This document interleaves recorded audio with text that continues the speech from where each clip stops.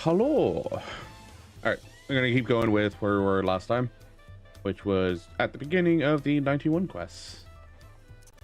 Which I have Gunbreaker. Already these. Success of others.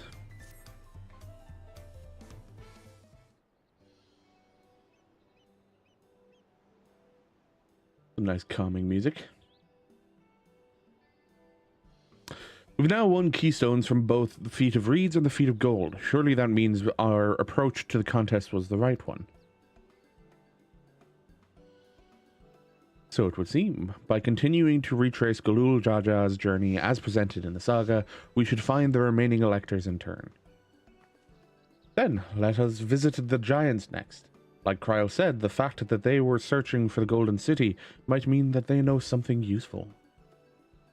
The home of Yokwai is in the upper reaches of Urkapacha. Unless you're keen on scaling the cliffs, we'll have to take the long way around to Kozamauka. This route will take us close to the Moblin village, which is another important location in the saga. Since we'll need all the keystones eventually, it makes sense to pay them a visit while we're passing through. So we call on the Moblins first then. Let's head there right now.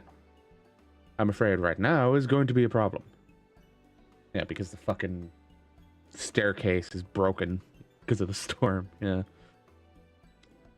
The flight of Wingless, the great stairs leading to the Moblin settlement, collapsed in the storm. What are we to do then? Is there another way up? There is an alternative, but it requires preparation. Unless it's ready, you could rest at the cabins. Until it's ready, you can rest at the cabins or see more of the city, whatever you prefer.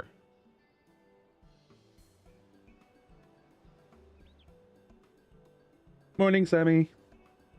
Just to be sure, you'll accept any method of travel as long as it gets us to our destination. Of course. What do you take me for? Then as your guide, I will see to the arrangements. I hope you slept well. Well, it seems we have some free time on our hands. Let's make the most of it.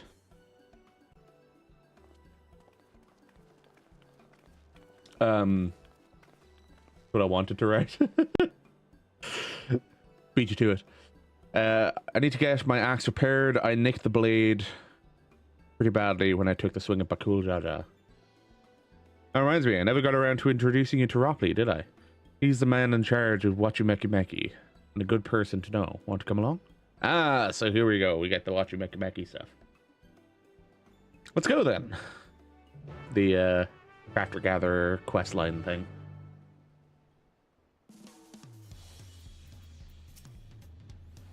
Ready? The markets of Wachumeki Meki are in the east.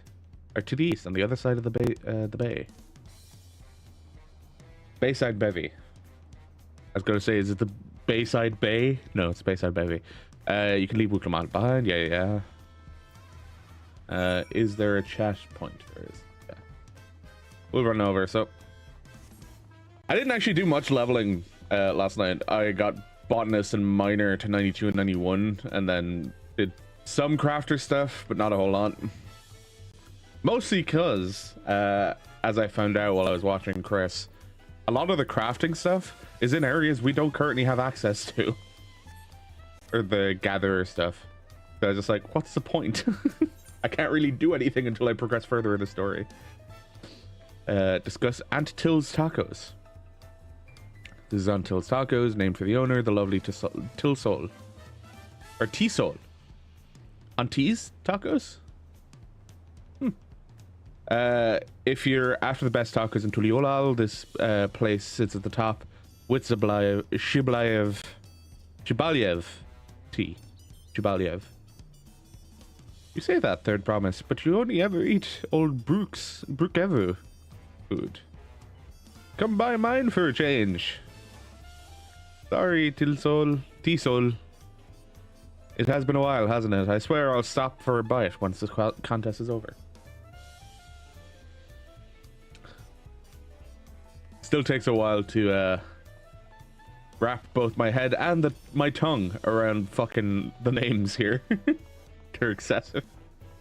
Alright, Ropley. At least the Pelu Pelu are easy to remember. Ropley, My, the third promise. How might I assist you this fine morning? Well met, Robley. I need a buff, a nasty nick out of my axe blade. Yes, it's been chipped quite terribly. Trying to cleave rocks again, were we? Something like that. Think you could fix it? You stand among Tural's most prestigious gathering of artisans and ask this question? It's child's play.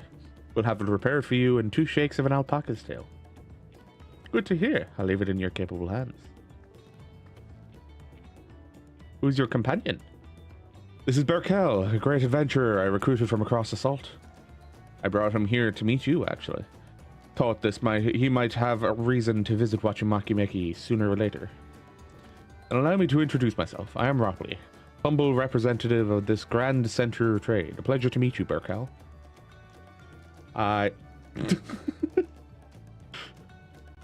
Who there? Stop dithering in the shadows and announce your business already.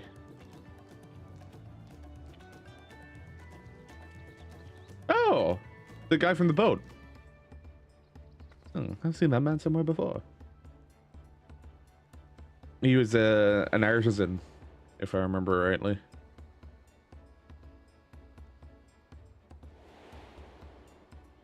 Got kicked off his trade or something.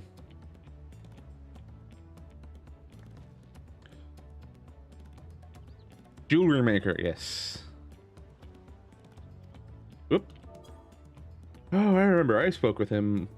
Hongentain? Yes, that was the name.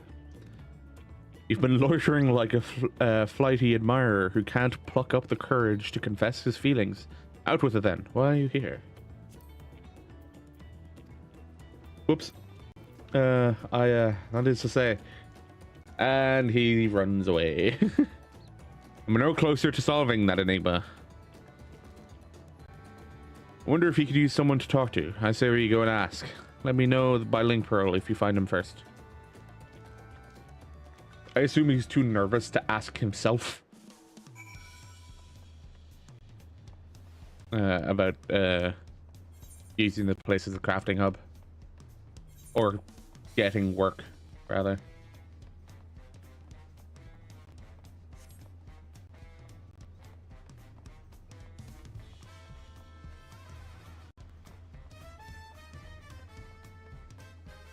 What level questing are you doing at the moment, Sammy? Have you finished?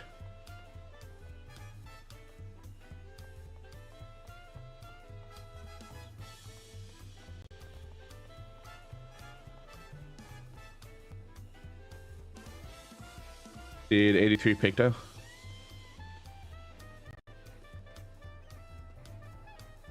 Oh, there's a vista over there. I need to hit that at some point. Fly out. Hi.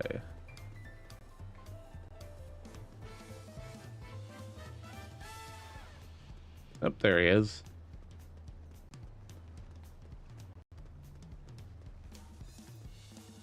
You enjoying Picto? You were conversing with Master Ropley, but wait, we've met before, haven't we? On the ship.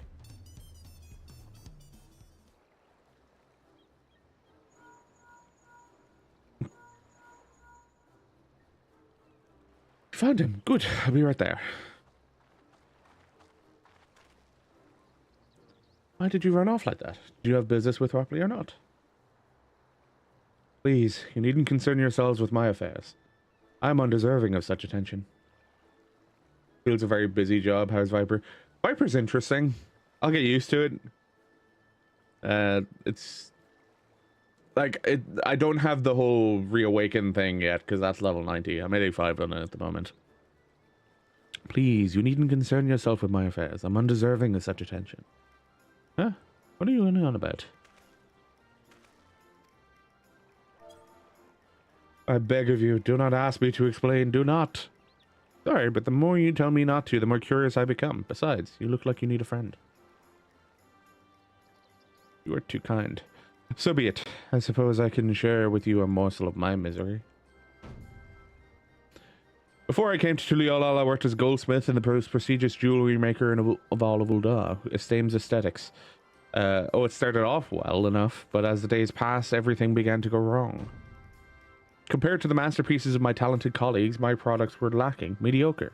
I lost all confidence, crippling doubt had possessed me, and any veneer of bravado I tried to put forth soon cracked beneath its weight.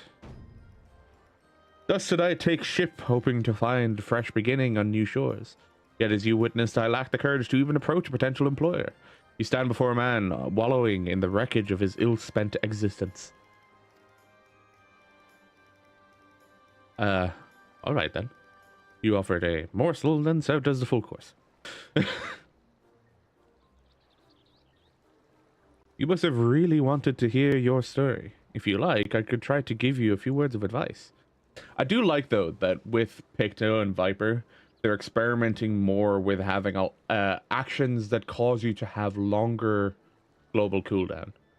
And I find that part of Viper and Picto interesting.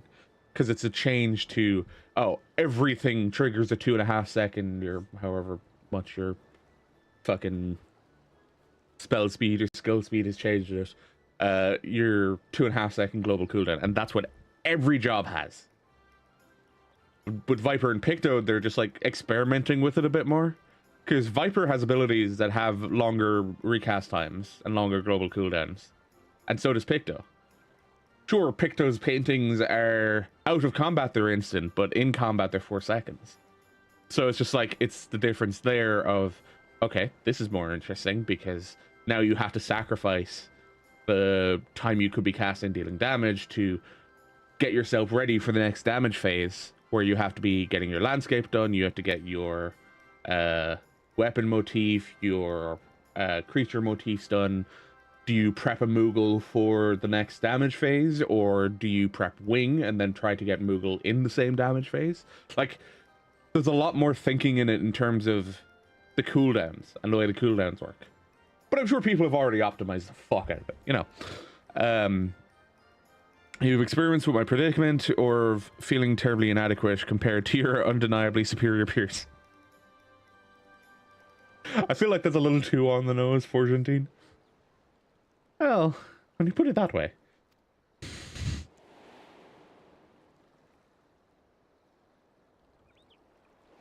Gonna thank the two brothers. The two other promises.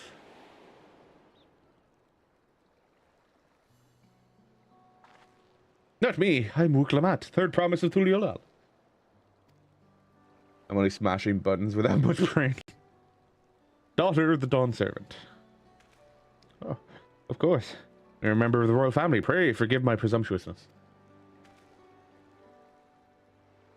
What of you? Have you ever measured your work against that of your colleagues and found yourself wanting?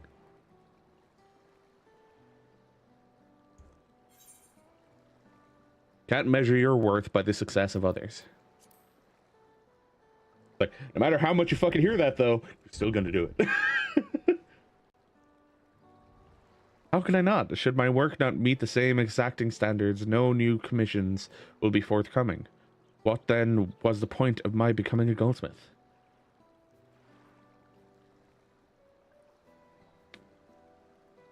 Looking back, 'twas my father who inspired me to take up the trade. His exquisite creations brought radiant smiles to the faces of his clients.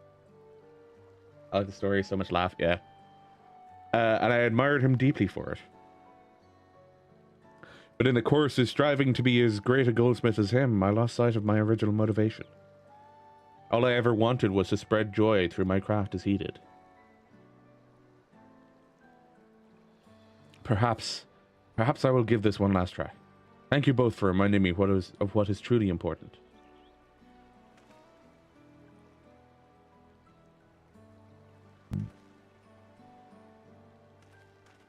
Oh, Kylie. What is truly important?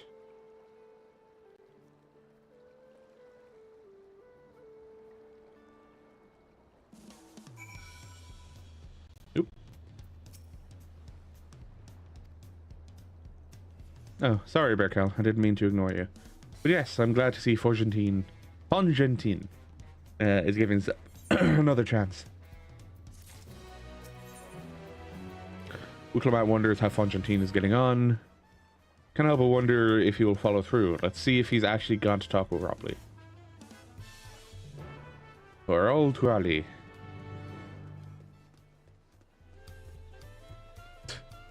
Someone's taking on the full advantage of the Tantalus set and becoming Zidane. Man, I should actually go back and play 9 properly. Maybe I'll do that in the next few months. We'll see. Although, considering Yoshi didn't actually deny that FF9 remake wasn't being worked on, he said that he's not working on it. Doesn't mean it isn't being worked on. But he thinks that it should be like a proper turn-based remake if they do it. So I'm curious. And considering all of the FF9 like info that we've gotten so far on in Dawntrail, it's just like, It's kind of you to come, but you needn't worry. I've found my courage.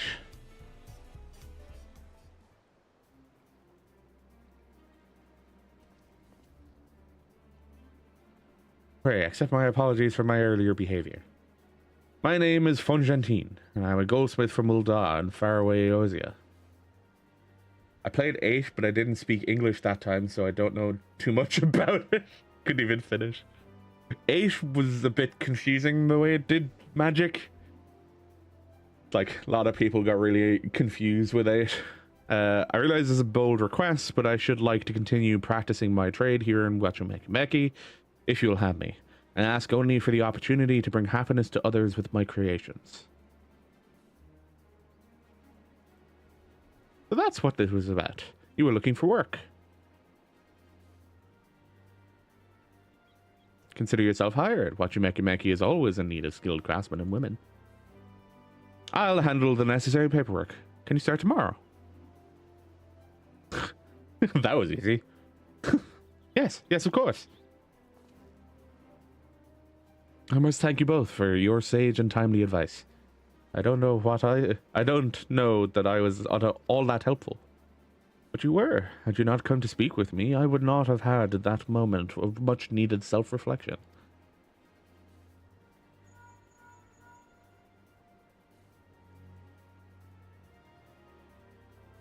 The arrangements have been made. Come and meet me at the entrance of High Tide Harbor. High Tide Harbor. I almost forgot. Do you have my axe ready, Rupley? Ready and waiting. Behold, a sublime touch of Wachumekimeki artisan. 9 is the FF I specifically remember playing when I was a kid, mostly because of Vivi. Oh, it's as sharp and as deadly as the first day I held it. Thank you.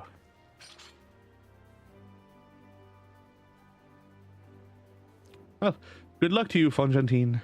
Let me know if the doubt creeps back in. I'd be happy to talk to you out of it. Wifu? Wifu? Waifu? You mean? As for us, we should head to the harbor. Wouldn't want to keep Erenville waiting. Waifu. And I think Vivi would be a husbando rather than a waifu. I'm pretty sure Vivi is referred to as male. And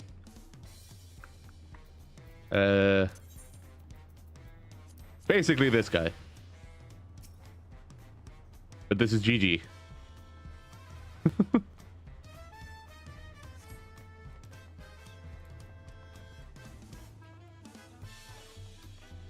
Yeah.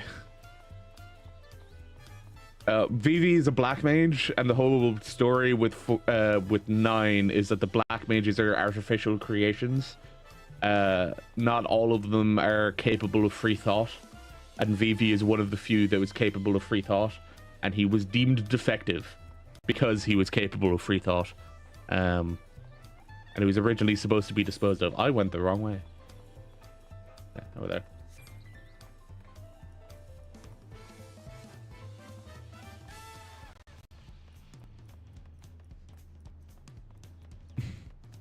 Yeah, black mages are artificial soldiers of war in FF9.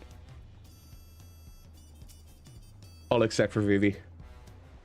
Well, there's also a black mage village that you run into, and that village is full of black mages who were capable of free thought, but eventually they just shut down and stopped being able to move properly.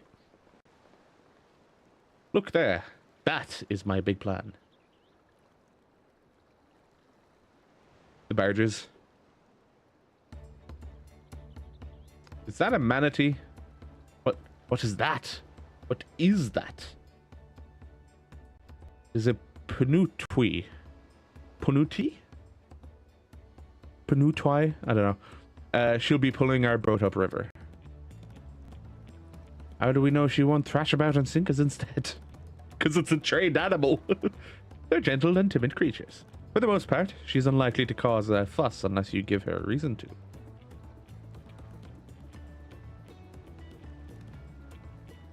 So I guess this is dungeon time. Or is dungeons later? First alpacas, now pedetwees. We're relying a lot on animals for this journey. We should be thankful we have an animal expert as our guide then.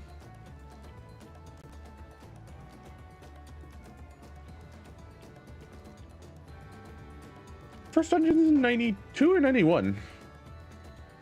It'll have to be my old nemesis, another boat.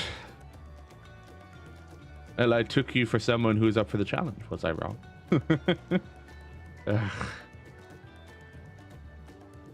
Long ago, when fighting still raged between the clans, the inhabitants of Kozamaka rode these riverboats to move swiftly through hostile territory. But the vessels see little use with Tural now at peace, so I was able to borrow one of the few which remain.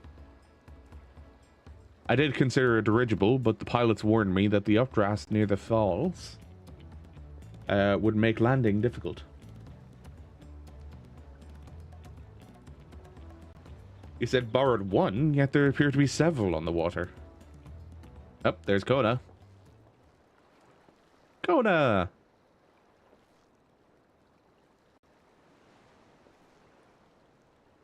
Lamat. Traveling upriver, I presume. Seems that way. Does this mean you've earned 2 keystones already? I can't believe how well you've managed despite undertaking the contest alone. But he's not alone.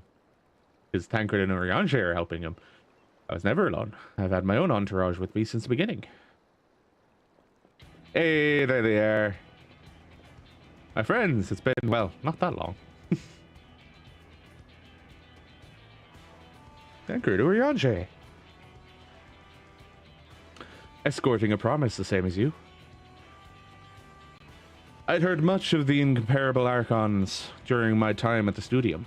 As soon as the contest was confirmed, I thought who better to recruit to my cause. I contacted the Scholarch, who agreed an introduction to these 2 gentlemen. Second promise had specific requirements. They who would be his assistants must both proven survival skills and mastery of the arcane arts. Thus did Tancred and I receive the summons. Tancred the survivalist and Urianger the arcanist. My own studies concentrated on technology which our people could readily use, such as inventions born of magitech or clever engineering. Where magic was concerned, I covered only the foundation. Knowing you two, I expect you had other reasons for accepting the job. A few. The nation of Tuliyollal spans an entire continent. Depending on who wins the throne, the world may be plunged into instability once more. Ever have we striven to preserve peace? Where is our place, if not here and now? We did our due diligence, of course. We made sure of who we were working with before agreeing to this endeavor. He's even more opaque than Urianger at times. But surprisingly, that's quite enough of that. We must be on our way. Wait, I have one question before you leave. Kona and Wuk Lamat are vying for the throne. As Kona's entourage, does that mean your resolve to defeat all his opponents, including us? We're sworn to do all in our power to win this contest for Kona, even if it means competing against our own comrades. We intend to hold nothing back and expect you to do the same. And we won't disappoint you. I'ma beat your ass. Gunbreaker to gunbreaker, Thancred, let's go. I thought you were taking a boat. If even you had been forced to travel on the water, then the others will be doing the same. I would rather walk than risk confrontation on a leaky barge with no possibility of retreat. It's true that I can't stand boats. But I trust the route Erenville has chosen for us. Hey, getting embarrassed about being trusted. Leave the handing of the Panuti to me. Should other wildlife attack us, however, I may have difficulty keeping under control. Do your best to draw them away, as far from the front of the boat as possible.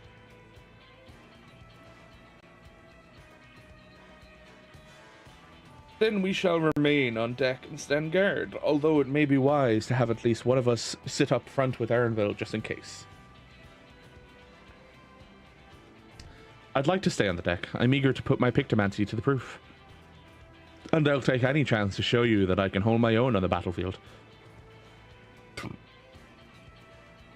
I just realized we have a tank, a healer, 2 DPS already. So... then Carl will stand guard with Berkel.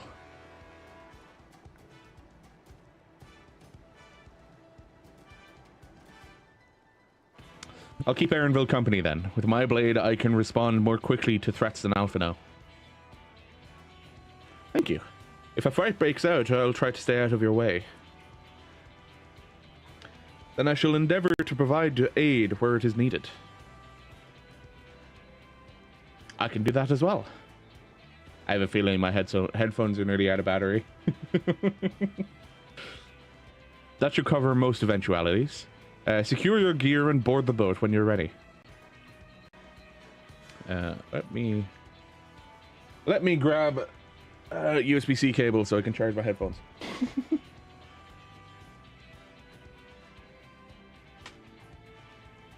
Like, it's all handy that, you know, the headphones are wireless, but, you know, wireless headphones mean they need to be charged. And to be fair, these have lasted me a fairly long time without needing to charge them. You know, it's impressive. I have a feeling, though, that the noise I just heard from them is just like, hey, I'm low. Although I haven't actually checked any of the documentation to figure out if that's the issue or not.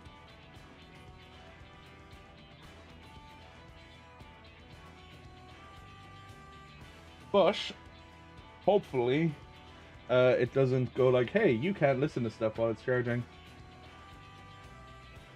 That would be really annoying.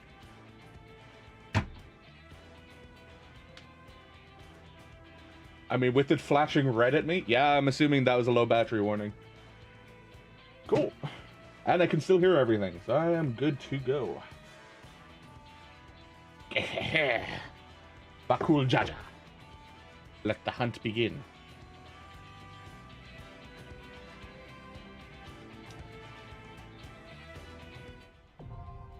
Yep.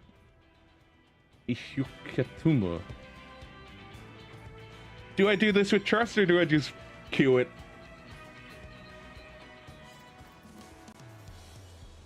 Can I do this with trust?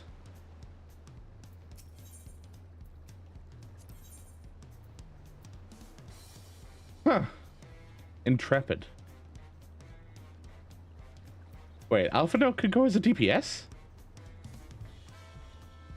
What is Alphino as a DPS?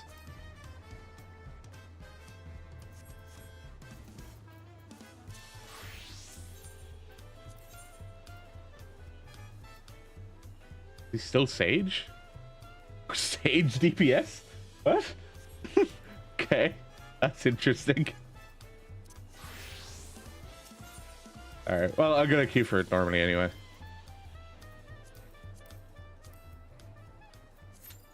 Instant pop? No. Wow. That is surprising.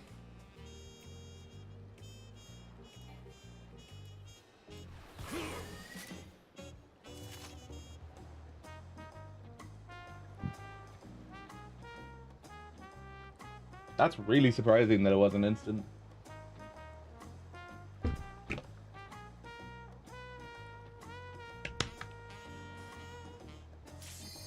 There it is.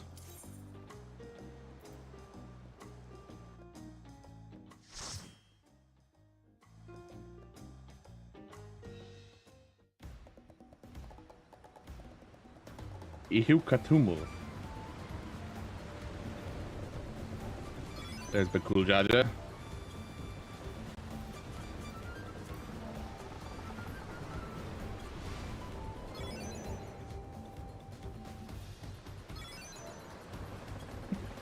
Oh god, Viper and a Pictomancer.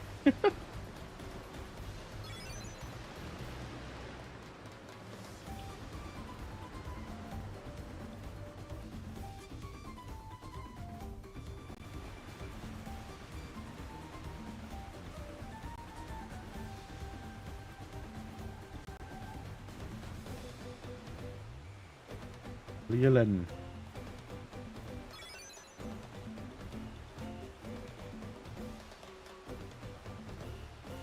Oh wow, he's the Omega Viper weapons. What a show off.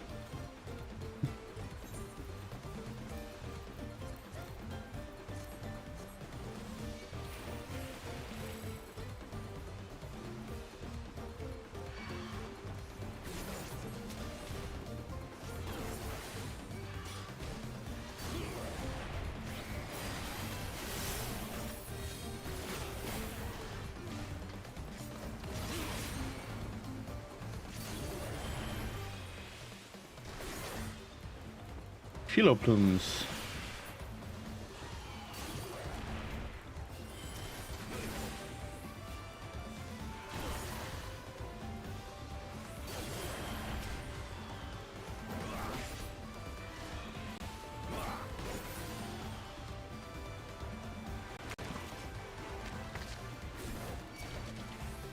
Alizé's dealing with their own problems.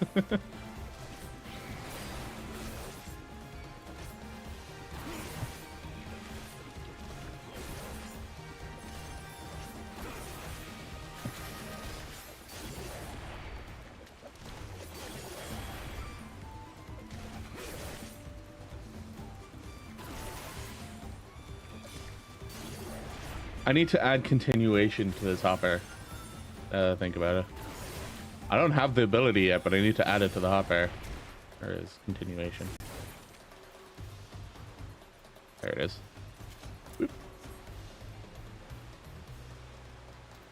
Because it's a continuation on Fated Circle? Yeah.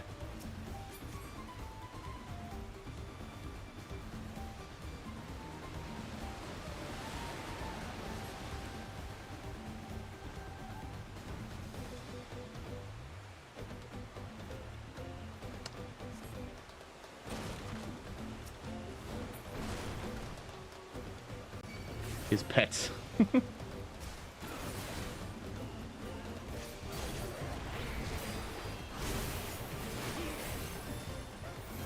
I don't like that. I'm gonna have to turn that off.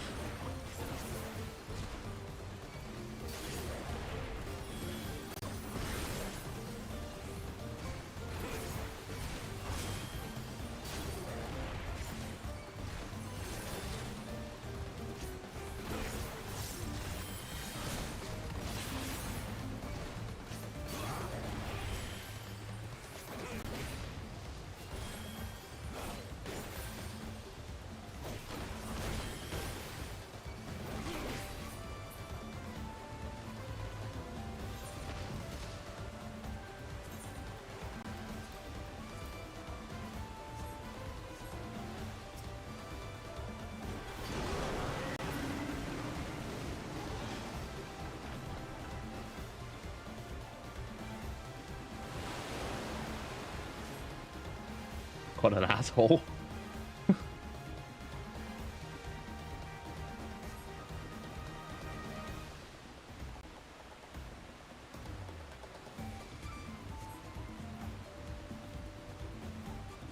Oh, ain't that convenient?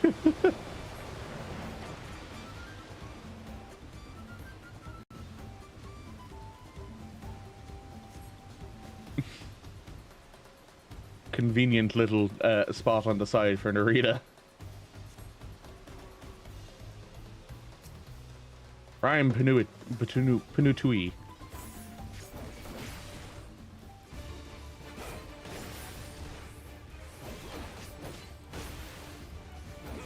Pinutui Press. Okay, that's AoE. That's Cone.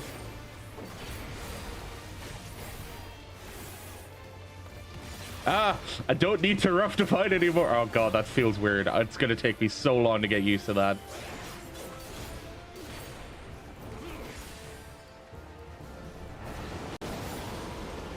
Oh. Oh my. Whoop. That's an interesting AoE design.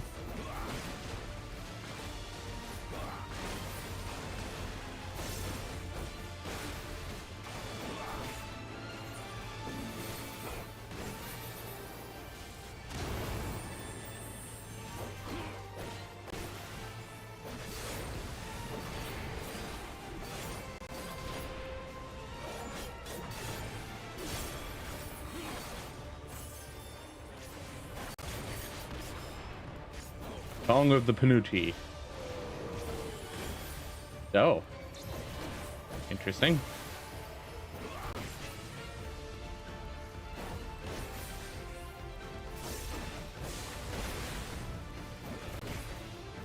Panuti flop. Damn. All going for healer.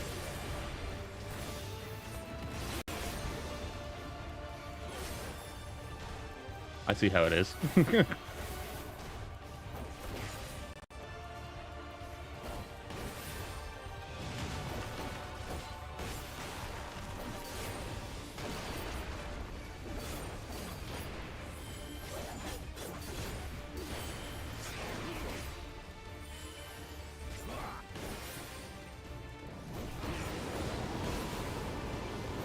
How much of the surface are you pulling into you?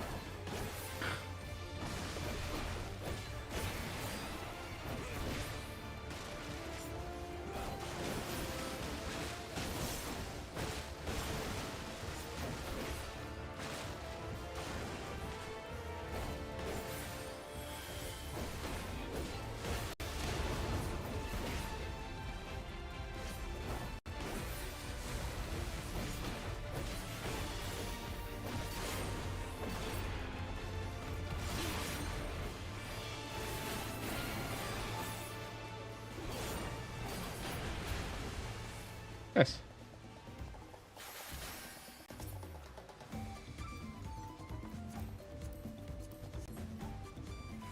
Greed on everything because I can sell it back to the FC later, or Grand Company later, not the FC.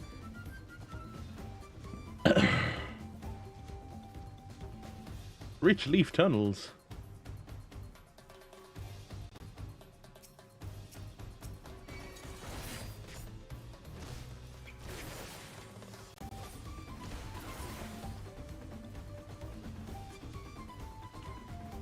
Oh, I see stone markers. This looks as far as we can go anyway.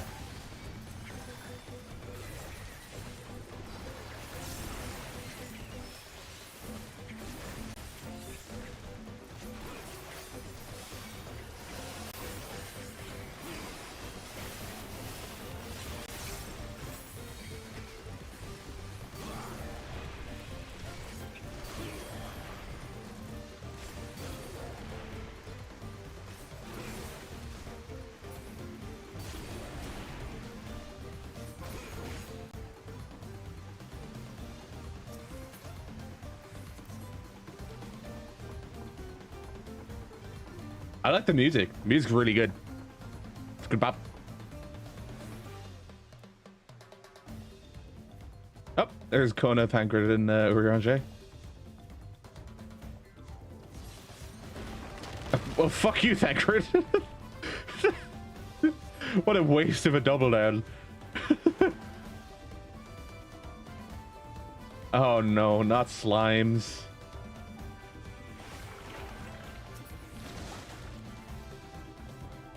Oh. Huh.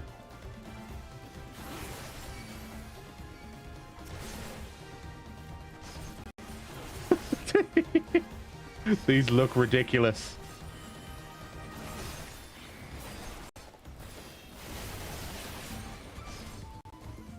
We should pick up more. Oh, we could pick up more.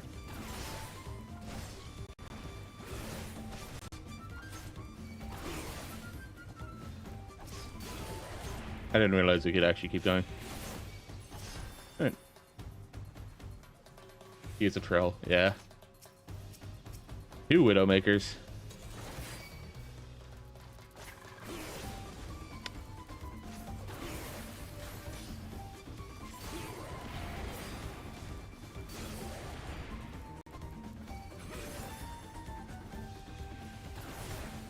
I'm a healer. If I am a healer, loot. Now I'm a summoner and loot for magic DPS. Melee DPS? I assume.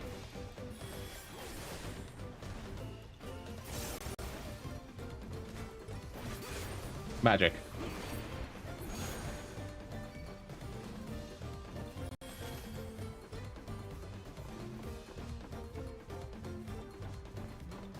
It's like MDPS could be melee or magic, so. Finishing boss, yeah. Oh, doesn't this look like a lazy guy? A drowsy. Hey, buddy.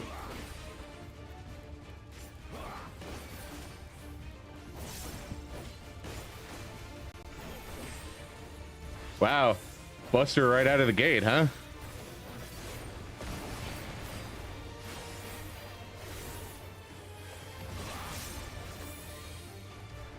Stop. Stop.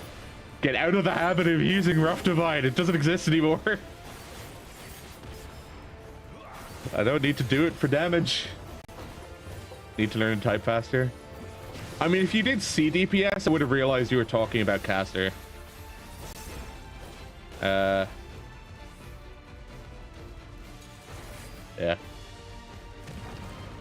Too busy having a dance. They're getting bigger.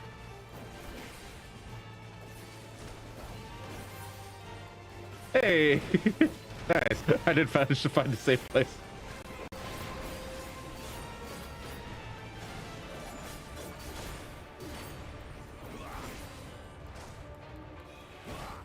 Bigger is better.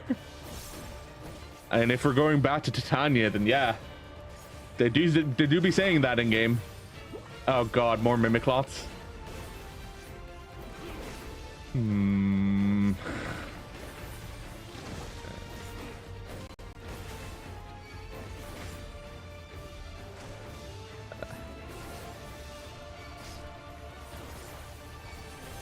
Oh god.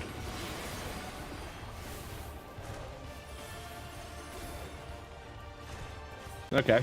That wasn't nearly as bad as I thought it was going to be.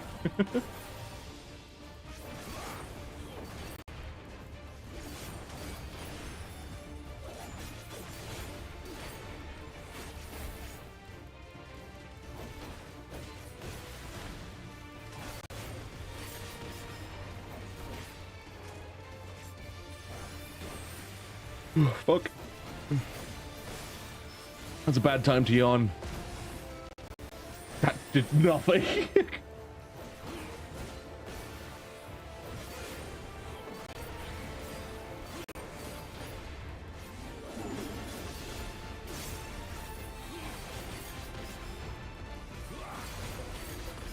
I'm surprised the drowsy dance doesn't put us to sleep.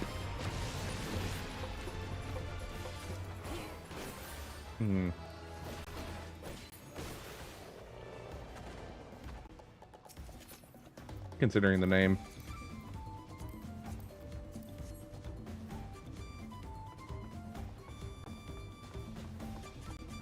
Should get the voice line for Titania anytime someone mentions something being big.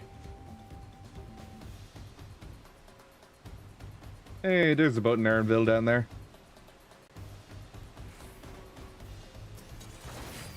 Oh, is it the giant tomato things again? Yeah. These ones are already defeated. Ah. Apes. Crocodiles. He was pretty ohm thing.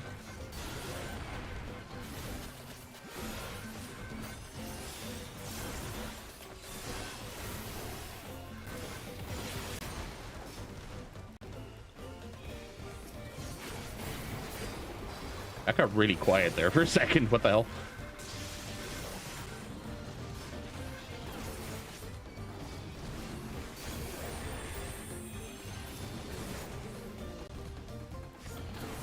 She wasn't a woman, was she?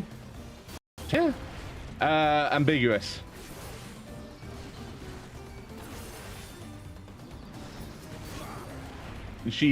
They are king of the fairies, or king of the fae.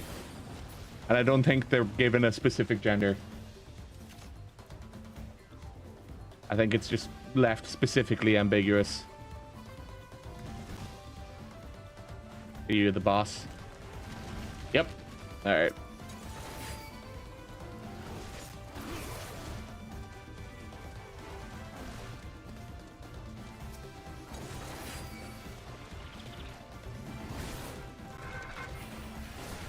The monarch of the fairies, to make it even more ambiguous.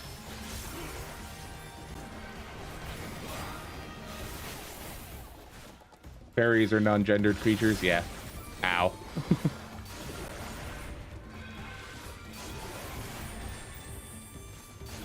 Like, even with Feul is not given a specific gender. I mean, sure, the voice actress they chose is like a Scottish woman, but you know, that doesn't say much.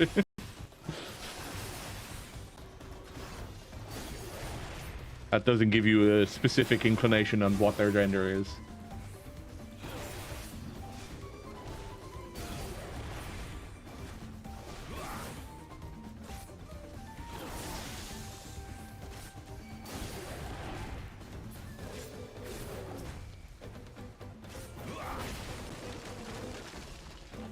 Like, I'm pretty sure Titania also had a female voice, but, you know.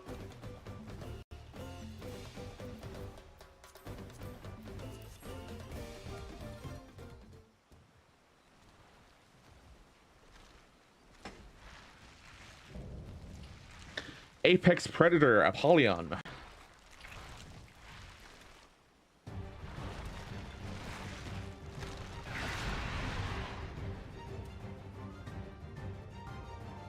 That's disgusting. Oh, it's just munching down on some food.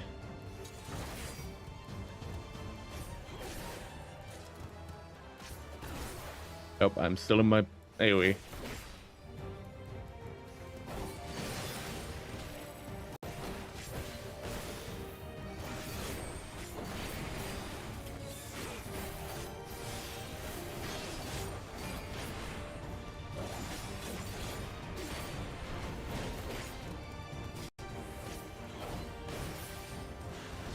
Is it meant to be like the mantis shrimp that have like those really powerful or the bullet punches kind of thing?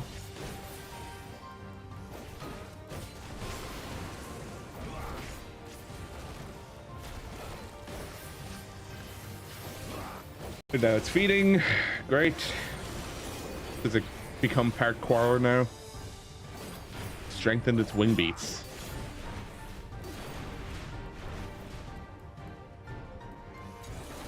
Blades of Famine.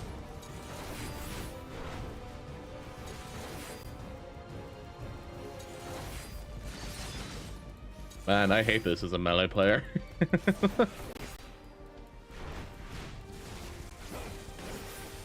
Levin Sickle. Ooh.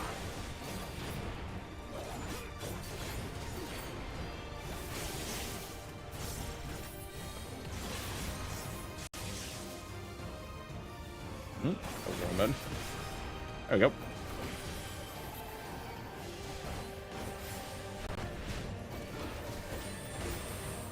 go. Stream lagging a little bit?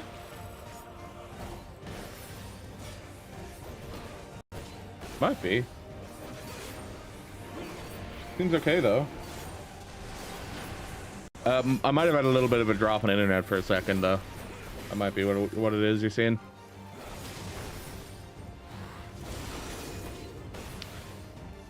has strengthened the forearms. Just for a sec, sometimes. Yeah, it might be a drop frame or two.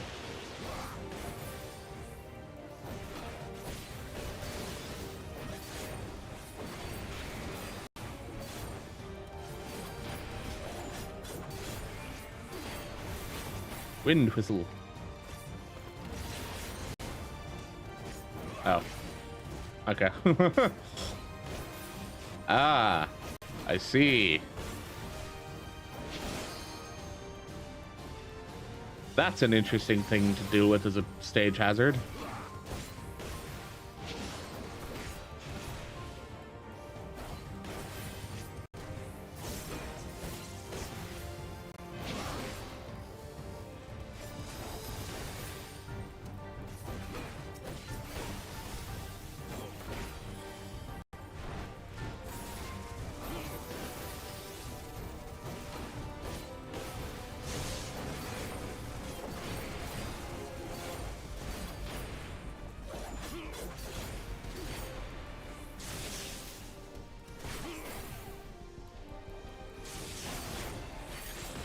Hey, there we go. Yeah, it might be a little bit. I'm not actually dropping frames though, so it might be more game frames than anything. Just misbehaving.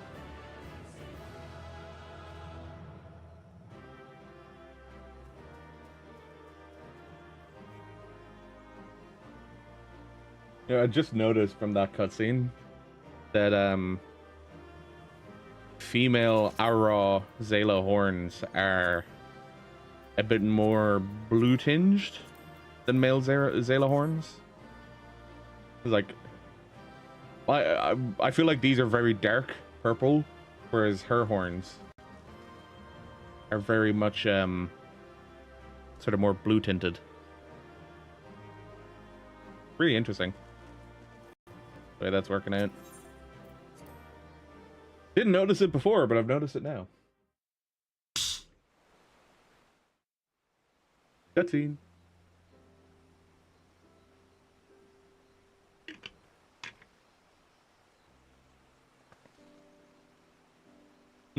This is as far as we can go on foot, it seems. We'll have to head back and see about fixing the boat.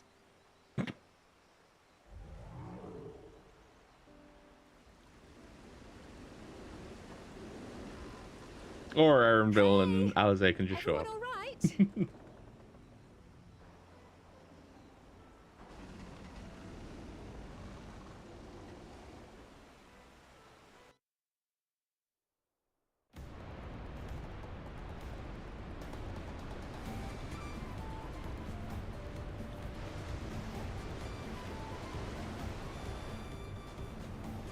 I was worried we might not catch up to you. Those caravans you traversed were dug by the Yokwai in the search of their gold caverns. Remnants of their excavations can be found throughout this region. While I appreciate the lesson, O wise guide, are we landing this boat anytime soon? Poor Wuk Lamat. Our river journey is almost over. For proof of that, you need only look ahead.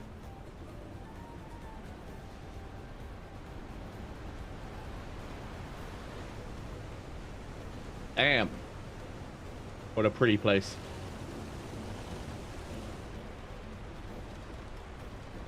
Falls were impressive enough from a distance, but it's almost too much now.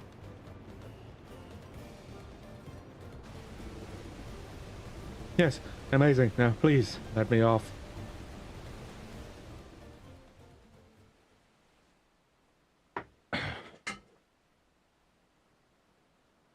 Yeah, I'm not... It might be the fact that, you know, I'm playing in 4K. I have 4 screens connected to my computer. No more boats.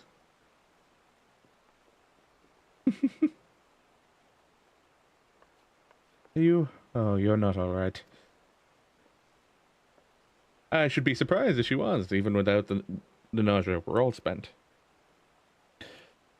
There's a mountain shelter nearby, a resting spot for those who've ascended the stairs. I suggest we make use of it. It would be a welcome respite. respite. Have you the strength for a short walk, Wuk Lamat? We can rest along the way too. Damn it all. Promise is meant to lead from the front, not mule and moan like a sick kitten. And not much you can do about being seasick.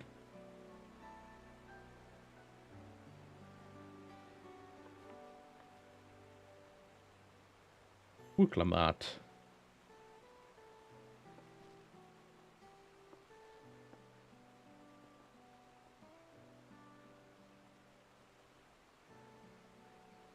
Ignore me. It's the nausea talking. I'm fine, really. Lead on. I'll follow.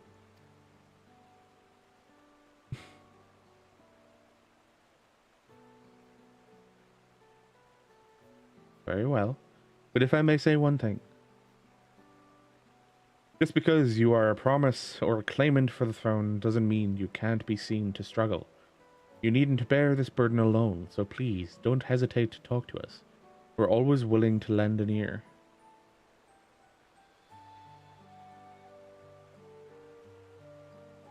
But Kryl,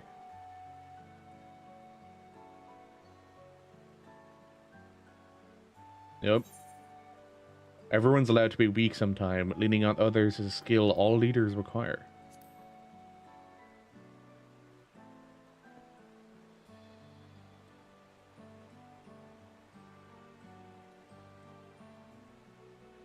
You as well, Burkel.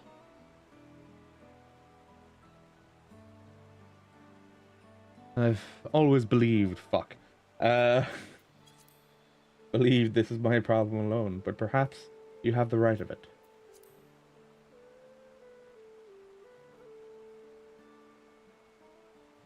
Alright, I'll talk about things, just give me a moment to collect my thoughts. Of course, as long as you need. We'll be waiting at the shelter when you're ready.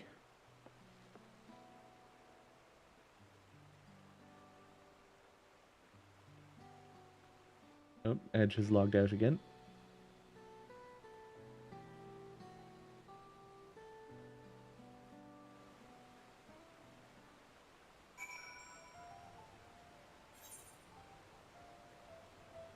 Okay. Is this zone going to be split into 3 parts, or is it going to be split into 2?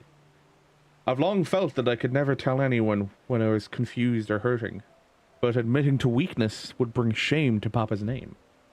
But if you say you're willing to listen, then there are things I'd like to talk about. There are things I'd like to talk about. Come on, let's catch up with the others.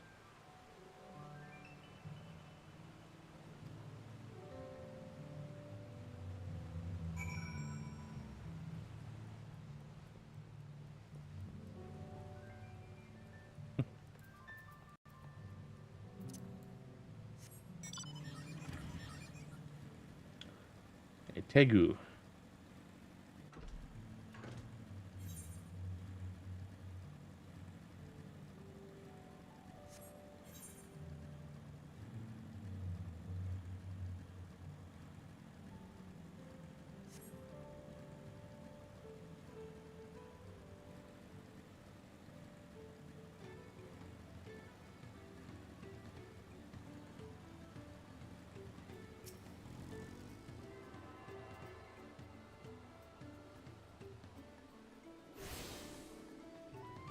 There we go.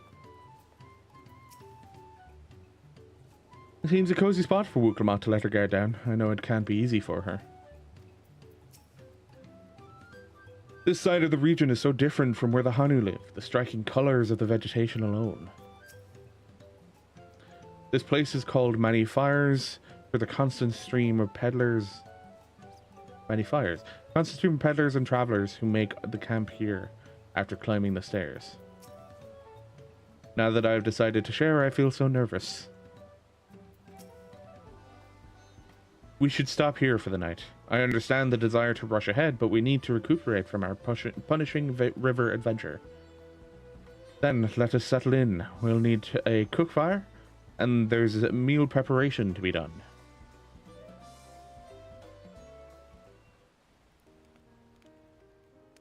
Ah, the sentimental music. I see. I've been meaning to ask, but how does one become the adopted child of the Dawn Servant? I was but a ball of fuzz at the time, so I don't remember much. I feel like My I'm earliest sitting so memories far are of away life in from the Paris. table. All I know is that I was born in Ikbrash, a village in Yaktel. But I've never bothered to return there. As far as I'm concerned, Ulul Jaja is my only parent. I quite understand. I have no memories of my birth parents either. For a while, I wanted to learn who they were. But over time, that curiosity waned.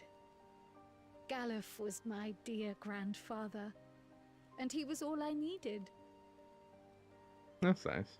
So our situations were quite similar.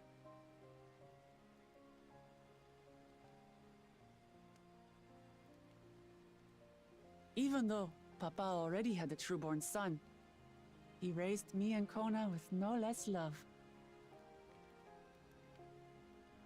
One time, I'd wandered off alone into the forest and gotten lost.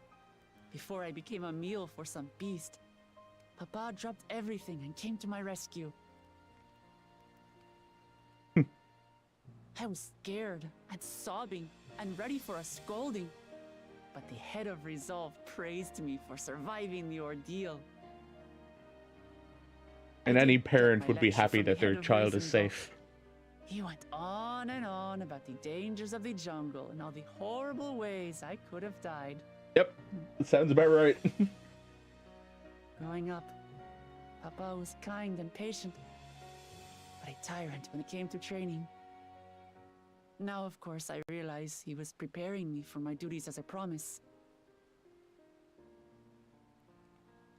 For all the good it did. There's so much I failed to learn about my own country. Whether it's alpacas or Ihihana, I hardly know anything. I've lived such a sheltered life, yet convinced myself I understood Tural and its people.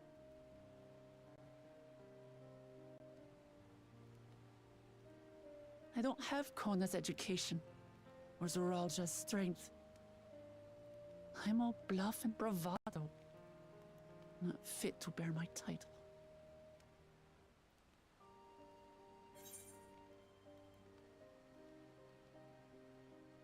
Why do you want the throne?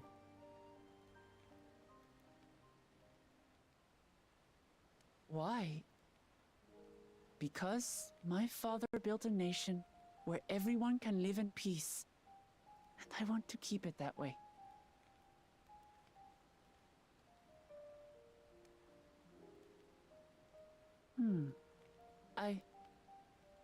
I think I see what you're saying. My reasons for joining the contest have nothing to do with my brothers. Nope. It's always been about the Turali and what I can do for them. You said it yourself. How important it is to properly know something. If anything, in terms of like, oh, who's To worthy hear of the voices ruling of others, Tuliyollal, I feel empathize like with it's how going to they end up feel, being and think how best to serve.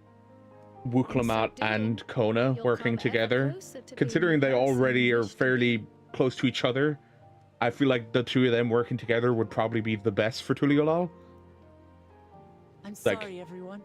Wuk Lamat being the been a sort of more fool. traditionalist, keeping traditions From this and moment on, I'll stop trying to be the culture promise I'm alive, not. and then I want Kona faith bringing in strength to hide my technology that can weaknesses. help, but not completely Step eradicate by culture. step, I'll learn all there is to know and love about Tuliyollal and my fellow Turali.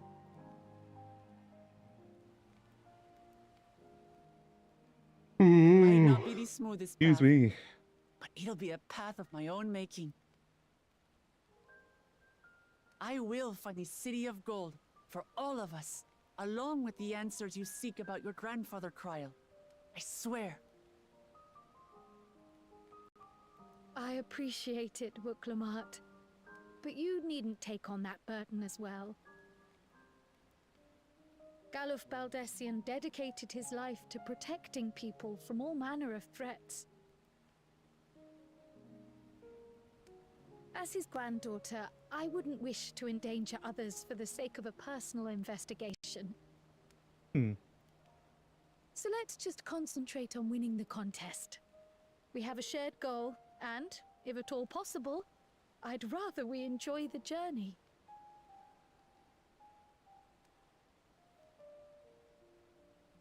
Hear, hear. We are companions on the same road, bound for the same destination. With our combined talents, nothing will stop us from reaching the Golden City. Thank you. Thank you all. I am proud to Are call me you and my Wuk Lamat friends. the only ones whose feet can actually touch the floor with these stools? Considering the twins' feet can't touch the floor.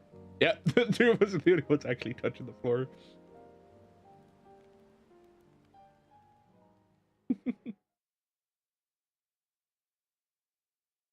Oh no. Oh, second promise, so it's Kona. That's not too bad. Thank you. Thank you all. I am proud to call you my friends. They seem to be enjoying themselves. Are you sure you don't want to go and say a word to your sister? Nay, there is no need for that. But what of you two? Wuk Lamat's allies are your comrades. It must feel strange to be rivals. Helping you has made us rivals, aye. But we're not about to break into fisticuffs over it. Unless, of course, it is a matter of winning or losing the contest. Then I'll have no qualms about putting Alizé on her rear.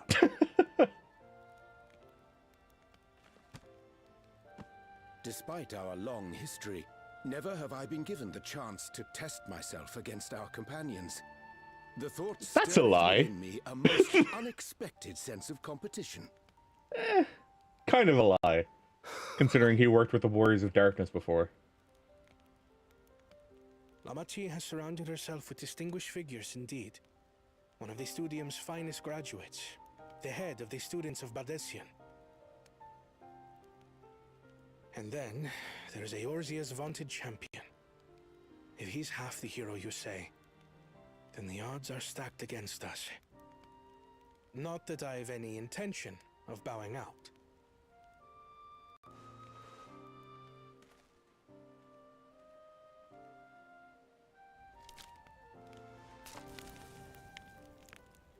Our time in Urkelpacha only served to strengthen my resolve. We saw how a single storm cut off the alpaca roots and threw my people's lives into disarray.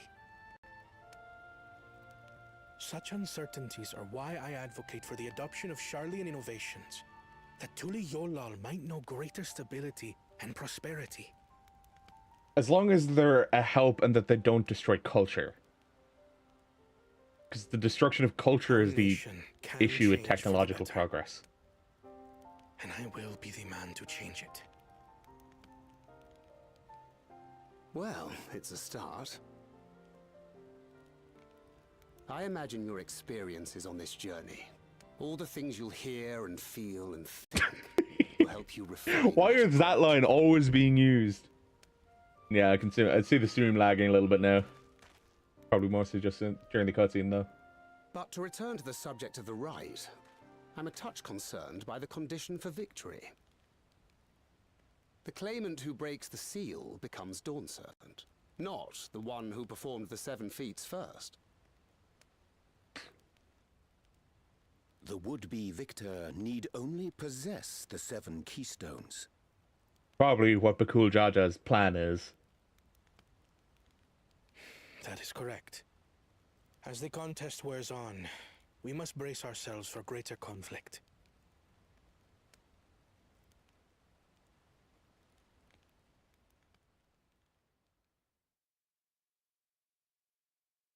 '91's the first dungeon, 93 would be the second dungeon, and Varagomonda.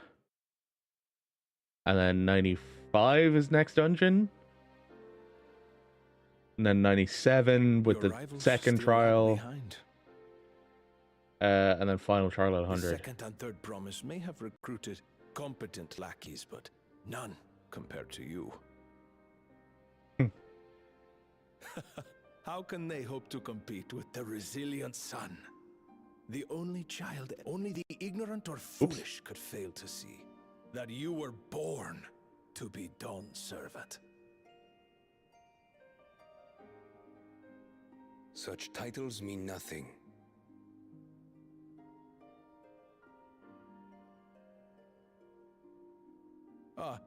I neglected to mention. When I first heard the rumors that the contest involved the Golden City, I spoke in confidence with Gulul Jaja's inner circle. They all agreed on one thing. Whoever reaches the City of Gold will attain a power so great, it can dictate the course of history. Interesting. If this power truly exists, then I humbly beg a fair share of it. That's concerning. Time is passing, and I would put my plans in motion without delay. The useless tool is cast aside after all. And just so there is no misunderstanding, you consent to this course, no matter who is made to suffer. In battle, everyone bleeds. The Dawn's promise is no exception. The fuck is he planning? What better lesson to teach our people the folly of war?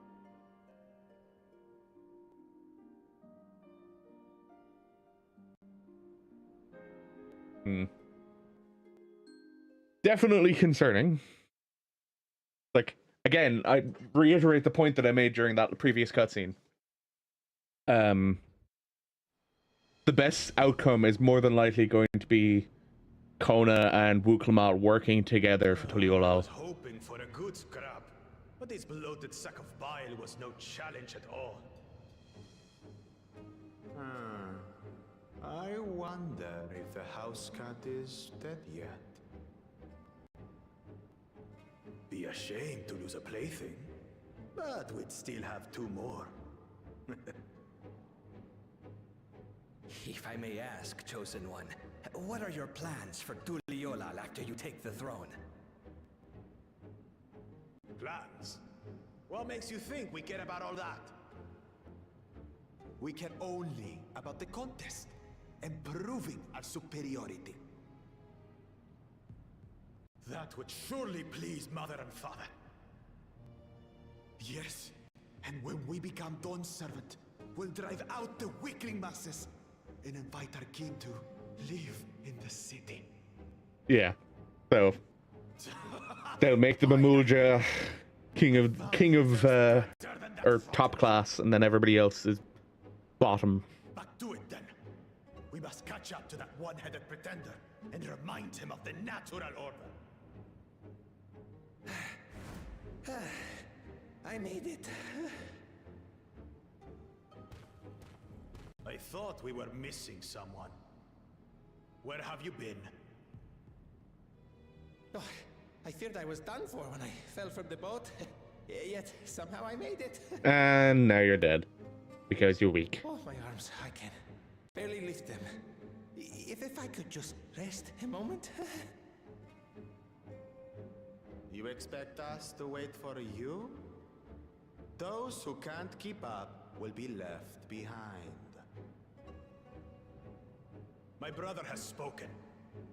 March, or be fodder for the beasts. What an asshole. But I followed the teachings. Everything I've done, everything I've sacrificed, all has been for the blessed seedlings. Wait. Don't leave me behind. I'm begging you. What do you expect of a self-centered asshole?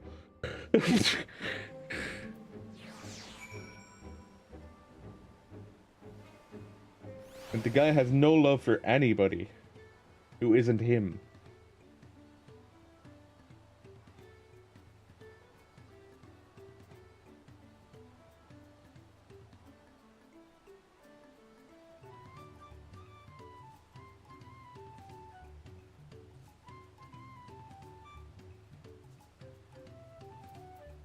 Yep. Well, glad we could take a moment to talk things through. Wuk Lamat seems much happier for it. Doesn't matter if Wuk Lamat's scared or if alpacas or gets sick on boats. It doesn't change who she is or what she means to her people. Whew. I have some small experience with the pressures of leadership and crumbling beneath its weight. As you well know, if anything good can be said to have come of my failures, I hope it is my capacity to help others avoid similar mistakes. Good to see Wuk Lamat so sure of herself. Being able to say those things has brought me such relief. It was like a stone has been lifted off my chest, and I can take full breath at last. I don't want to encumber myself like that again. I want to be better, will be better, for myself and for my people. Actually, Sammy, what was your queue like when you got on today?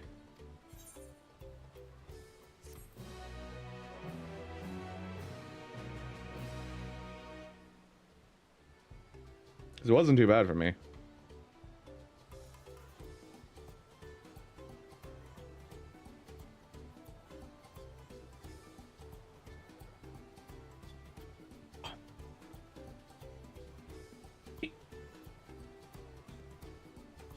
I can go in with the trust now.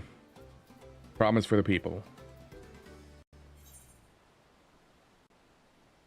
And that makes a little bit more sense of the fact that, you know, there's a gathering thing here.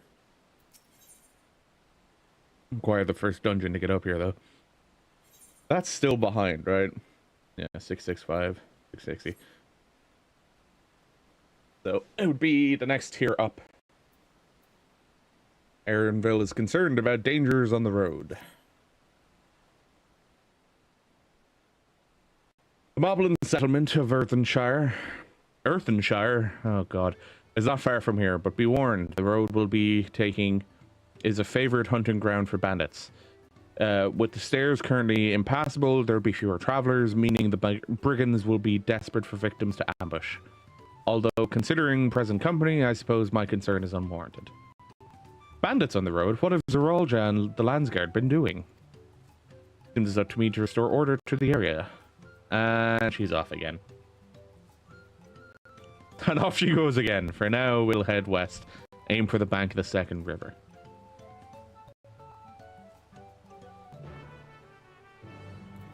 Okay.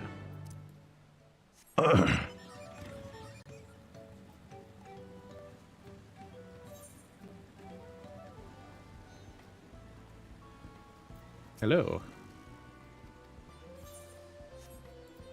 Cool. They're having a podcast.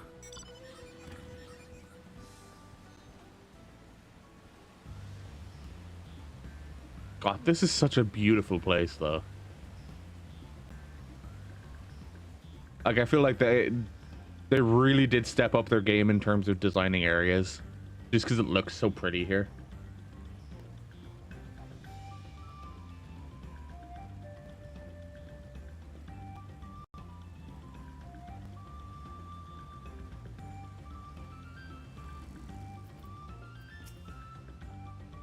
Oh, I see. This is the river which leads to the waterfalls of Okanu.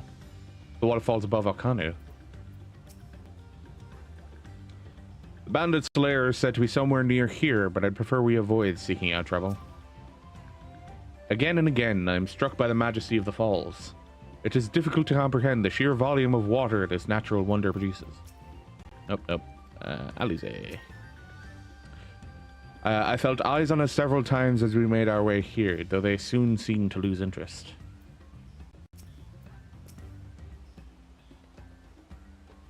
Well, where are these bandits? Apparently they're not foolish enough to attack a party of this size. Earthenshire is just a little further ahead, on the opposite bank of the Miakabek Zoma. But let's remain vigilant all the same.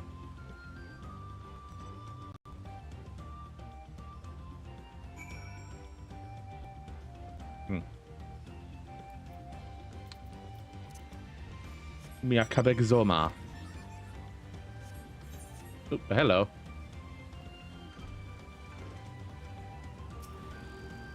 I have a feeling this is going to end up being a place where a lot of people go to take pictures.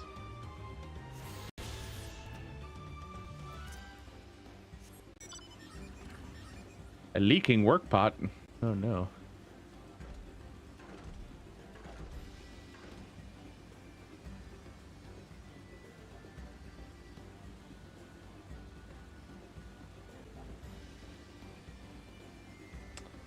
It is very pretty for that indeed. What was your queue like, Sammy? Because I logged on at 7:30ish and only had a queue of 30 people. Which, you know, kind of surprising for the launch of an expansion. 28, yeah. Really quiet queues this morning, which is... Either it shows that they've done a really good job at, like, doing the server maintenance or stuff. Or, people are actually making use of Shadow.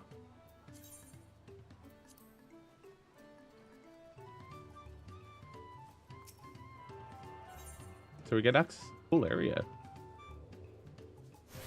That's a surprise. I'm gonna go around and get 8 recurrence that I can get.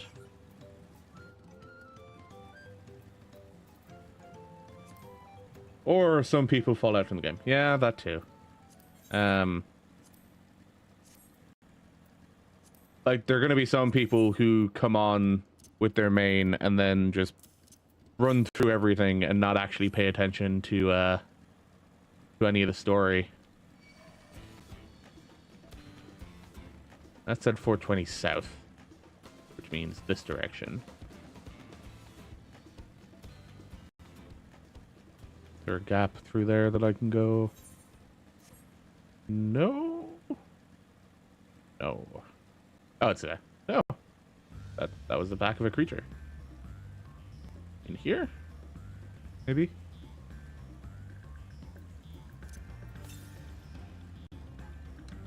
(163 southeast). Ah, there it is. Yay, more marbles.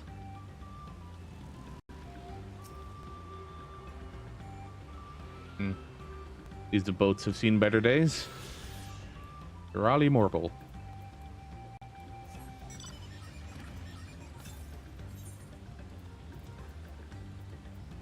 Let's actually put my mount on there.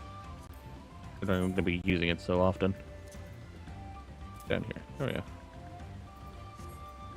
I didn't pay attention. East. On this island?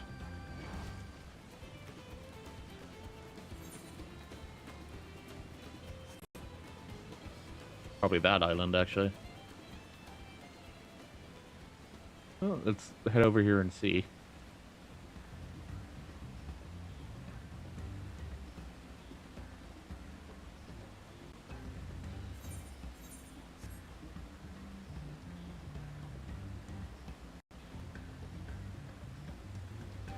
Travel around, we'll get our Epic sorted.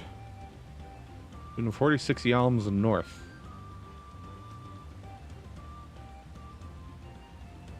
But it has to be on that island, or it's underwater.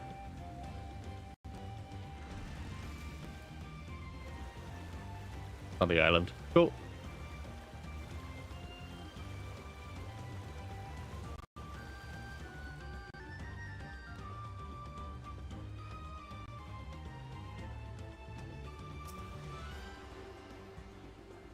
Especially considering the 5,000 queue from yesterday. But also, like, people started getting on really quick towards the end of the day. So it wouldn't surprise me if, you know, people had to go off and do shit, or people weren't too interested. Southeast, that way. Going the wrong direction.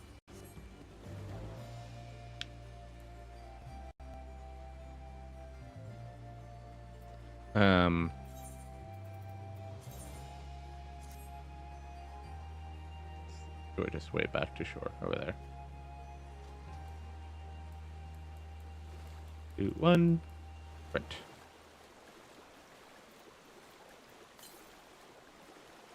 $415 southeast.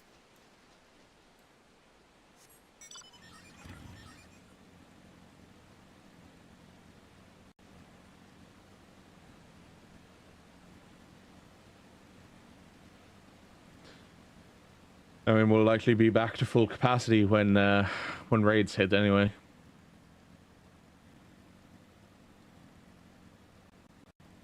It's usually how it goes.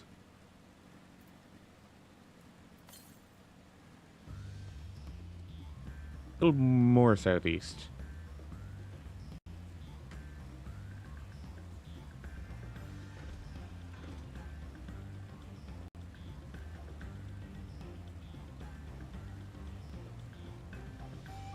Gonna be up on a cliff. Ah, behind the cliffs.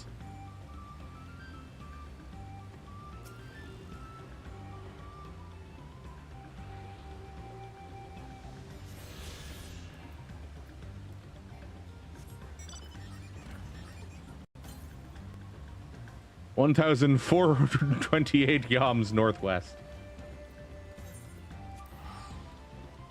Go just teleport back here so we can just make it a bit quicker of a journey.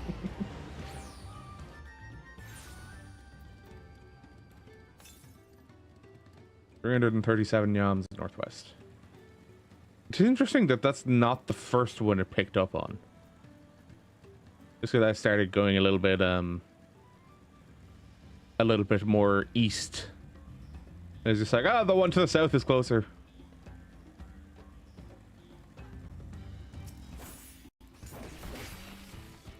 I kind of miss Rough Divide. I was teleporting back and forth because it showed me mixed. I was so mad.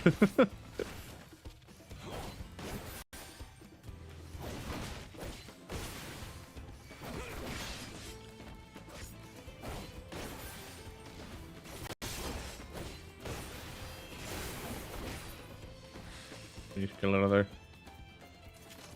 Freedom. All right.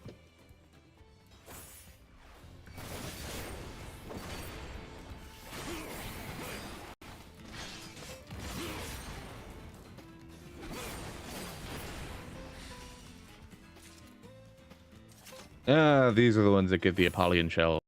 There.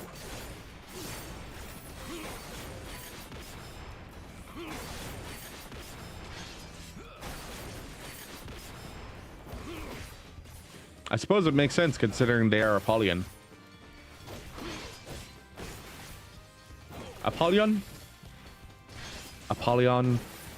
Apollyon sounds better. Sounds a bit more natural. Now, is it in here? To the west. So it is in here somewhere.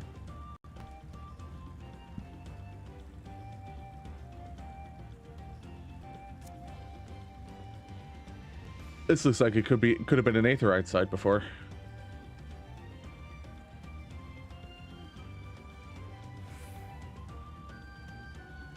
We're gonna end up being in here. 135 yams south. Yes, it is in there. Okay. It's a fun part with the Aetheryte or Aether Currents, trying to figure out where the fuck they're bringing you.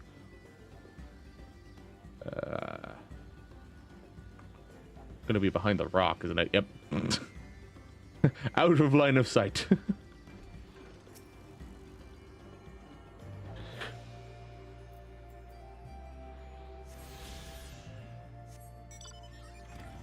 Better understand the winds. I still have... Oh shit, do I have all of the Aether Currents now? Hey, I have all the Aether Currents. I just need to do the quest. Cool. Still haven't done the ones for Hanu Hanu. I'll need to do those later. I did go back and do the ones in Urkapacha this morning. I did one last night, I did one this morning. I'm gonna finish getting all of the locations on the map though. We'll finish that before we go back to the main story. Go south, grab this area. Assuming I can get all of the areas in the map without flight.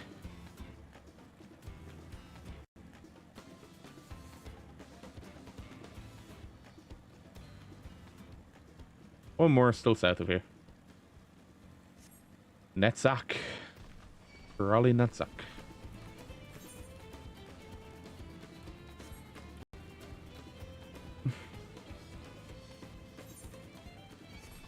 Oh shit, I already have my Fated Circle continuation. Let's see how that looks actually. Or I should? Is that not what was 92 for Gunbreaker? Oh, it's the upgraded Nebula. Great Nebula. When's the Faded Circle continuation? That is on 96. Okay. Rampart is on 94. Damage increase on also on 94. Better continuation on 96. Better reprisal on 98, and then Lionheart combo. Okay.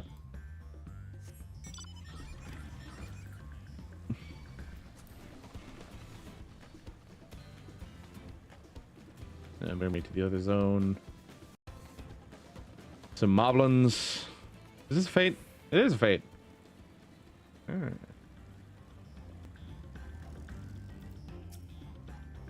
Outlander is a keen fighter, yes? Bagnabrock as a help task for you. The ground here is rich with craft clay, but the mushrooms have multiplied.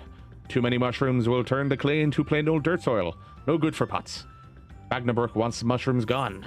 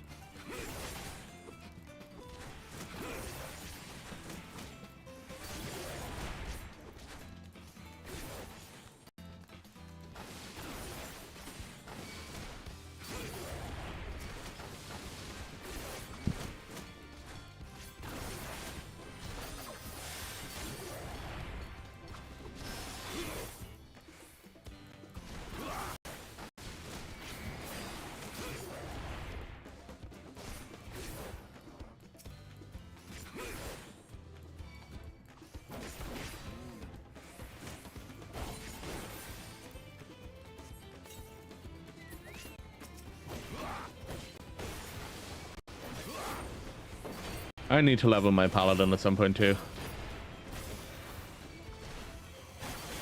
Considering one of my retainers is a paladin.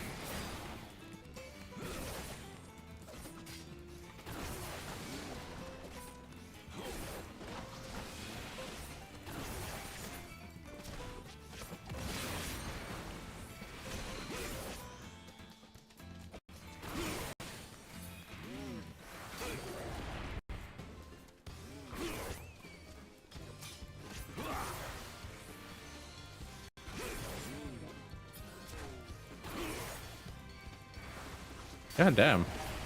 Oh, you have 2 poison sacks. That's why you're dying so easily.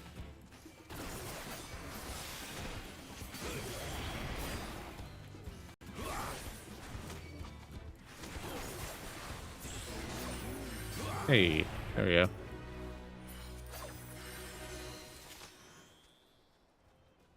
Or bicolor gemstones. Right. Back in that area. And can I even get up to that area yet? Let's see. Cracked cistern.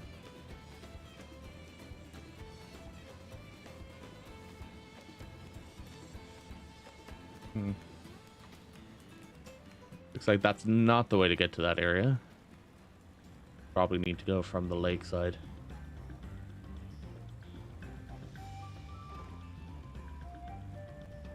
Lost Fired Bank. At least that's easy to say. And Mia Quebec Zoma is easy enough to say too. In comparison to some of the other stuff that's been names in this expansion so far, it's just like, that's a tongue twister. Although I would assume like people in South America have an easier time actually talking and speaking about locations here. I don't know if I'm ready for goblin tongue flaps. Gobby tongue flaps. Sorry, mobby tongue flaps. Considering they're moblins, not goblins.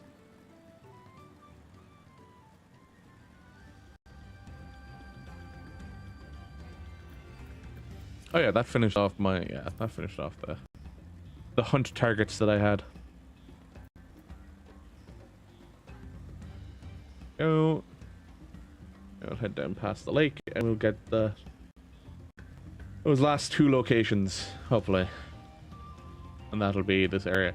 This zone is really nice though. I like the zone as a whole.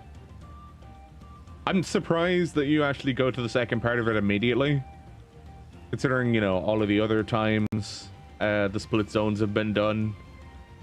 Like, one half was early expansion, the second half was late expansion. Whereas this time they've gone like, hey, you know the first 2 zones you've gone to? Yeah, we're gonna hit the second part of those 2 zones immediately.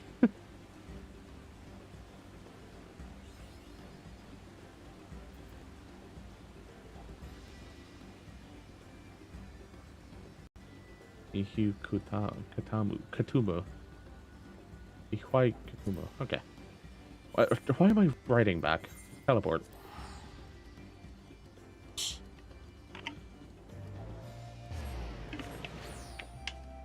Still annoys me though that we had to keep going with the story, like literally 2 more quests to get to the point of being able to access this area. All right. You can be dismissed for now. Holiday. Not another claimant in sight. Does this mean we're ahead or behind? Alphino. Even as Hanu culture is distinct from the Vanu, Moblin society has developed quite differently to that of their goblin cousins. Goodness me, it's like the entire village is made of pottery. So this is Earthenshire. You know, considering the whole pottery thing, it kind of makes sense that this is Earthenshire. The home of Earth.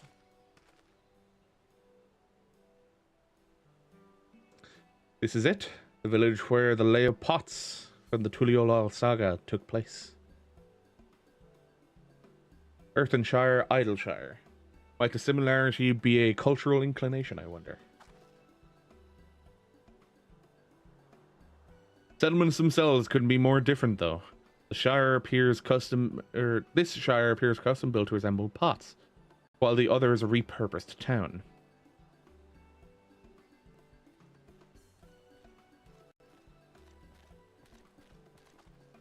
Mob tongue flaps time. Elderly Moblin woman. Welcome to Earthenshire. Do I have the pleasure of happy greeting the third promise and her retinue? That's us. We're looking for the Dawn Servant Selector, if you happen to know who that is. You are exchanging tongue flaps with her right now. Ready Rock is the elector you seek. Oh, that's helpful. We can come straight to performing the feat. As much as Ready Rock would like to do just that, we have a much more pressing worry. The storm which hit our village shattered the cliffs and dropped rocks on our brain cases. Many help hands for the Potsworn were injured. This is no time for feats or metal tests. I'm sorry to hear that. After learning what the storm did to the stairs, I feared you'd been caught in its path. Not to change the subject, but what are the Potsworn? Goldsmiths, contracted to work for the Moblins. The word comes from the pot-like workshops where they practice their craft. Moblins provide those Potsworn with tools, craft materials, living quarters, everything the artisans could possibly need. This allows them to concentrate on producing what is widely known as the finest gold and metalwork in Tural. This is unacceptable. I was promised no distractions. If this is the best they can offer, I should have never left Wachumeki.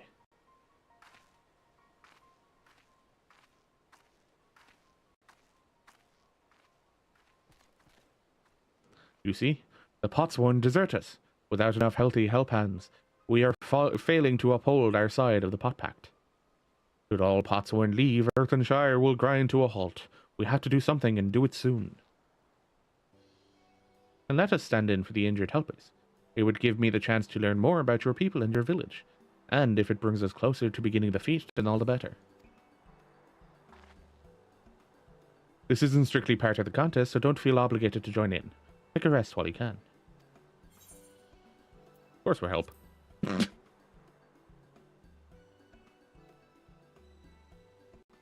I was hoping you'd say that. I actually wasn't sure I could do this on my own. God damn it, Wuk Lamat. We'll all help. And any of us could just sit around and watch. We'll take every help hand we can get. Ready Rock truth swears that once the Potsworn have their perfect workshops again, we will commence with the feat with all haste. You and the third promise can assist help hand Radu. Rock.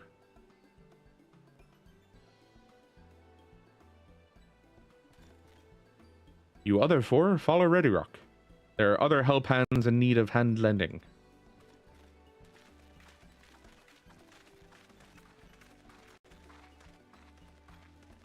Rock, then. I really appreciate you pitching in.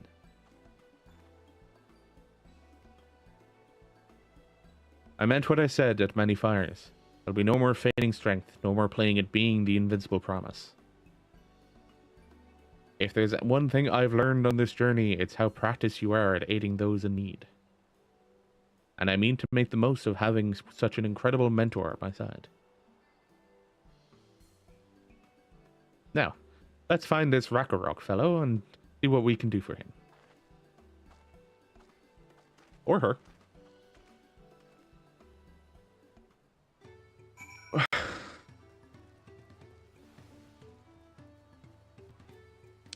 Press to pick.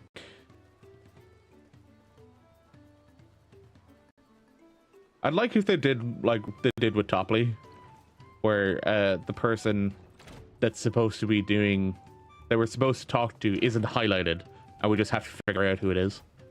We can go around talking to the different NPCs. Korak. I'm assuming the is literally just like a gas mask kind of thing. Korak can't meet his obligations without more help hands. The pot pact is broken and the pots are emptying.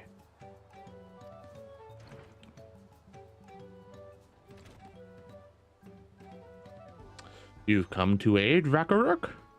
Rakarok accepts your hand lending with joyous field smiles. We adventurers are stinky. If we can offer the Potsworn their promised good living, we might save the day yet. Whatever you need. Rakarok needs help learning about the Potsworn Kahi.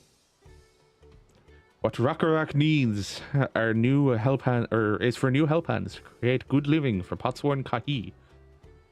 The help hand assigned to Kahi was hurt during the rock rain. So Rakarok took over, but he knows nothing of Kahi. What does Kahi want? What does Kahi need? Help hands do not bother the Potsworn with straight tasks. Our job is to observe and anticipate, to prepare things with guest think. Please guest think with Rakarok. Find out what Kahi is lacking so he can provide it. You can count on us. New adventures are stinky. I don't think it's that. I think it's just that they need help breathing. Because it's the same with the goblins, right? Nearly all of the goblins have it as well.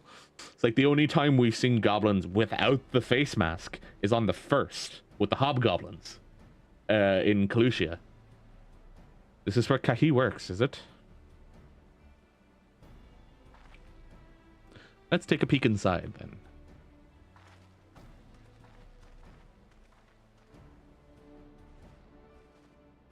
Good old shiver I had there. They need a way to cool off. Be a lot quicker if we could just talk to him, but that's not the way they do things here, around here, apparently. We have to leave him be and try our hand at some guest think. Remember things very well. There's a lot of fucking room in my brain for that sort of shit.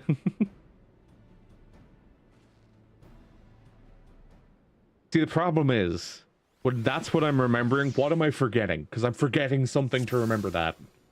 You know? Yeah.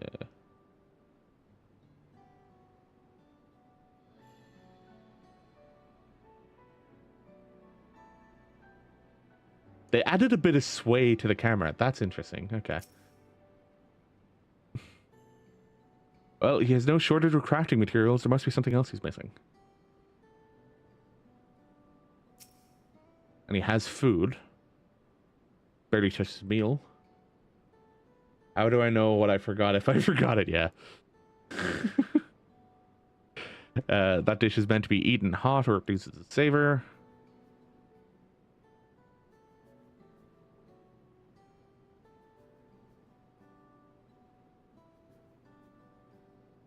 What else aside from him am I supposed to be interacting with?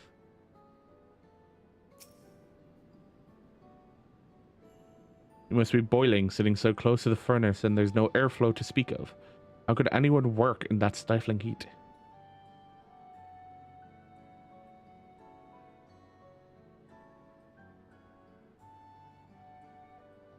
Ah, the goldsmithing tools. Tools are looking pretty worn down. Maybe it's time for some new ones.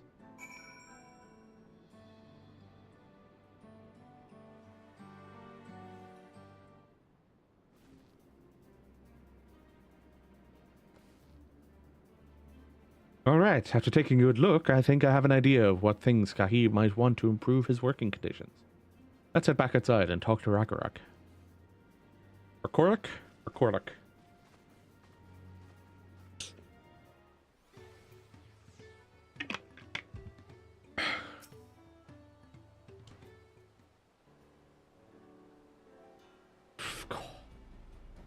You made your observations? What did you guess think? First off, I noticed Kahi hasn't touched his food, and an empty belly can't be good for his concentration. Maybe the cooking isn't to his liking. But our food is very mouth-pleasing.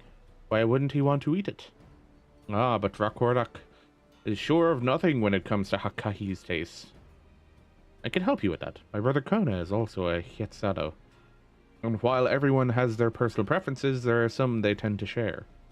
Like an aversion to piping hot dishes. If it was brought to him like that, Kahi probably wouldn't have been able to eat it until it's cooled down. And by the time he came back to it, he might have found it cold and unappetizing. The simplest solution is to serve dishes that taste good no matter the temperature. Korak never would have thought that. Would the Third Promise mind explaining these things to our cook? Not at all. But I don't think that's the only reason Kahi couldn't concentrate. The Hetsara homeland is hot and dry, but even Kahi seemed to be suffering. In front of that furnace, is there any way we could cool down the workshop? Oh, we could try a drafty shard. They make a lovely breeze. Do you know where we can get one of those? You can gather them from the shoals of no return. There are many old boats there, abandoned by those who gave up on their search for the Golden City. So we salvaged them from the wrecks. Could you handle that for us, Berkel?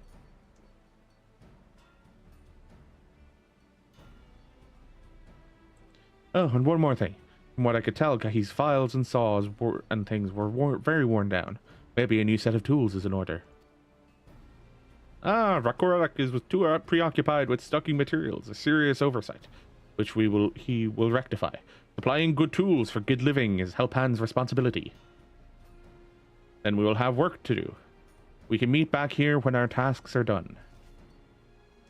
The shoals of no return are past the crags, through a tunnel southeast of the here. You should be able to spot the passage from just outside the village. Leave it to me.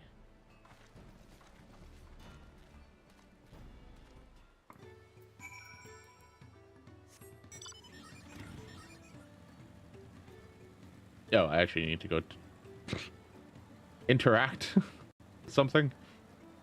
Vantage point. I know where I'm going. It's over there.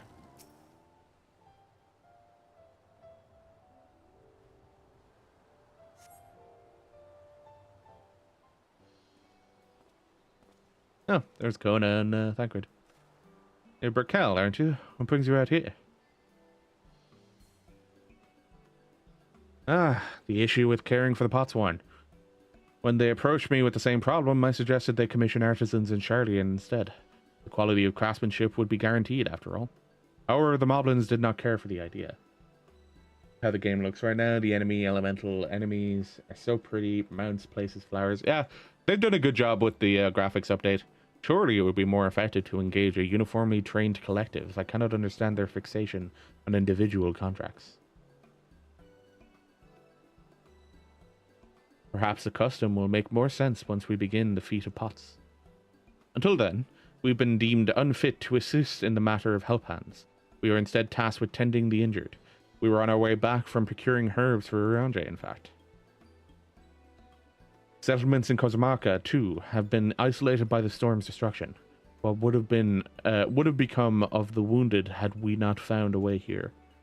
Should I become Dawn Servant, one of my first tasks will be to establish reliable trade routes to the capital, and I imagine how much good we can achieve with Charlian technology.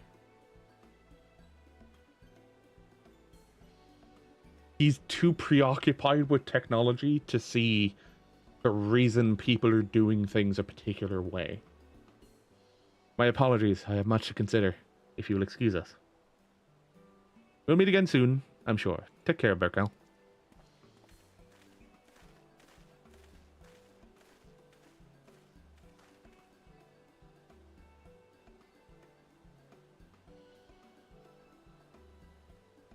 Yeah, I'm like, just the vibrancy as well is really nice.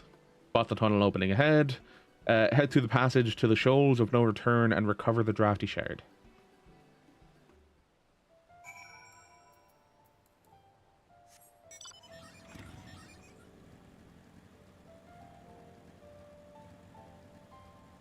I should go pick up another hunt thing, so I can pick things up as I go around.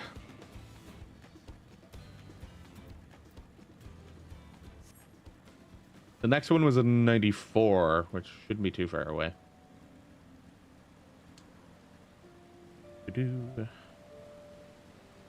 Well, not the fiery orange crystal, but I am curious what it says. Bright green crystal is probably the one we're looking for. Shard is faintly warm to the touch. It does not appear to be the wind crystal you seek. No shit, it's a fire crystal. It is locked with MSQ. I tried to pick it up and didn't let me.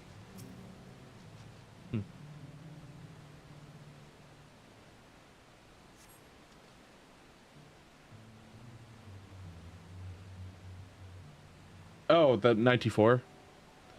Crystalline shard feels damp in your hand and does not appear to be the wind crystal you seek. Is there another one? Nope. Alright. Crystal it is. It might be because you don't have access to the zone that has some of the creatures in it. Crystalline shard emanates a soothing whisper of wind. It seems you've found the crystal Rakarok sent you to salvage. Because 94 means that you should have done the trial and second dungeon by the time you get access to it. So at least going off of Endwalker levels, with the fact that Zodiac was at 83. So Valor Gramonda is more than likely at 93. With the dungeon just beforehand. And considering we're going back to Urkpacha, that seems most likely.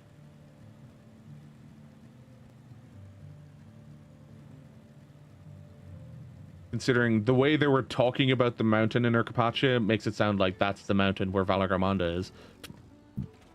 And he's encased in ice in there. Is that a cool breeze Rakarok feels? I do love the moblin names for everything and the goblins. It's always funny to talk. You trade tongue flaps with gobby-goos. Or gobbies.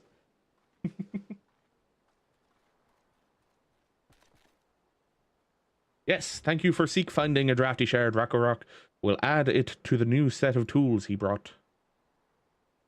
And I came bearing good food tidings. The cook has prepared a feast fit for the most discerning Hetsado, and it's on its way even as we speak. Let's go in and see what Kahi thinks of our efforts.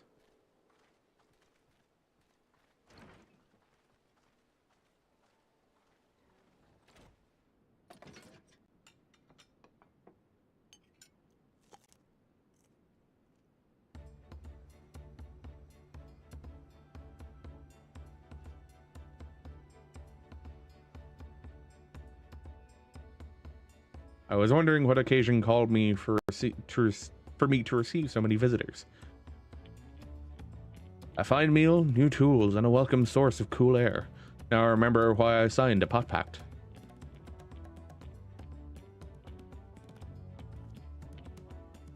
I'm grateful for your kind considerations. Allow me a moment or two, and I'll reciprocate with a piece worthy of a potsworn.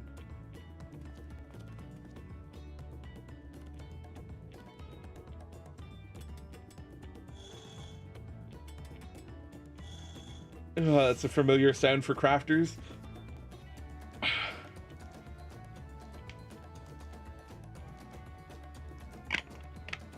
An oil lamp to brighten the halls of Olak Shunsa. Craftsmanship satisfied Earthenshire's reputation for quality, I trust. Such luster, such brilliance, truly a gift for the Dawn Servant. I'm glad you like it. Considering the time I've wasted till now, I hope to continue crafting at this improved pace. I have a contract to fulfill, after all.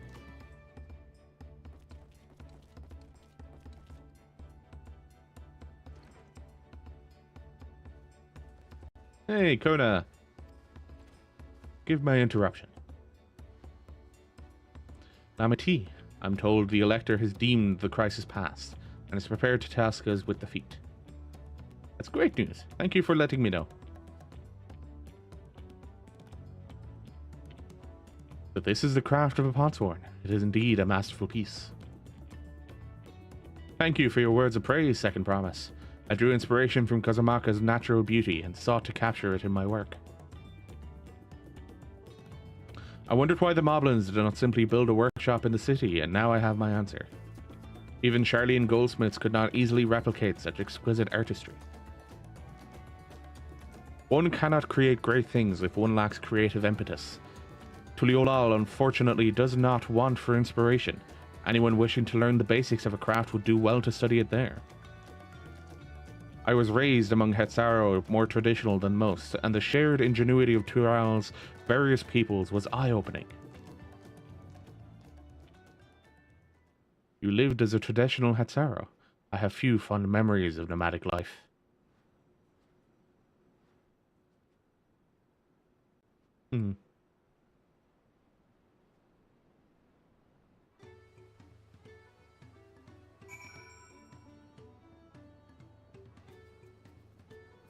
Okay, I'll quickly be right back.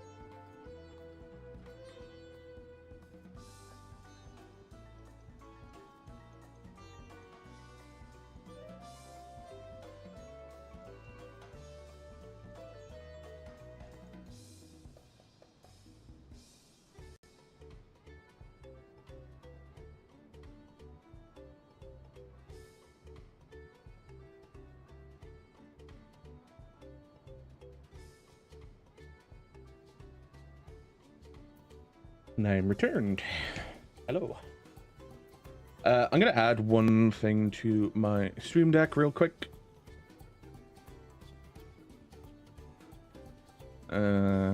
OBS. Do I not have a source visibility? Ah, there it is. Source visibility on 14. Chilling.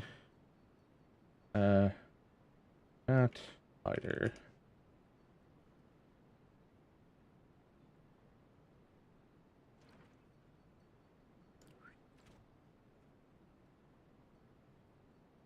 Okay. Wuk Lamat. I tried a serving of the dish we prepared for Kahi. It was so good, I had a second helping. Would that I could forget that time. Rakorok is very grateful to you. Thank you for both your hard work and clever guessing. When it comes to help handing, knowing the Potsworn really is important. Well, that's true for pretty much everyone you meet. It's a lesson I've had drummed into me several times already on this journey.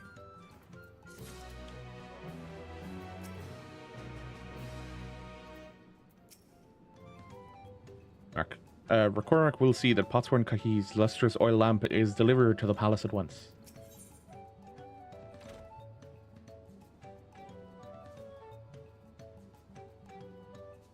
Like a taco by the looks of it. Kona has details to share concerning the forthcoming feat of pots.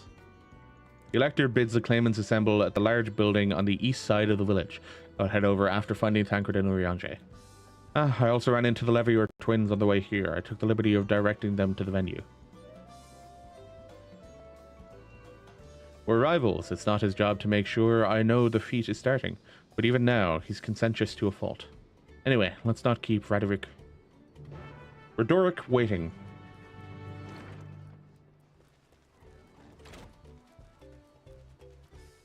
Tempatrick.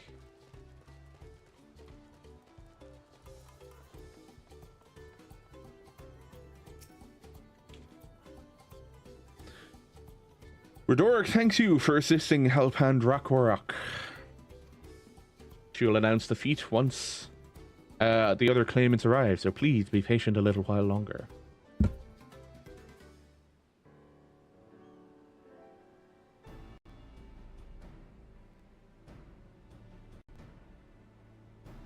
There's Kona. Is Zoralja and Bakuljaja going to show up? Or is it just going to be the two of us? I'm happy to report that we were able to convince one of the Potsworn to stay. How did you fare?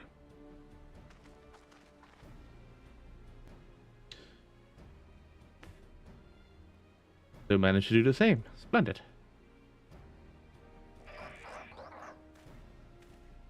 That was quite the sound. There's Zoralja.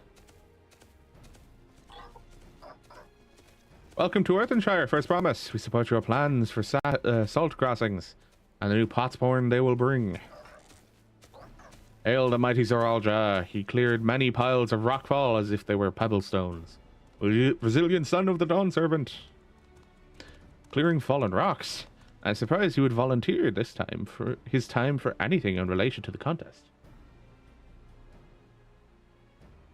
Again, I'm having frame issues during cutscenes.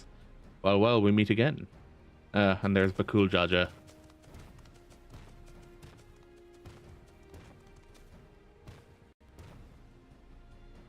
Just in time for the feat to begin. I bet he was already here laying low while the rest of us did all the work.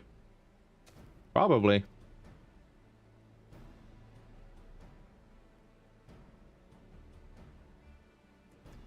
Claimants, your attention please.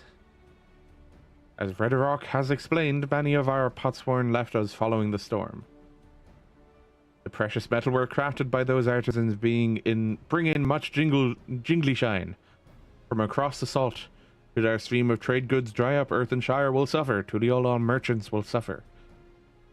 So Redderrock sets you this feat. Each of you are to find one clever hand goldsmith to bring back here to us. So we're to recruit new Potsworn, make sense of for the feat of pots.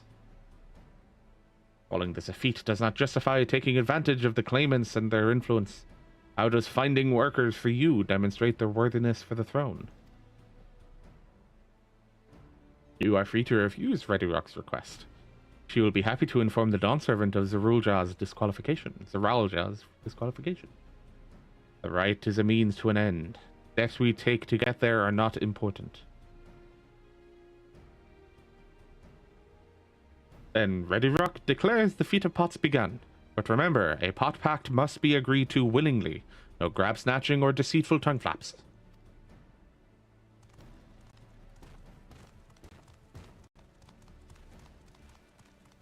Well, we already know who we're going to go and talk to. The Elector said nothing of taking a willing artisan from a rival. It's exactly what we should do.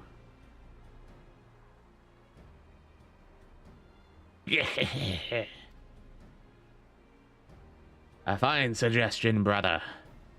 I'm glad you think so, brother. Come, let us lay our plans.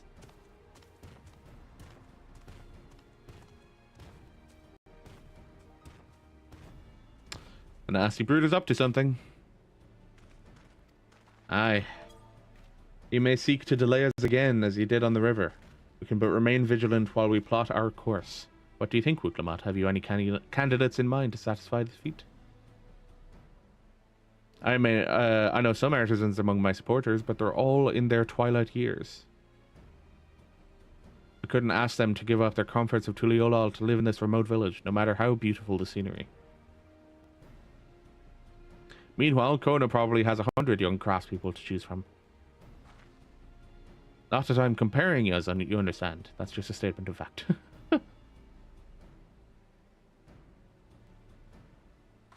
I suppose we could try asking around Wachumekimeki.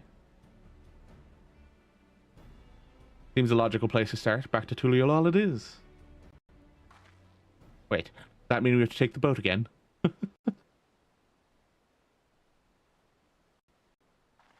The Aetherite? No, I can't do it. I can't stomach another boat ride. Wait, why is my chat open? You said I should share my burden, so I'll speak plainly. The truth is, I get really, really sick on boats. We kind of figure that out. Wuk Lamat, this is hardly news.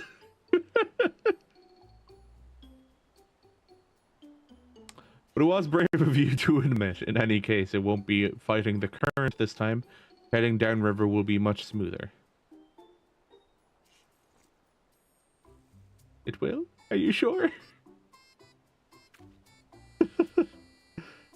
I'm positive. Mostly.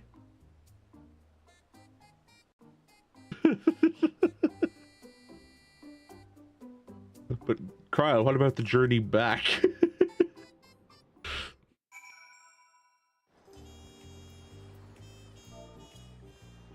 Okay.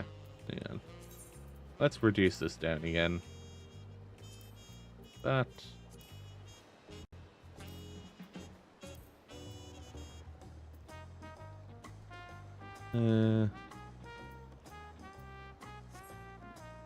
Hopefully that's a bit better for the cutscenes. I need a moment. Upriver, downriver. Ihukatamu is too rough for me. The nausea is a bit more bearable now that I've stopped trying to hide it, but I'd still rather not set foot on a boat if I can help it. Alright, I think I'm ready. Let's see if Master Ropley can help us recruit a Potsworn.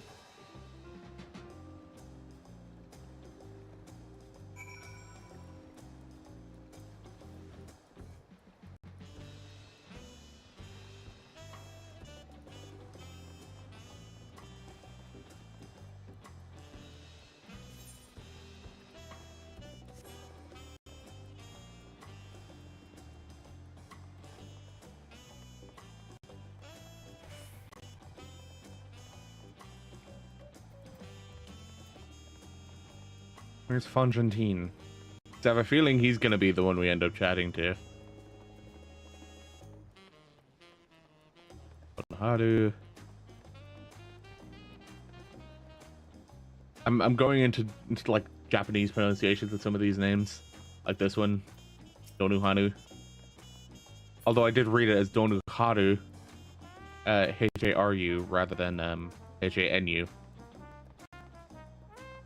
I suppose it would be Donuhanu, not Donuharu.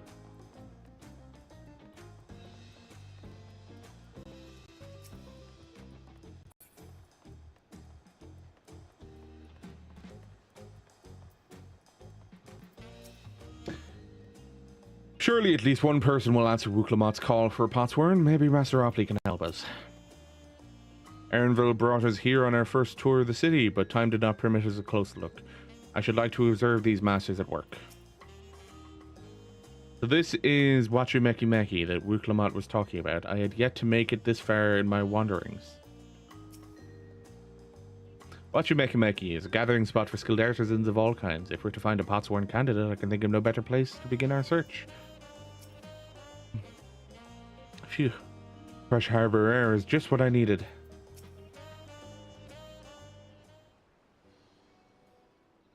Greetings, Third Promise. What brings you back to Wachumekimeki?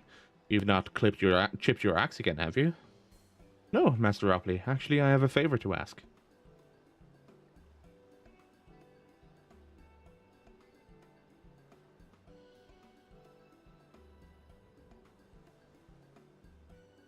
So, what do you think? Do you know of any craftsmen who might be interested? Filching my artisans for the moblins, eh? Well, seeing as it is the Third's Promise making the request, I'm willing to look the other way. If one of them decides to take you up on that offer. Only I can't think of a suitable candidate off the top of my head. Who do I know with a mastery of goldsmithing that would also have no qualms about relocating to Earthenshire? That Eorzean goldsmith, what about him? Conjantine. He did say he was employed at some fancy jewelry store across the salt. And considering the distance he's already come, I'd like to think he wouldn't mind moving a little up the river. That said, he's only just got himself a new job. Is it too soon to ask him to sign a pot pact? There's no harm in making the offer. Once he hears how well the potsworn are treated, he may even jump at the chance. Either way, you won't find Fonchantin at his workbench at this hour. He's finished for the day, probably enjoying a meal over Shiblayev tea. Shiblayev Thai. Then maybe we should go and talk to him. It's you and me, since he knows us. Wouldn't want him feeling intimidated by having to deal with a crowd of new faces.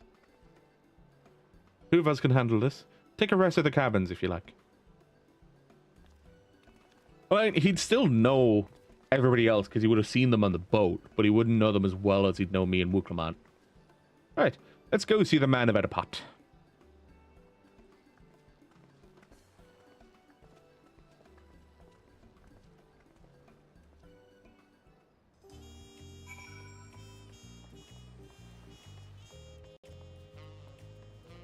I think they also did a really good job with the Hrothgals, the female Hrothgar. They all look really good. All the ones I've run into, anyway.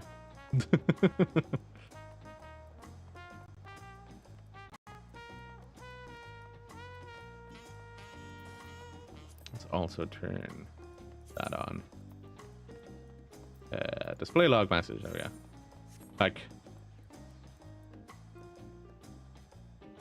yeah, they did a decent job with them.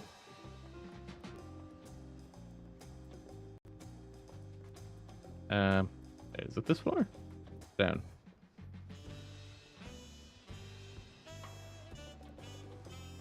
Yeah, I think it just considers it all to be the same floor. I'm still not sure about this.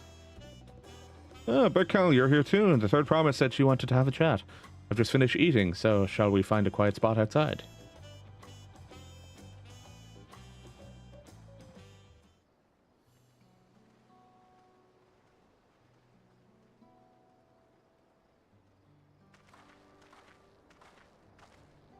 Big stretch. Last time we talked on this beach, you were in a miserable state. Ah, yes, I was, wasn't I? A lost soul until the two of you came along and helped me rediscover my purpose. My new place of employment has been most welcoming, and for the first time in a long time, I feel content with my lot in life. That's wonderful. So, what is it you wish to discuss? Well, it's hard to ask this right after you settled in, but I'm looking for someone to become a potsworn. Ah, I've heard my new colleagues mention the term. That's where an artisan signs a contract to work with the moblins, isn't it? But you're not a moblin. I'm not sure I understand. It's for a feat in the right of succession. I need to bring a new potsworn to Earthenshire. So, that is the way of it. We've barely met, and after pushing you to work at Wachumekimeki, I'm now demanding you throw that away and sign a pot pact instead. It's a selfish request, I know. I have something to tell you, Third Promise. The other day, I completed the necessary procedures for immigration. I'm pleased to say that I am now official subject of Tuliyollal. I since endeavored to learn what I can of my new nation, beginning with the right of succession and its claimants, including you, of course. Now, you will recall it was my father's example which led me to pursue goldsmithing. He was at East End when Garlean forces laid siege to the settlement, and in the ensuing chaos he was slain. War took him from me in an instant. The man I loved and admired. I never wished to suffer such a loss again. And so, as much as I'm indebted to you for turning my life around, it is as a fellow peace-loving Tuliyollal that I want you to win the throne. If I can help you achieve that by signing a pot pact, then I shall gladly do so. Conjantine, thank you. I shall return to Master Ropley and inform him of my decision. Allow me, I'm the reason you're leaving, so I should be the one to deliver the news.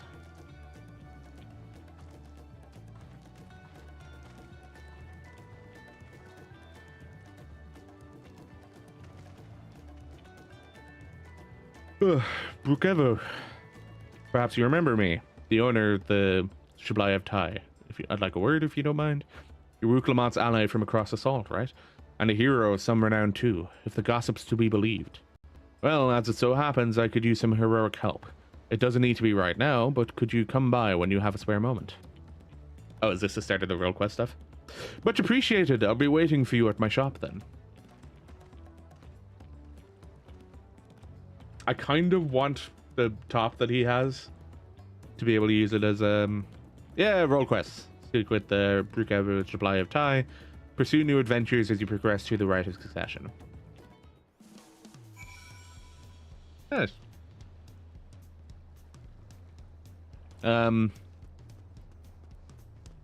We'll start the role quests. I'm assuming that's what everyone's standing around here for. Alright, Brukevo. Raquel, I was wondering when you might be along. Not a moment too soon either. I've got an urgent job that needs doing, and there's no one else I'd entrust with it. Of course, you'll be wanting to know the details. It's a long story, so why don't you grab a seat over there? I'll join you shortly.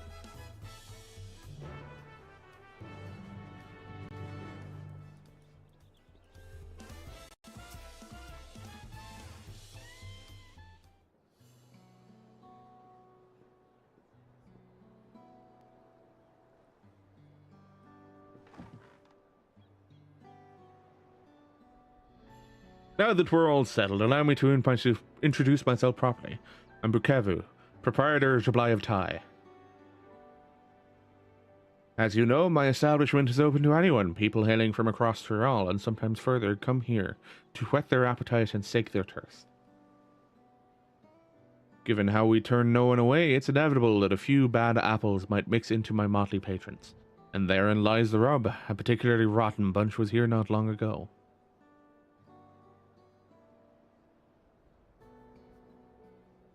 Sitting just over there, in fact, having a conversation most foul. Isn't that where Fonjantine was just sitting?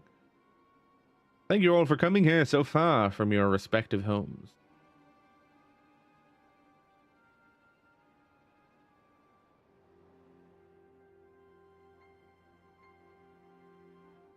Are you going to see faces?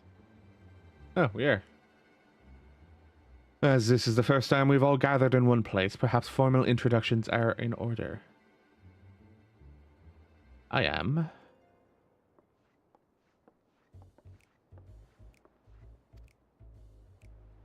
Could we have a moment, please? We're in the middle of something very important. But you put your hand up. Now then, where was I? Oh yes, I am Apiahi. If you are sitting here now, it is because I have personally invited you to the Passage of the Unbound, my secretive villainous order with ambitions to sow discord throughout the world.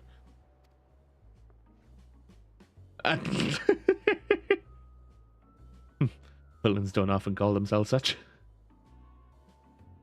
Nor do secret orders have their meetings in places where all eyes can see. It's gonna be one of those silly cutscenes again, isn't it? What do you know? Your snide remarks only ruin my carefully constructed atmosphere. If I had time to think of a suitable slogan, you would understand that words are everything. But I digress. I invited you all here for one reason, to throw the world into a mire of chaos, and then watch its nations crumble. What else would we call ourselves if not villainous? My only interest is to punish those who dared mock and belittle me. So long as I can achieve that, you can call me whatever you like. The rich, the powerful, the mighty, all shall be crushed under the weight of my ire. The grand design for a group of 6, even if we manage to muster others to our side, there's a limit to what we can accomplish. I regret to say that you are right. At present, we are bound and powerless. That is why, in order to raise our fists against our oppressors, we must find the strength to shatter our shackles. And in so doing, we shall become unbound. Like the bird soaring up above, we shall take flight and spread our wicked wings, staining in the azure skies black.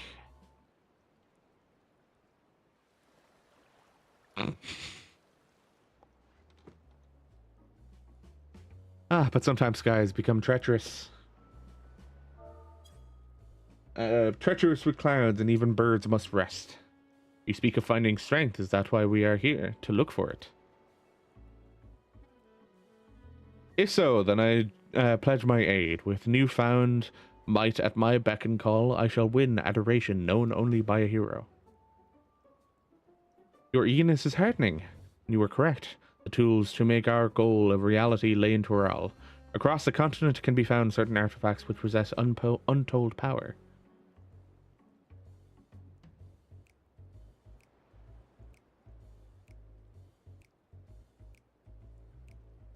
Did you say artifacts? Oh, I sense an adventurous hunt for investments, or instruments of devious devilry ahead.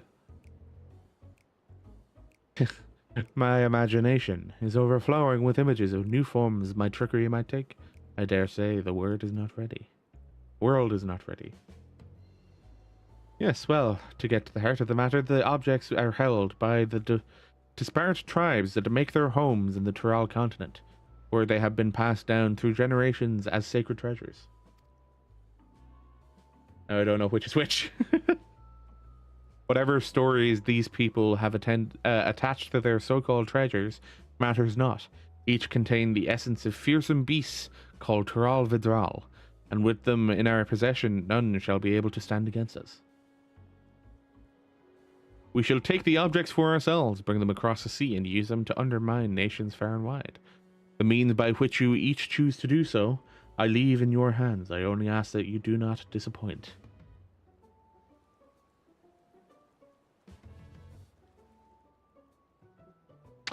I take it there are no questions.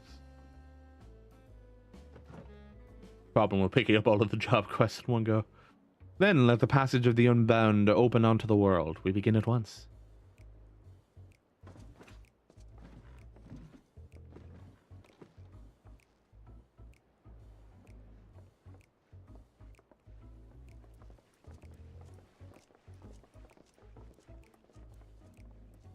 They didn't order a single thing.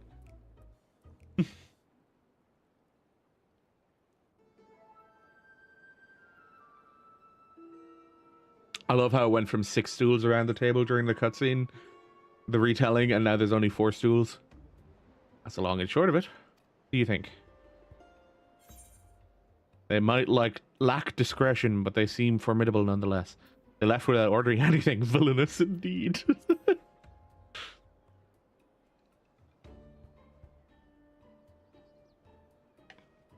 It's right there in their name. They're unbound by manners and respect, and they won't be welcome back here anytime soon. You, on the other hand, can stay as long as you like.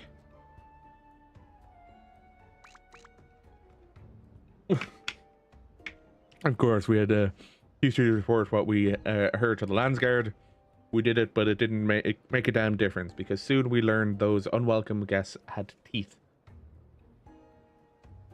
Not long ago, one individual from a remote tribe came here seeking help. uncovering a stolen relic. Then another came with the same story. Then another and another, and so on.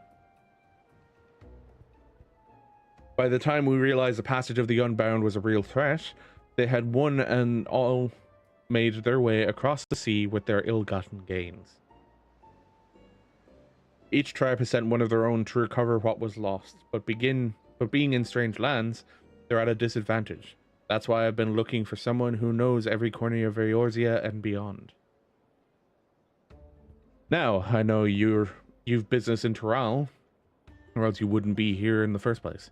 But if you could take the time to hear Wuk Lamat out, you'd be doing a service to many who could really use a helping hand.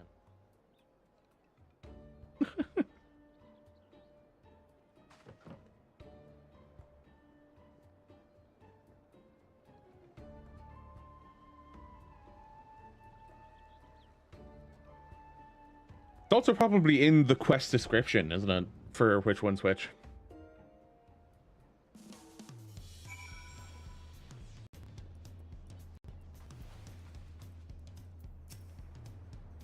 Is there 6?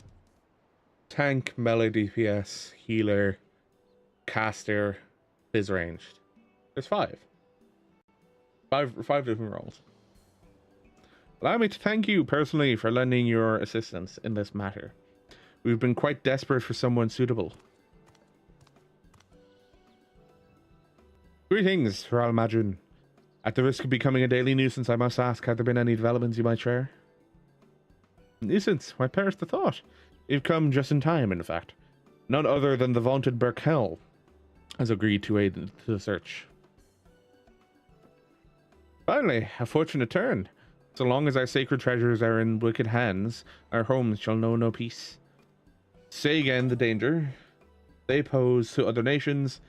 If these thieves really do intend to stir up chaos across the seas, then you had better depart on the next ship. Before you do, it might be proper to introduce you to those who have come to Tuliyollal in search of aid.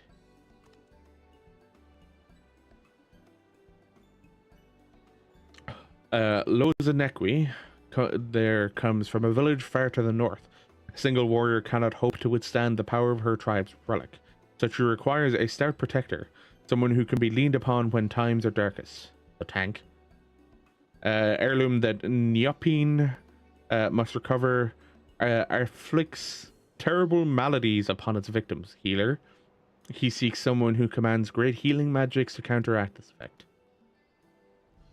Search for Sashepia's tribal treasure has been entrusted to a peerless hunter. She requires someone to act as a frontline fighter who can distract her target while her bow takes deadly aim. Oh, maybe she's tank. Or maybe she's melee. And lastly, here there is Suhi, who knows little about her people's ancient artifact aside that it must not fall into the wrong hands. She's a mage of great power. Anything beyond that lies shrouded in mystery. Aren't you forgetting someone? Your crisis is just as pressing, even if you won't say so yourself.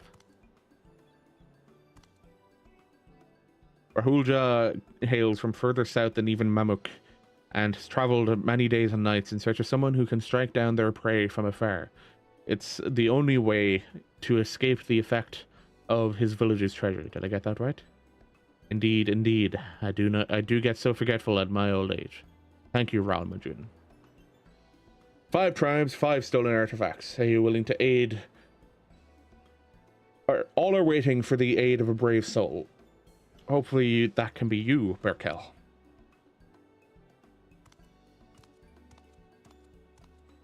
I'm assuming it was tank, healer, melee, mage, ranged.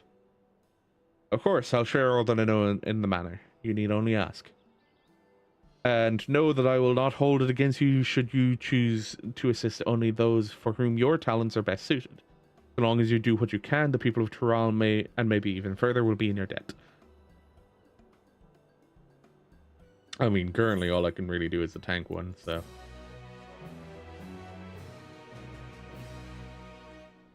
Gained access to role quests. A separate quest line and story is now available for tank, melee, phys ranged, magical, and healer.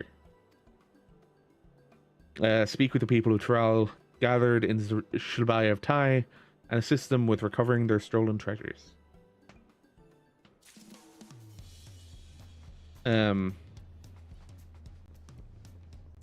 Yeah, Lozaniqui. What level are these quests? Level 90, okay. So I could actually go around and pick them up on different jobs. That's pretty cool. The narwhal beckons. The young woman gazes into the horizon with a troubled expression. Oh, hello. Judging by your attire, you must the traveler from across the seas. I suppose Brokevu has enlisted you to our aid. Yeah, I did that. You were guided here safely must be the work of the brave narwhal, who remains watchful even in this dire time. We are ever grateful for its vigilance. My name is Loa Zeniqui, and I hail from the northern reaches of Tural, where even our breath freezes when caught in the chilling winds. Our people revere a Tural Vidral of the narwhal, whose essence rests in the cradle of the spineless, or sleepless, our most sacred treasure. Through fathomless depths it swam without rest, protecting its home from any who would do it harm. Legends tell that the narwhal could place the burden of its fatigue upon another, and thus was able to maintain its vigil night and day. So too can any who possess the cradle lull a person, willing or no, into a deep slumber, all while avoiding the need for sleep themselves. Interesting. Needless to say, such a power could cause untold harm in the wrong hands. Thus was the greatest warrior of our village, Entawa, tasked with crossing the ocean and returning that which is most sacred to us. I'd have joined him, but I feared I would only be a burden, so I remained here, that I might find someone to send to his aid. Entawa has ever rushed bravely and blindly into the thick of things, leaving me behind to watch and worry. But if there's anything I can do to help him even a little, then I must. Brokevu has done well to send you to me. I can tell you are just the man to temper his more reckless tendencies and help him and keep him safe during his quest. As luck would have it, a letter from Tentoa arrived shortly before you did. It seems he discovered that the thief made their way to a place called Ishgard. While I don't know his prowess, even Tentoa would be rendered helpless before the narwhal's lullaby. Please, could you follow him to Ishgard and find him before he does anything rash? Ishgard's like a second home to me.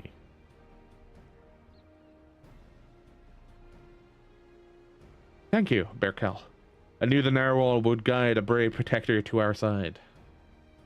Tentoa sails to an unfamiliar place, but despite his hasty nature, he'd doubtless spend time gathering information about his new surroundings before planning his next step.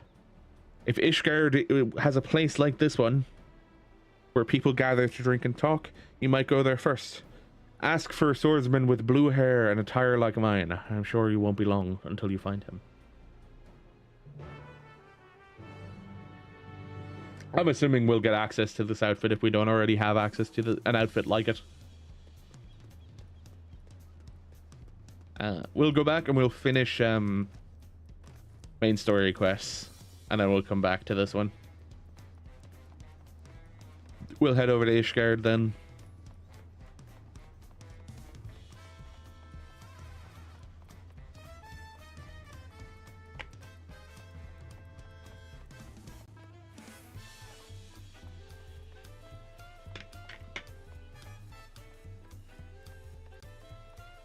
Because as far as I can remember from the I can fly in the second zone. Nice.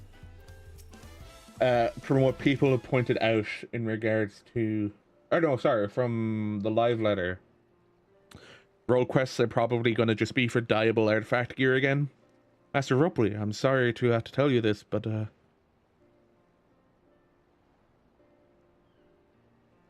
Ponjantine has agreed to sign your pot back, yes? While it is a shame to lose a capable goldsmith, to have one of our own Handpicked to serve the third promise is a great honor for Wachu Meki. I appreciate your understanding. Of course, if you happen to know other talented artisans, regardless of their expertise, I hope you send them my way. If could even be yourself if you are so inclined. I'll keep that in mind. Though my time here was brief, I will not forget your kindness, Master Ropley. I am blessed to have these workshops be my first home in Tuliyollal. Come back to us if the moblins cut you loose. You'll always have a job at Wachu Meki. I expect you'll want to leave for Earthenshire as soon as possible. I'll go and pack my things.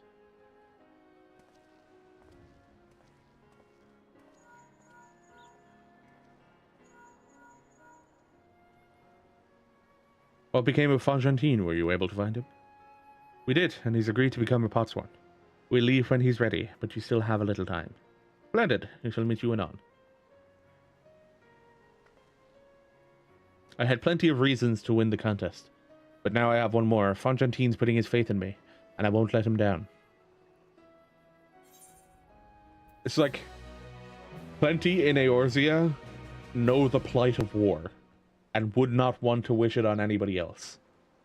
This like, if anything, deliveries for Wachu Meki, speak to Ropley, pursue your new endeavors. Okay, cool. So I have the Crafter Gather questline stuff available now as well.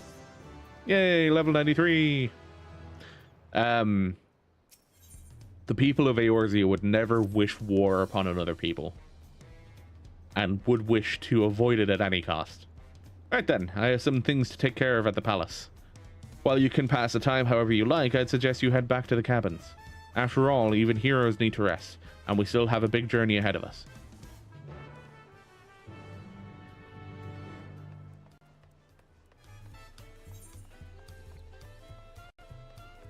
Alright.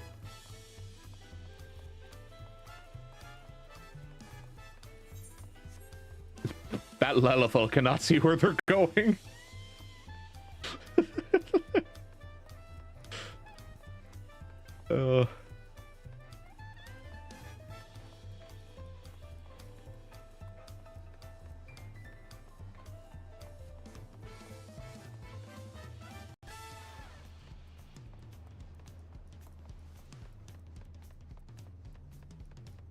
Supply of time.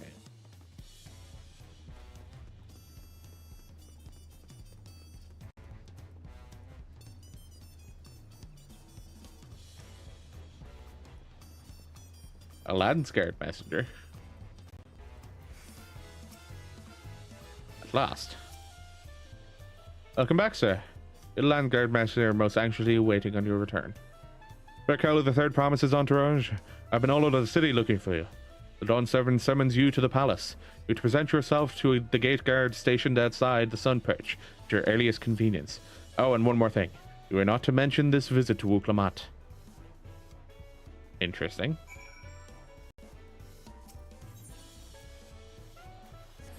Oh, that's the wrong place. That's where I meant to go.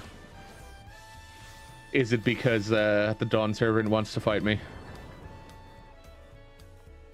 Bolok Shunsa. Or is it just the Dawn Servant has questions? I think it's the next dungeon where I start getting gear that replaces because this is all 655 gear, so it's not going to be replacing what I have. Ah, yeah, that's a duty indicator. I believe it's time we fight the Dawn Servant. Awaits you within. Well, I was not informed of the reason for your attendance. In terms of attire, I would suggest full battle regalia. 1 second, then. Let's actually get on... let's get on... Yeah, let's go old school gunbreaker gear for this.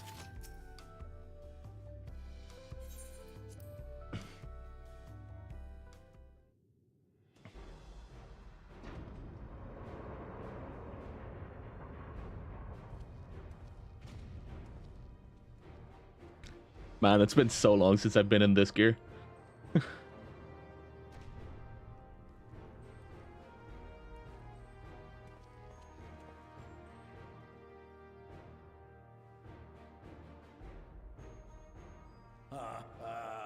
Forgive me these sudden summons. I learned my daughter's champion was back in the city. I couldn't resist the opportunity.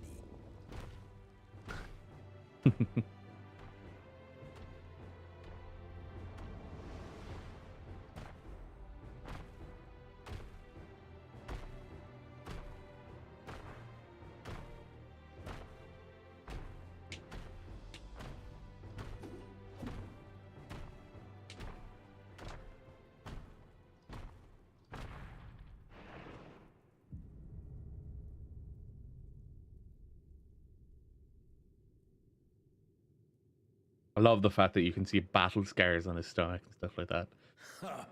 And they call me head of resolve for good reason. Old as I am, I have not lost a battle worthy of the name since the day I took the throne. And I've been craving a proper challenge. The Lance Wielder, Estinian, he fought well enough, but our bout was ended before a victor could be decided. Judging by the sailors' gossip, you are a warrior of renown in your homeland. Yes, savior of the world, as it happens. Yet I wonder, of the universe, actually. Done and victories won.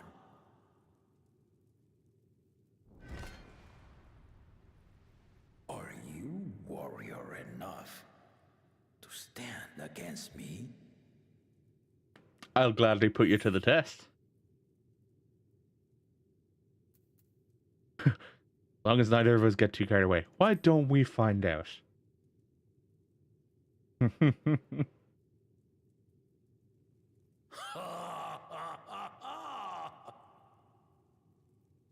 A spirited answer. Why not indeed? And of course, Open Sky starts playing. Rage is upon me. I'll stop short of killing you, of course. But expect no other mercies. Come, ready your arms, and show me the truth of the tales.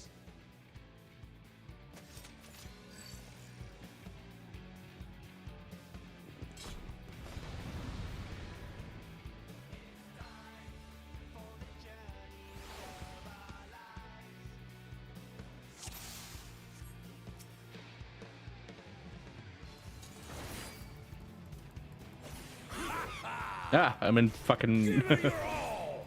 I want to fight to remember.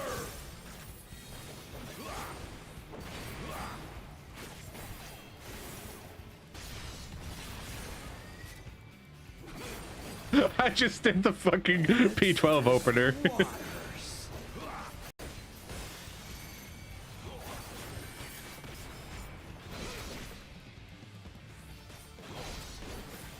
I just did my fucking P12 phase 2 opener. They didn't even blink.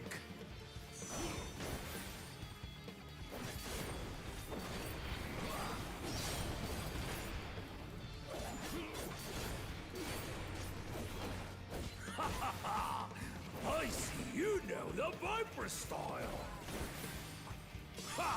Let's see how you handle this. Ooh. Interesting. Oh. Ah. He wields a Viper's weapon. No more running!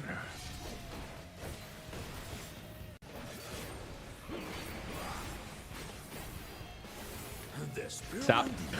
Stop using trying to use Rough Divide. Damn it. The habit is too strong.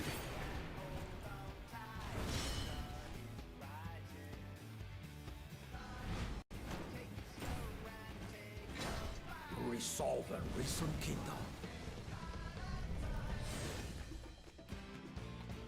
All right.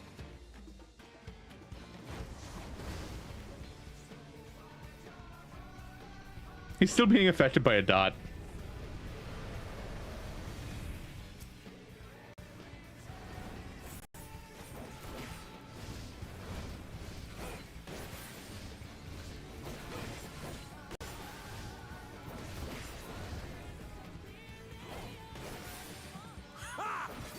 Did you think you had my measure? Take this!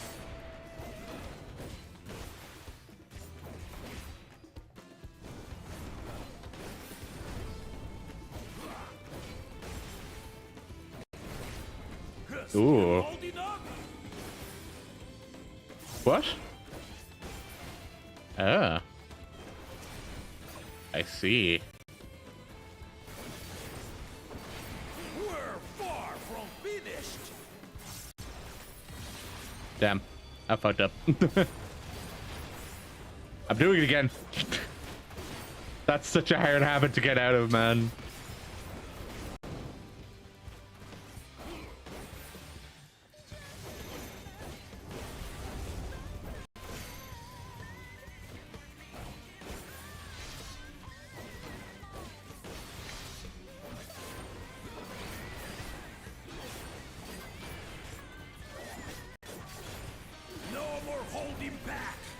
Doubling? Oh no.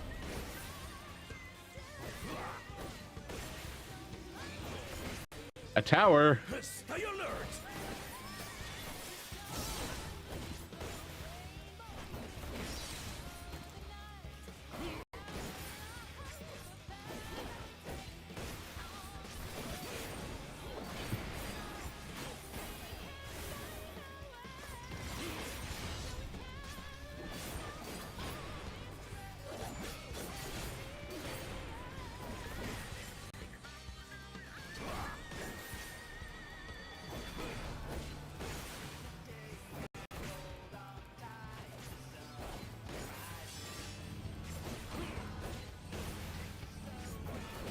What are you gonna do? Ah.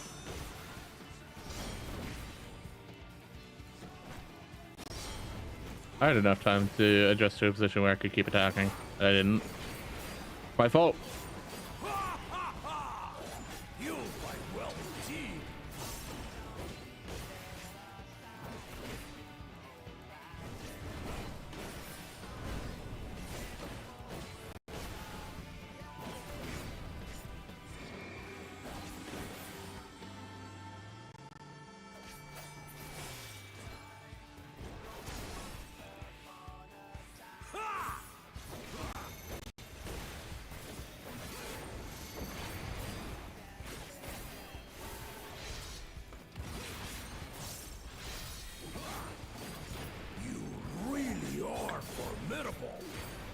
Having to get out of the habit of using the fucking dash button.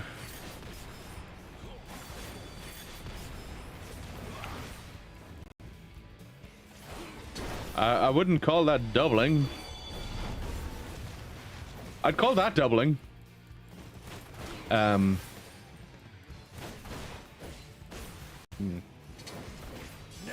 we'll see what you're truly made of.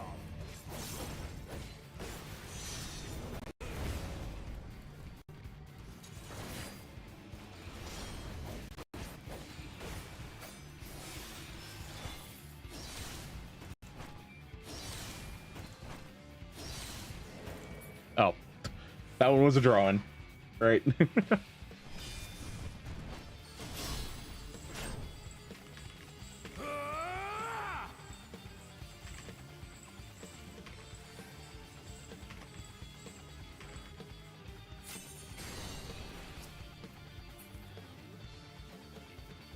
That will do. You've shown me more than enough. That's a good fight. That's fun. Lots of good mechanics in that fight too.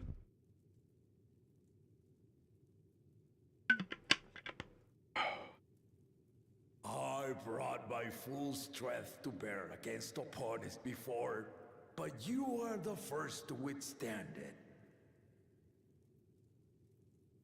Even with my head of reason asleep, I never expected you to give me so much trouble.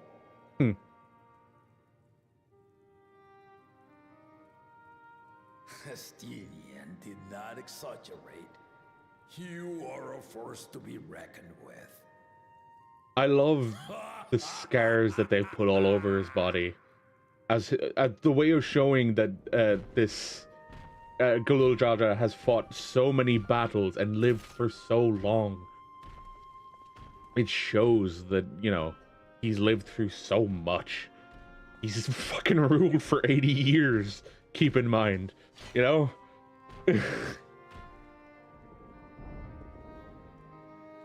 Really good character design in that respect. Now, a confession. I said I crave a challenge, and that was no lie. But I had another reason for calling you here. I had to judge for myself if you were fit to attend my beloved daughter. In some respects, she is much like me. Hard-headed and prone to rush into danger. Yeah, that fits. But one with your adamant defense could shield Lamati from those who would do her harm.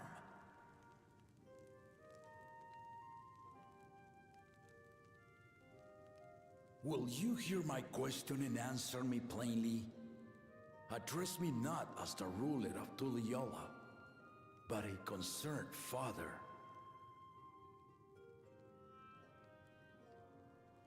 Thank you.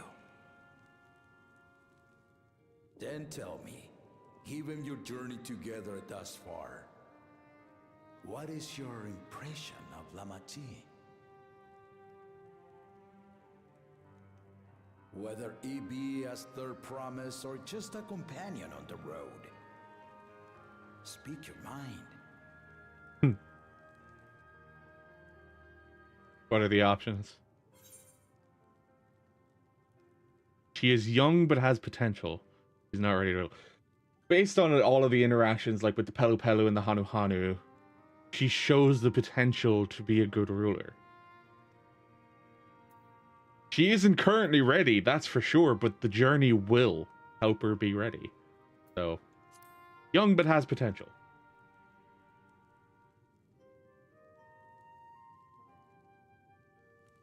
Ha! A tactful response, but agreed. She is not ready for the throne. Not yet. Not yet.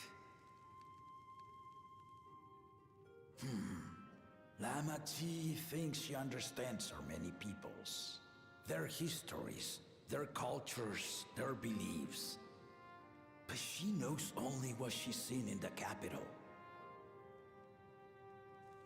And it's not only her who concerns me. Even this early in the contest, you must have realized. As potential rulers, all four claimants are lacking. Yep. Because Kona can't see the history for, you know, being worth anything. Elected to hold the right of succession. Not to choose a fitting candidate, but to cultivate one. Zoralja is trying to show people the folly of war by going to war. Then to no one will I yield my throne.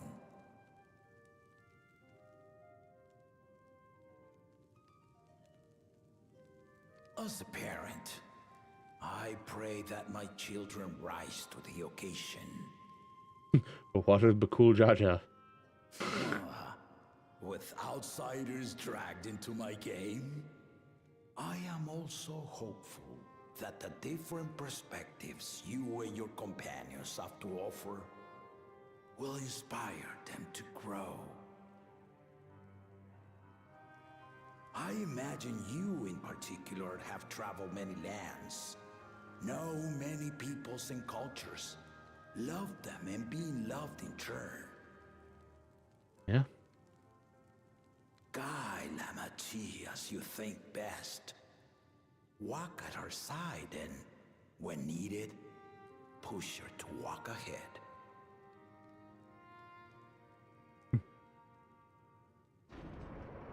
I knew it.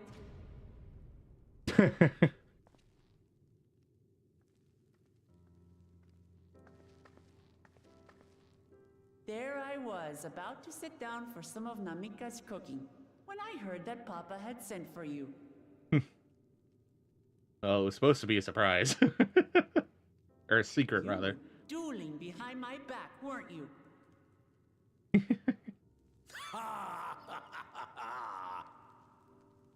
I see there is no point in denying it. You needn't worry, daughter. I took care not to inflict lasting injuries. You and your ally may return to the contest without disadvantage. No harm done. I swear, just as I was learning newfound respect for my father. Let's take our leave of this battle-mad oaf before he calls on the rest of my entourage.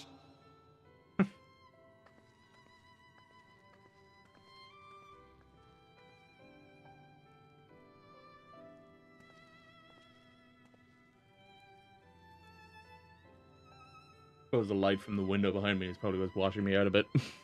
Watch over her, champion.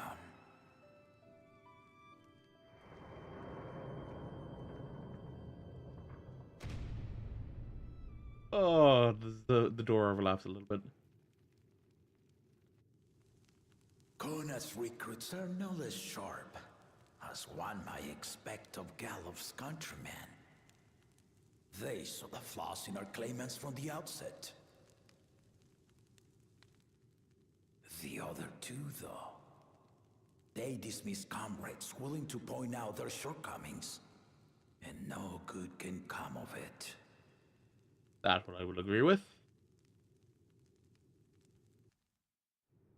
And Zeralja's companion seems to also be basically guiding him towards a certain outcome, or trying to get him to do something specific, which is a concern.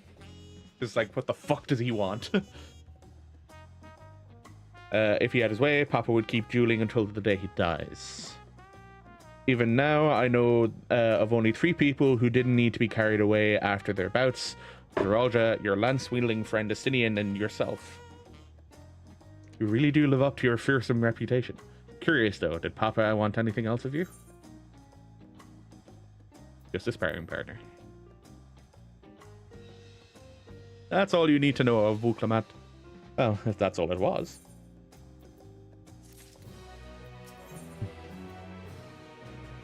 It's time to gather her allies for the road ahead.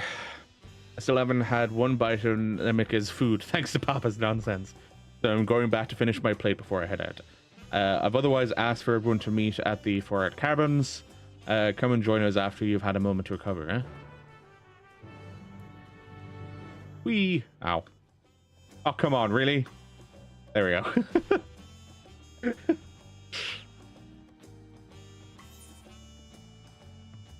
Okay. I think I'm almost finished Cajamarca. Considering this feat will probably be the finish of it. Ooh. Await your companions and continue with the rite of succession. Ooh, excuse me. I need something to stack on.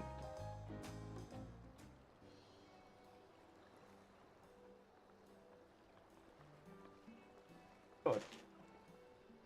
Good pretzels.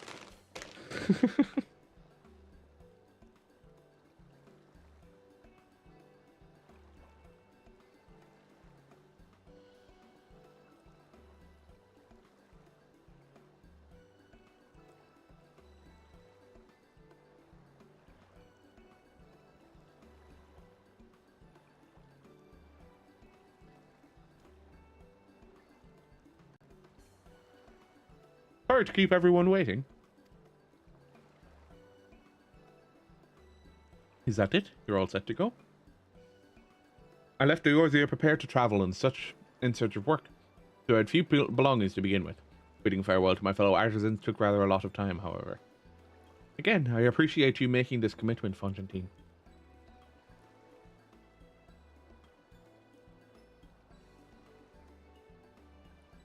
Shall we depart for Earthenshire then? A word before you go.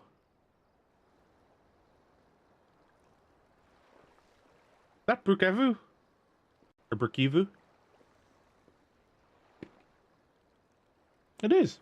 Or Wukivu.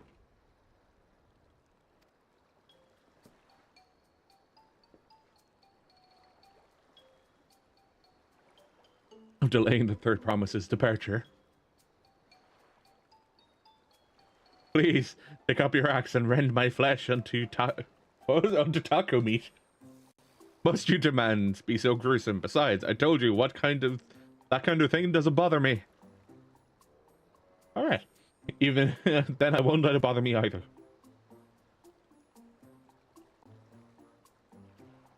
What was that all about?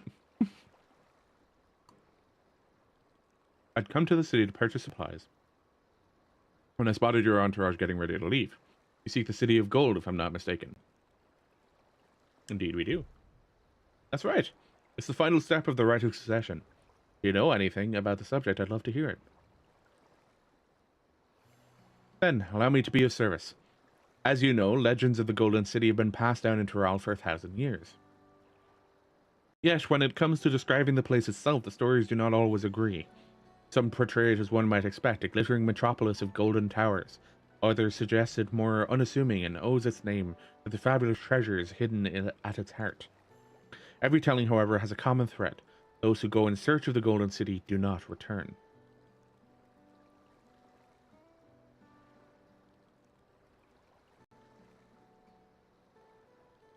The lesson to be learned from this third promise is that to seek the legend is to court death. I must implore you to proceed with the utmost care. That is all I wish to say. I shall pray for your safe journey. Thank you, Wukavu.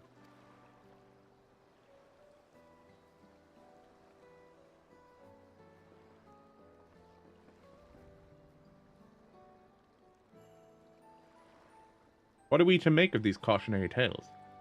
If every expedition has ended in tragedy, then how did the Dawn Servant find the city and return without incident? It seems the legend originated with the Yokwai. Speaking with them remains our strongest lead, I feel. A lead we shall follow in time, but first let us see Fonjantine safely to the Moblin's care. Indeed.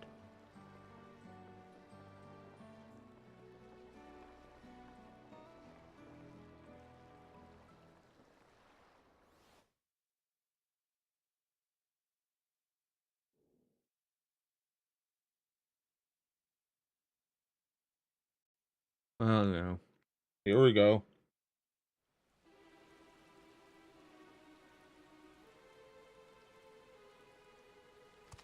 Finding a willing artisan was even easier than expected. Many indeed are eager to curry favor with the Resilient Sun, especially if it means sharing the promise of new territories.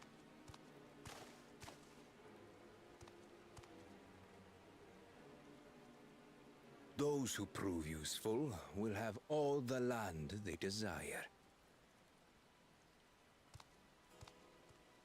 That's kind of threatening. Such generous words, yet the manner in which he speaks them. If neither wealth nor territory are of value, wherefore does he seek to bring the world to heel?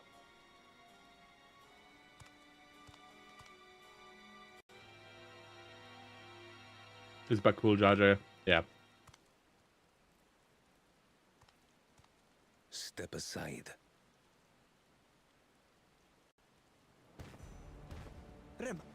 Ah, fuck. Remind me. There's no rule against poaching craftsmen from other claimants, was there? Do not be foolish, Bakul Jaja. Foolish would be carrying on with these dull feats when all I need to win are the keystones. And besides, it's long past time I humble this arrogant one-head. The Dawn Servant may have sired you against all odds, but there is nothing blessed about your birth. Only a two-head is fit to rule.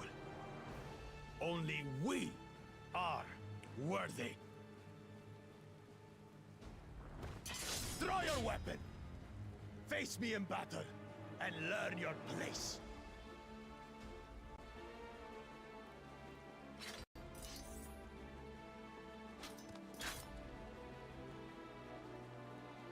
A moment, first promise. Leave him alive, if you would. I foresee a use for this nuisance.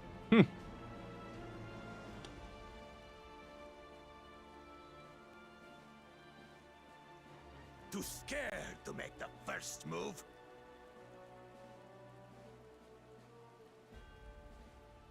Then allow me!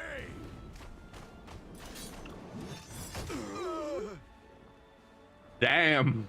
Is that a fucking liver punch?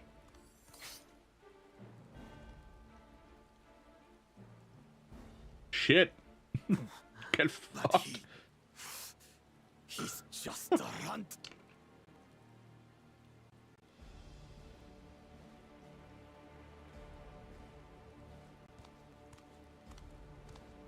My thanks for your restraint. Makes me wonder what he would have done if I can kill him whenever I please. if he didn't say anything.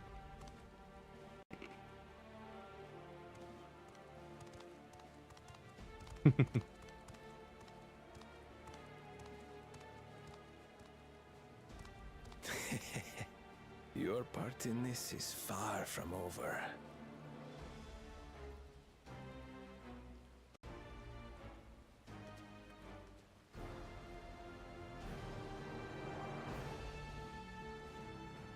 About fucking time he got put in his place, though. He's been an arrogant prick since the beginning.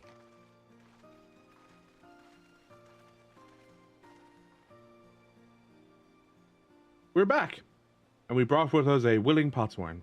This is Fonjantine, a talented goldsmith who once worked at the same aesthetics in Ul'dah. Wonderful, impressive. You are first to return, third promise. And with an artisan from across the salt, no less. We welcome you and your unique skills to Earthenshire.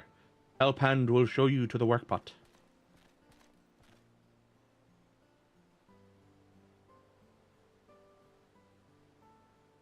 This is it then. I look forward to hearing you proclaim the Dawn Servant. Thank you, Fonjantine. I will be sure not to disappoint you.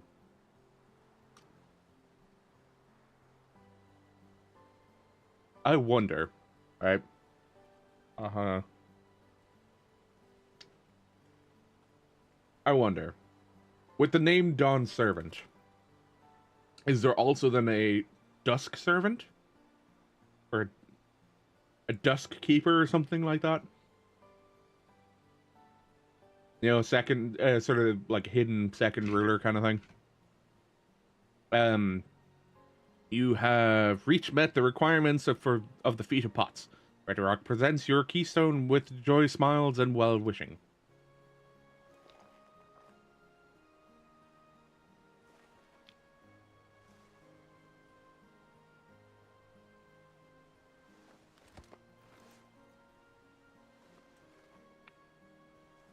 Three down, 4 to go.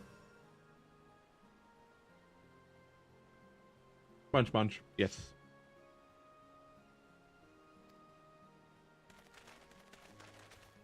That makes 3.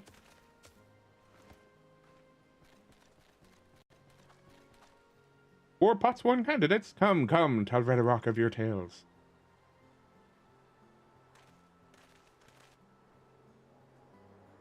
I did say I got like a bag full of snacks here, Sammy. I'm going to be munching as I go through. Munching and drinking in equal parts. Another feat accomplished, another keystone acquired. Oh ho ho, you are doing well. I expected nothing less of Zoralja's esteemed siblings. Your cleverness in particular is most admirable, second promise.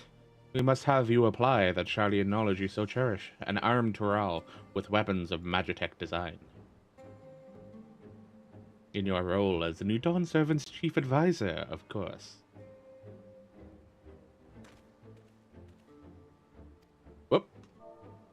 rules of war hold no interest to me. I only wish to improve our nation through practical innovations. Foreign powers will think twice about testing our strength once Tuliyollal is known for its advanced technology. Just as the Guardian Empire was deterred from invading Charlian. That may well be true, but how long will it take for Tuliyollal to progress to this advanced state? How many years? Collective commitment to education and hard work, it should not take so very.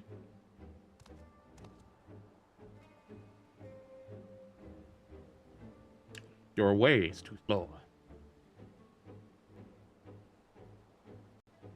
Easier to expand our territory and swallow Charlian whole.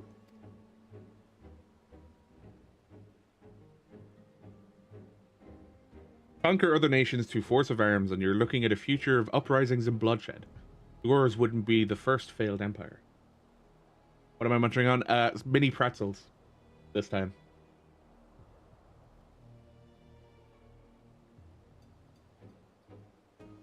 Yeah. Mini pretzels.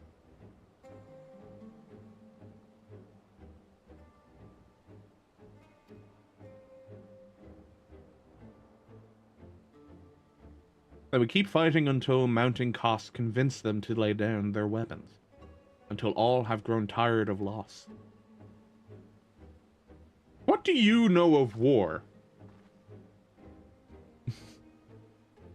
How would such an outcome bring anyone joy? What is the purpose? What your purpose is a mockery of peace. Propose is a mockery of.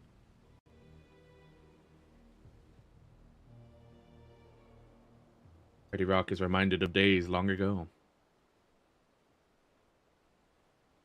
In the time before Tuliyollal, where there were no pot packs for the potsworn, it was normal to grab snatch artisans and force them to work for mobbies. Love pretzels? Nice. I love the big soft pretzels as well. They're really nice. Until the day Gulul Jaja arrived, the families of the gobsnatch pleaded with them, and so he came to Earthenshire. Mobbies are not war-make people. War-make people. We fear death has come for us. But Gulul Jaja just wanted to talk.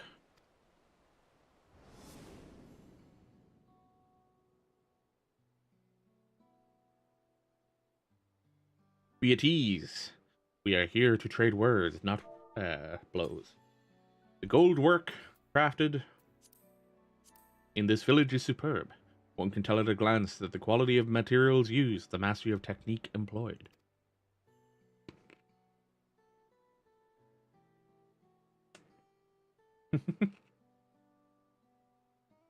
That it does not stir the heart.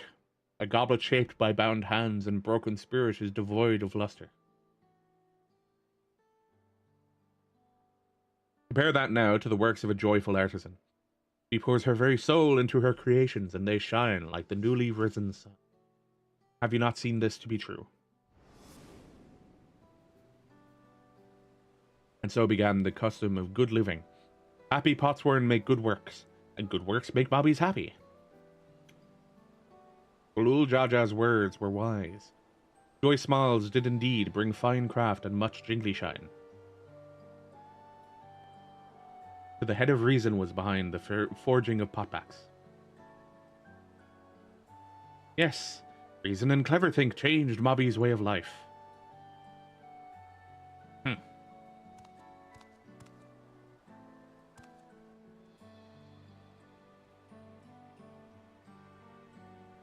As if he doesn't know the travesty of war. And his whole proposal is, we shall go to war and expand our land, expand our borders. And he doesn't know what war brings. That he's just a fool. Sure, he can fight, but he's a fool.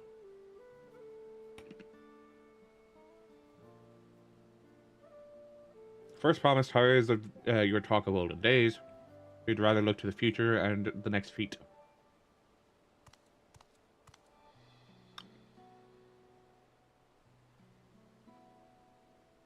That is a creepy fucking smile.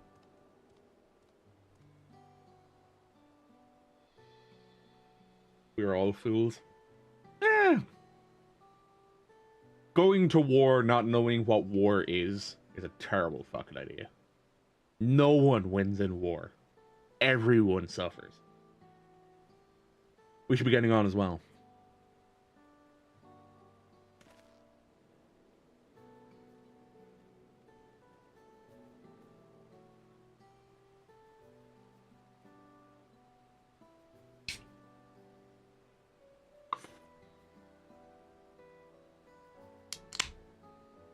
Like, look at what's going on in the world right now. Places are at war, and the people in those places are suffering. Doesn't fucking matter which side. Both sides are fucking suffering.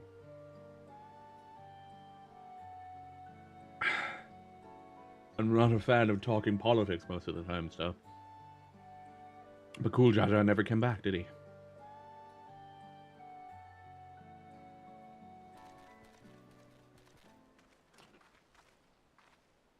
You have a moment, Third Promise. Would repay you for hand helping with Kai. He brings a tale of the Golden City.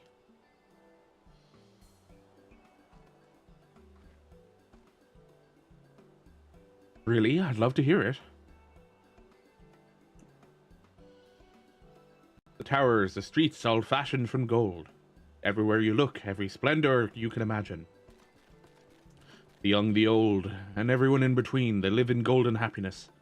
A city of eternal bliss, forever perched above the clouds. Above the clouds is an interesting one. Everything fashioned from gold, and just imagine everyone living in golden happiness. That's the city I'd like to visit. Where did you hear that particular tale? From our longtime Yokwai friends, they live up in the mountains in Urkapatra. The giants again.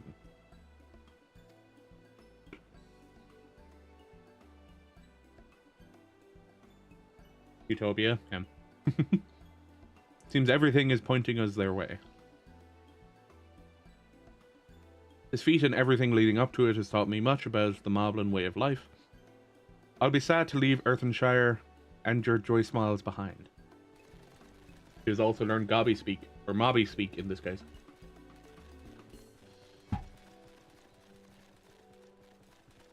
I'll trade tongue flaps.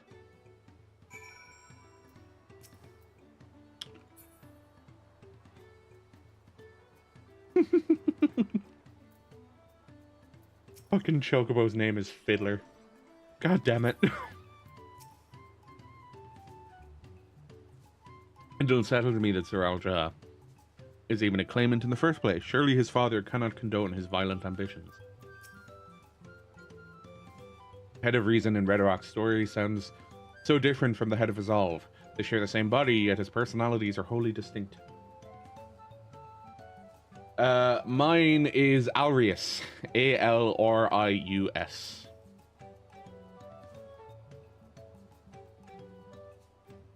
It's changed names a few times. The story describes a place of boundless happiness, and they also write with dire warnings of seekers who did not return. What are we to make of this? These tales raise many questions. Let us hope the giants have answers. Right, we should go and see the giants next. Agreed. Golden mysteries notwithstanding, the village is featured prominently in the saga, and it is not to be ignored. The Urkapatra Highlands should be easy enough to reach from here. If we leave Earthenshire from the west, there's a road which leads up into the mountains. Let us find that first.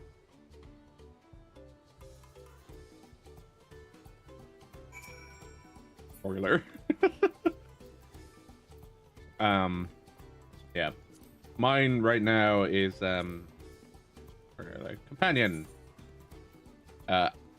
Arius even, not Alrius, Arius.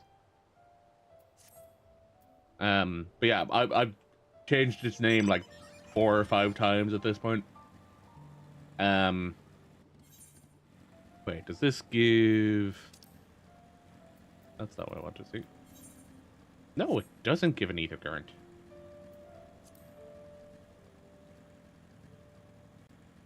Do I already have a quest ether current here? No.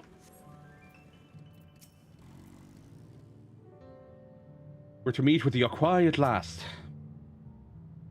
This road will take us through the mountains to your Capacha Highlands, an exhausting route perhaps, but a straightforward one. One day we're sailing up rivers, and the next we're hiking up mountains. The Highlands are where the Lay of Proof took place, that being Gulul Jaja's encounter with the Yokwai. But 'tis also the stage for the Lay of Ice, where heroes fought the monstrous Valar Garmonda. I am most curious to know what the rite will demand of us there. To fight Valar Garmonda, clearly.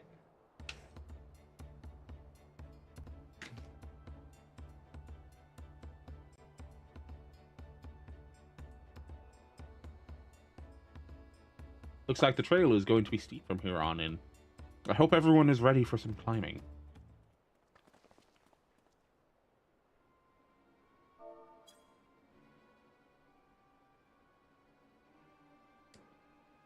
Third promise. I'm glad I caught you. Ready Rock has asked me to bring you back to the village. She says there's something she forgot to give you. Something other than the keystone? Yes, an item of great importance, I was told. Sorry, I was told. It shouldn't take long. If you would please follow me. I wonder what that was all about. Well, no need for everyone to come. I'll be back in a little while. I feel like we should go anyway. Something seems fishy.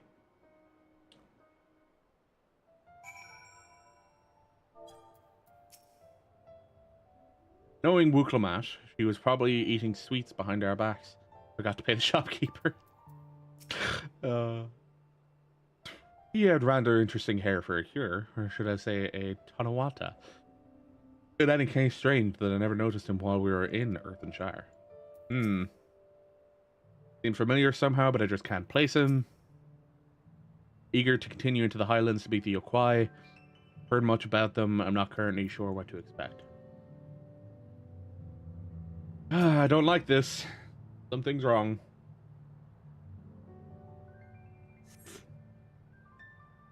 Taking quite a while. Keep waiting for now, I suppose.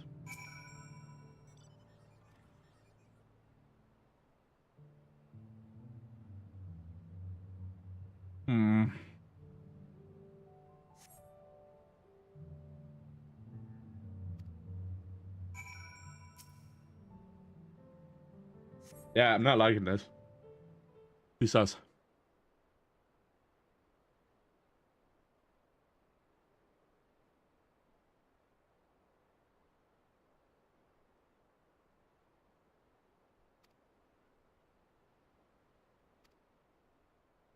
I wouldn't underestimate Wuk Lamat's sense of direction or lack thereof. Yeah. Get the link, Pearl, and see what's keeping her, shall we?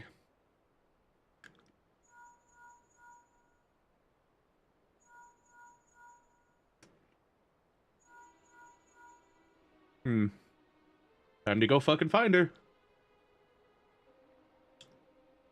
She's not responding. Perhaps we should return to you.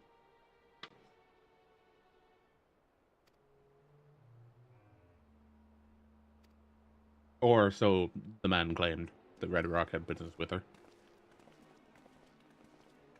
Doubtful now.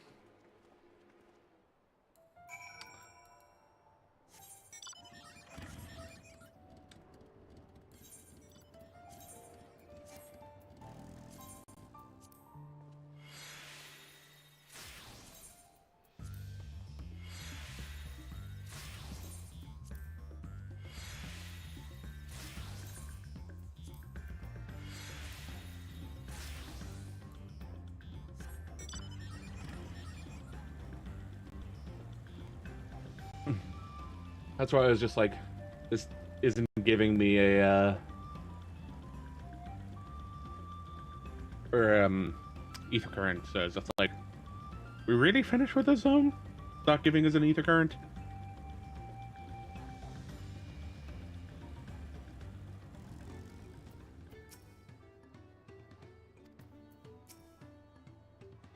Very not untoward has befallen our third promise. She doesn't seem to be here. Thought Wuk Lamat was just being her usual impulsive self, but now I'm not so certain.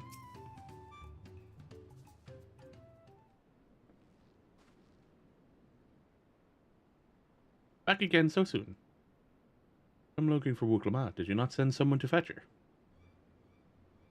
Crater did not. Neither has she seen the third promise since you were last here. Who was that man that came for her?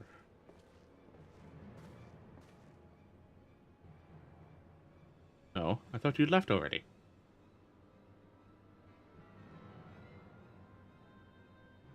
Where's Lamat? Is she with you?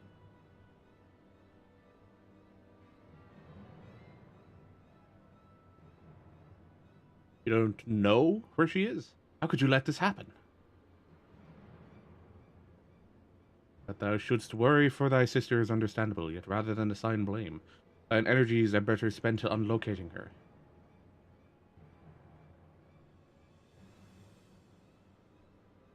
I will help you search. This is not how I'd wish a fellow claimant to lose the contest. My sister least of all.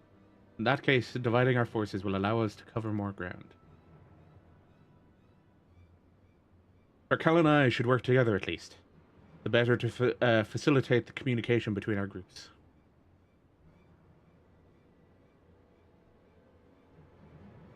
Report in should you find anything.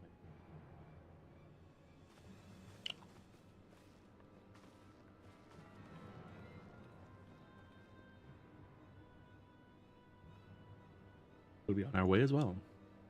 Right, keep in touch.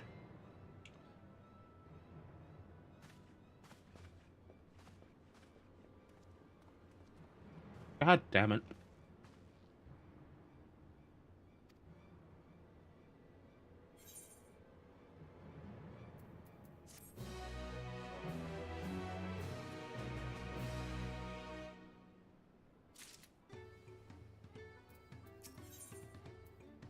Fauna is anxious to begin the search for Wuk Lamat.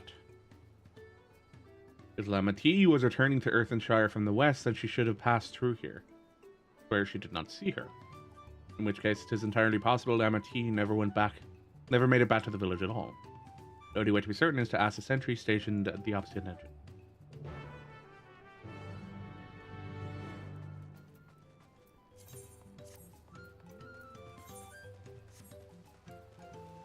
Not done here yet.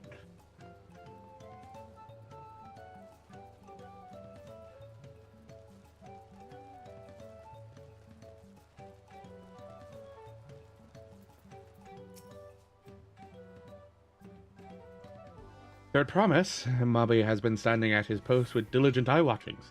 He has seen no claimants pass this way.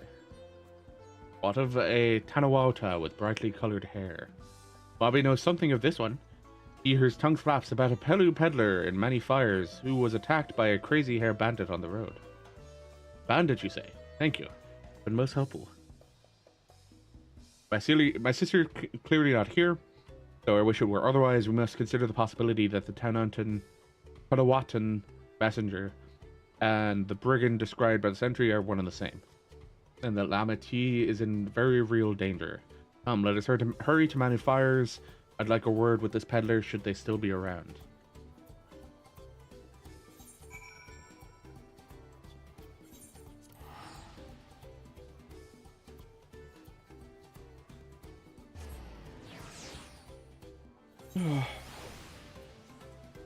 Like they realized how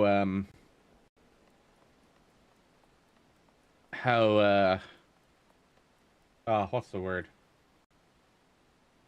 How gullible Wuk Lamat is.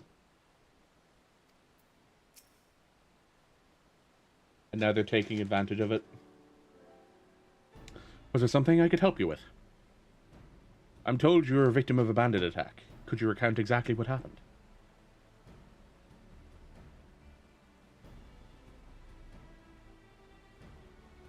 My goodness, I thought I'd recognize you. I'll tell you everything I remember, second promise. It was that scoundrel, Wakesa, who ambushed me. You know the name of your attacker? There's no mistaking that hair. All my peddler friends have stories of that notorious bandit leader and his predations. Wakesa and his gang will stoop to any low for the sake of a few pel. And with no fresh quarry coming up on the broken stairs, they've had to become more creative.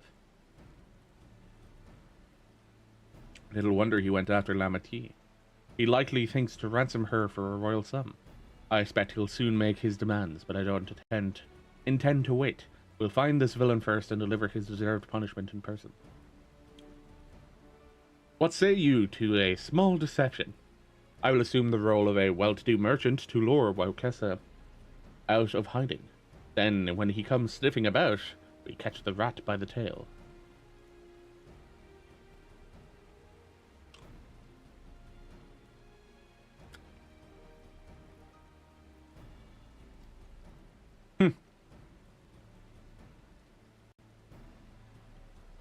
Fucking, I was attacked by bandits. Here, let's have a deal, shall we?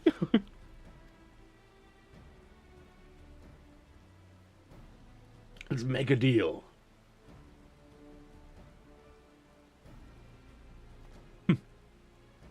Now we lay the bait. I will precede you into many fires to make my presence known. You follow on behind, boasting to those along the way how you paid me a hefty purse in exchange for a rare gemstone or some such. And if Waukesa is as coin hungry as they say, then a recently enriched peddler could be an irresistible mark. We will let him strike, and then we spring our trap.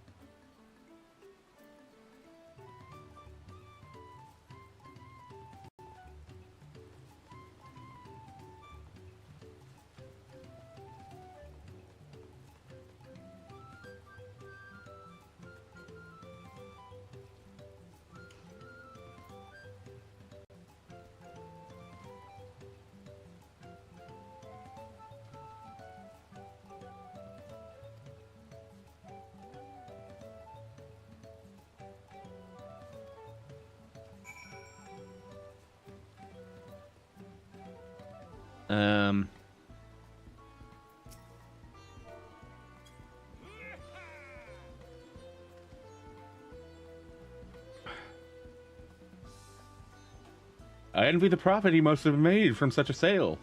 Since the stairs were destroyed, I've not been able to peddle goods at my usual haunts.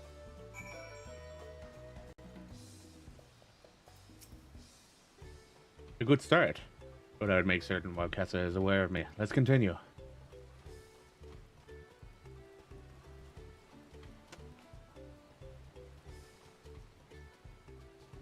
A moblin.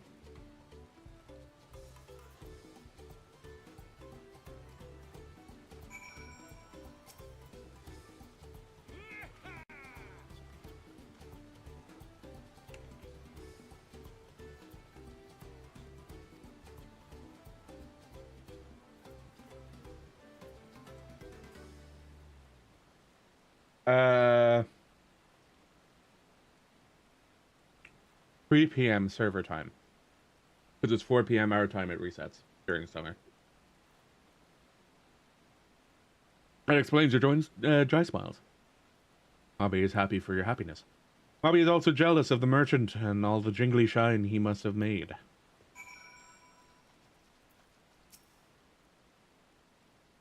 That should be enough, but perhaps one last act. Drive it home.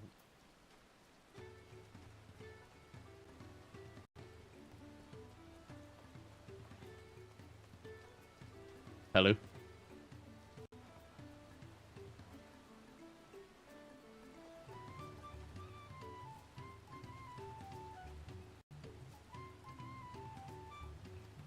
Tell him the tale of the precious gemstone. Eh.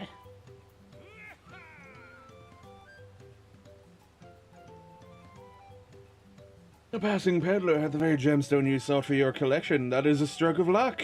And I'll wager the merchant was just as pleased to fill his pockets with your galeful coin. Grateful coin, eh? Go and earn some pal of my own, who knows? Maybe an opportunity will find me even as it found you.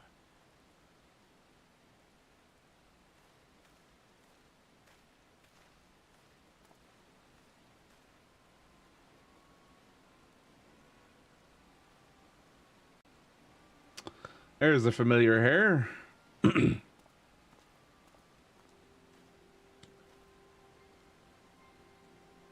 Oh, my most valued customer, the profit from that single purchase of yours should see me through weeks of idle leisure. Traveling with such a fat person, no sellswords is a tempting fate.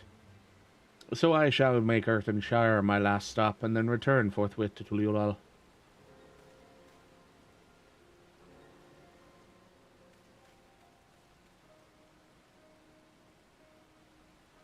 Did you see? The rat has come to nibble.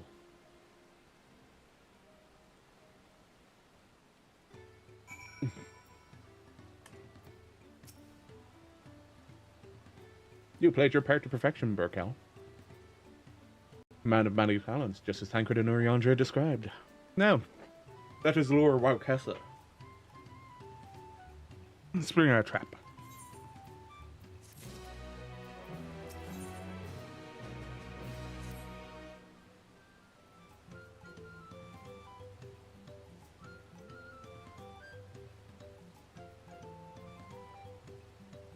Since I'm now noticing it, I am updating both my titles. So level 92, considering that's the level of the MSQ I'm currently doing. That is execute the final stage of the plan. I will set out towards Earthenshire alone, and unarmed. Better sell the act of a defenseless merchant. Assuming while Kessa is watching, he will likely wait for some quests.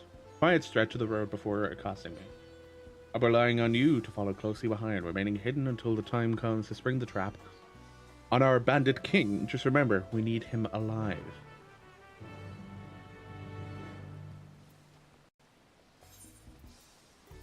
How many quests have I done already at level 92? A few. Oh, there was very few actually level 91 quests. Interesting. Yep. Not actually going that far.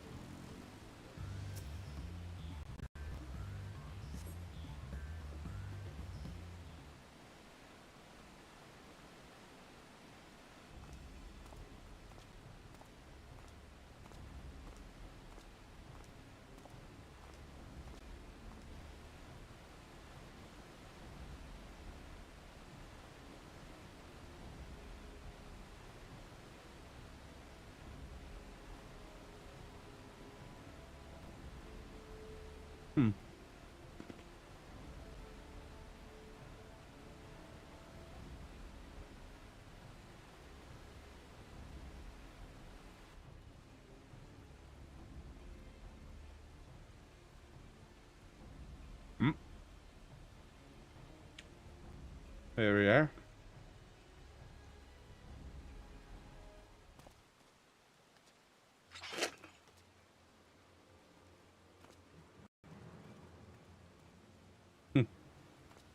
I hear business has been good to you, Master Merchant. How about you share some of your profits? I mean, every coin you have.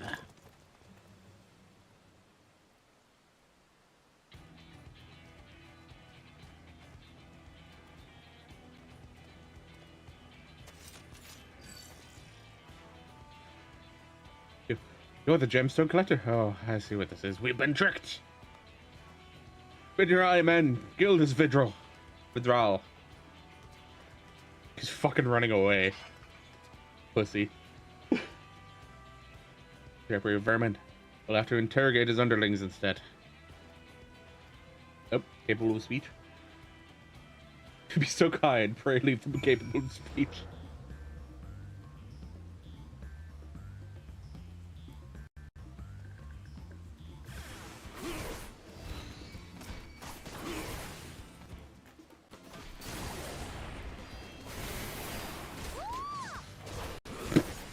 That voice.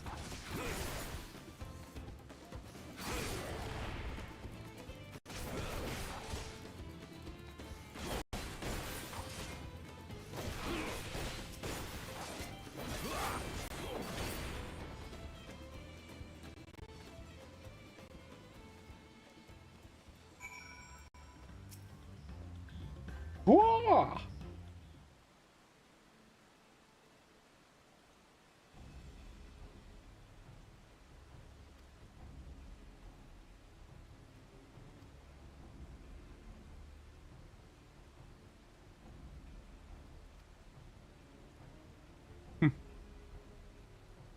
I know your gang is behind my sister's abduction. Tell me where she is.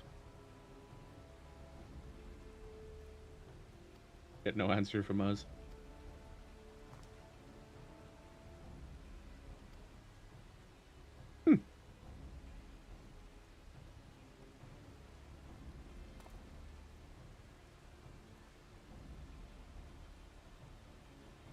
He really wants to protect his sister, which is a good thing. Fast losing patience. Talk now or die. The choice is yours. We were hired to nab the third promise. That's all. Don't know where they took her. Hired by whom? He's the one who took the job, of course. It seems we needed the leader after all. Once I've arranged for the Landsguard to take custody of these criminals, I'll call on Thancred and his tracking skills. Perhaps you could pursue Wowkessa in the meantime. Running in an easterly direction, should you locate him, I suggest you shadow him rather than force a confrontation. He might lead us to where Lamanti is being held.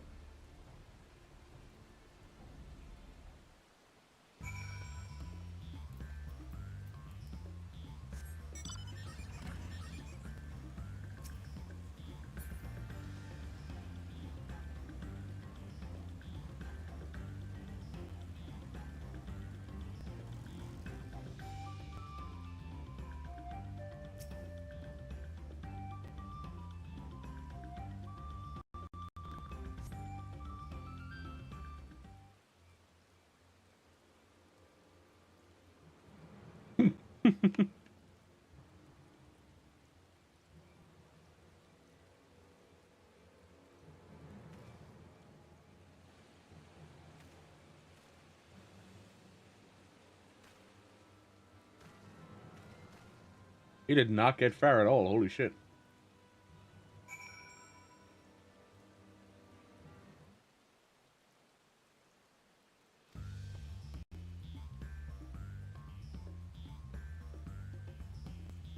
Somebody who turns around to avoid detection. Make use of cover, such as rocks and trees.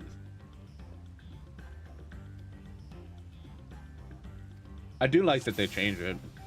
Make it way more obvious.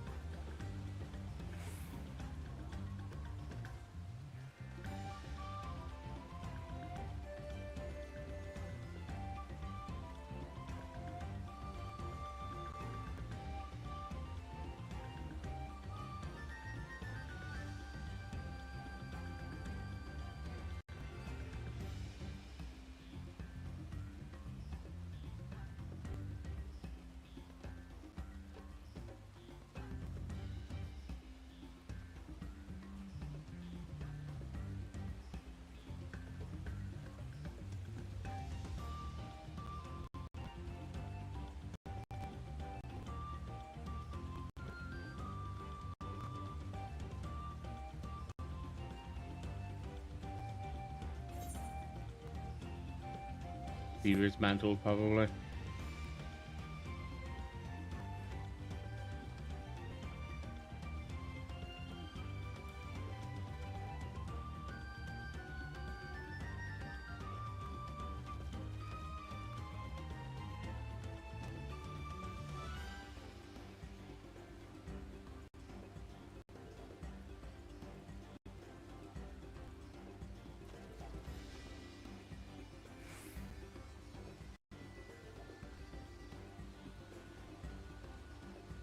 It is interesting the way they did it, though, because it's like, now I'm out of line of sight, right?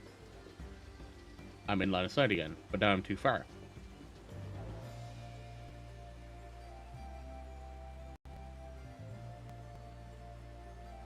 Only when the arrows are there that it'll be caught. So it's just like, it is way more accessible now, the way they've done it, the way they've put it together, than it was during Endwalker.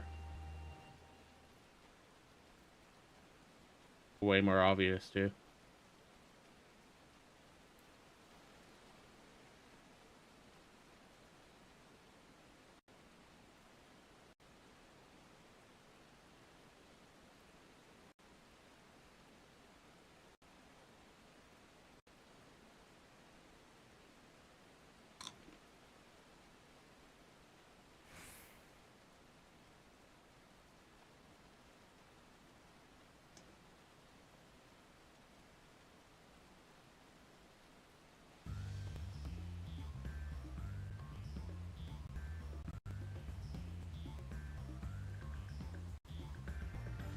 Hoobigoo. Oh no.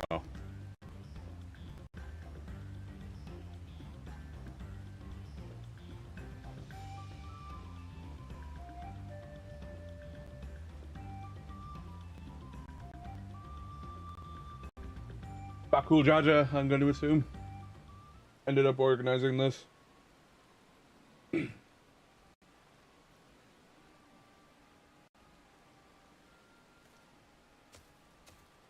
one of his men, at least. Finally, my money. Give it to me now. I'm scared maybe hunting us already. Yourself. We had our own troubles finding a suitable hideaway.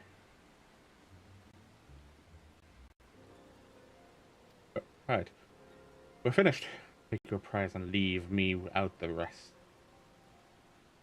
Hostility!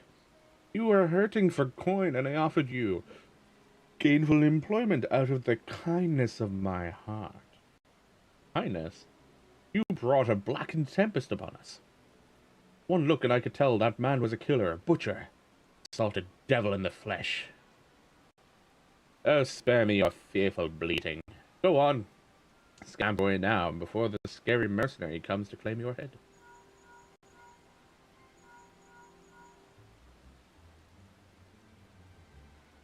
You found the abductor then?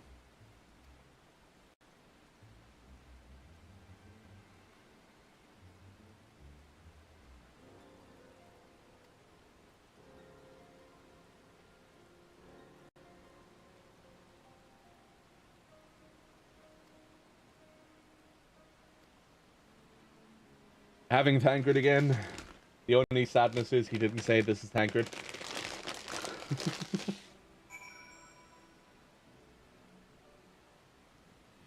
The one line that I miss. Now we're following the Hoobigoo.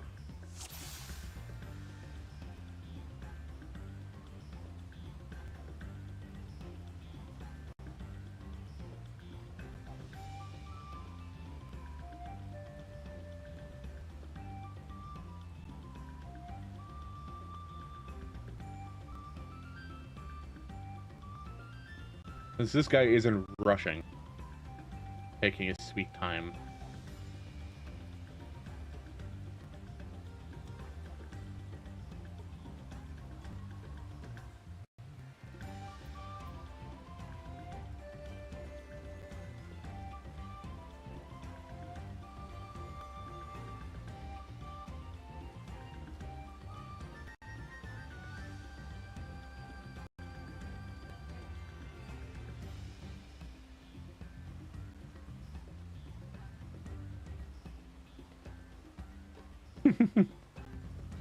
Me and this Makote both doing the quest basically the same way.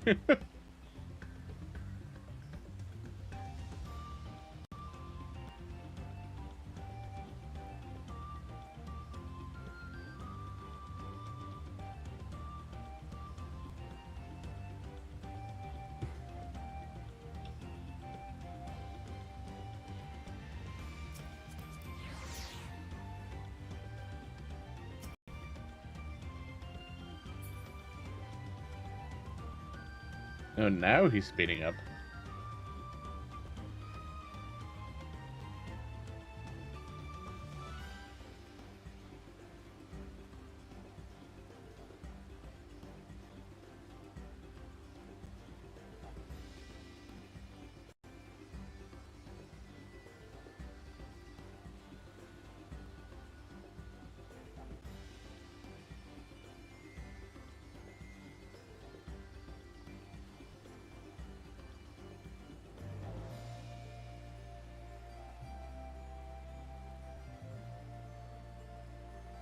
Alright, there we go. First follow quest of the expansion done.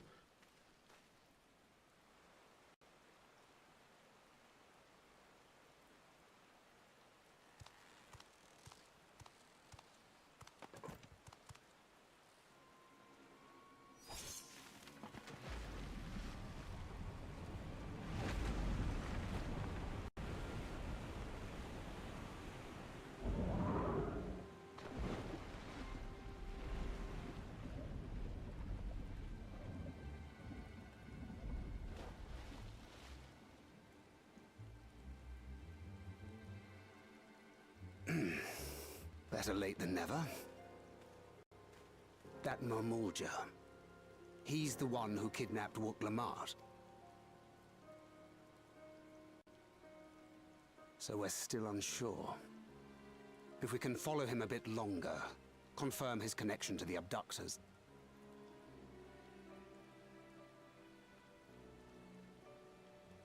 Yeah. That will complicate matters.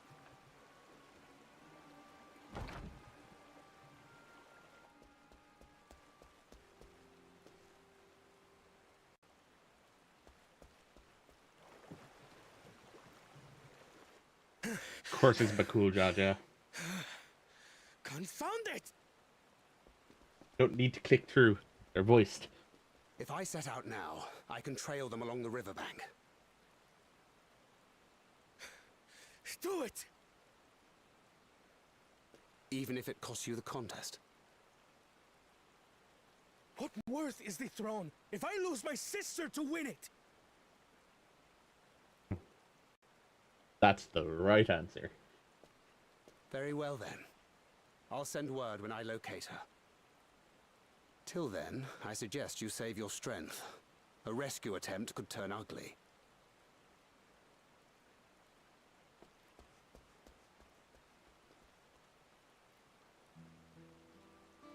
That Hubigo just now. I swear I've seen him with Bakul Jaja. Knowing the way that monster works, he probably hired bandits to kidnap her so he could steal her keystones. But even alone, my sister is more than a match for a gang of untrained ruffians. She must have been ambushed or deceived. Gah! I should have been there! If those bastards have hurt her!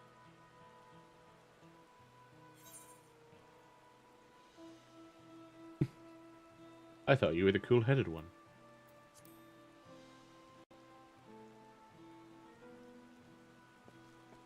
And what exactly is that supposed to... Forgive me. Snapping at you won't get my sister back. Nope. I'm afraid I've always been like this when it comes to Lamachi. The thought of her being in danger sends me into a panic.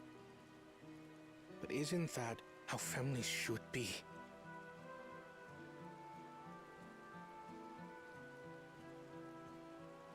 These days, Tural and Mikote live however they please. But the clan into which I was born kept to the nomadic traditions of our ancestors. Oh, so this is probably why it doesn't like across the traditions. plains, always moving with the seasons. During one such migration, my birth parents left me behind. A child.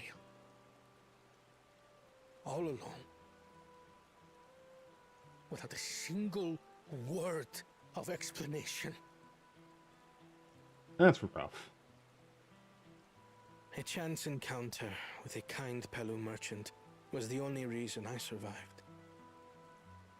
Taking pity on me, he taught me his trade that I might fend for myself. I became a stallkeeper in Tuliyollal's market. And that is where the Dawn servant found and adopted me. I had already been in the palace some time when Lamachi came to join us. Like me, she had been cast aside by her parents. I knew the pain of solitude and wanted to spare her that suffering. As this tiny child's new brother, I swore I would always be there for her.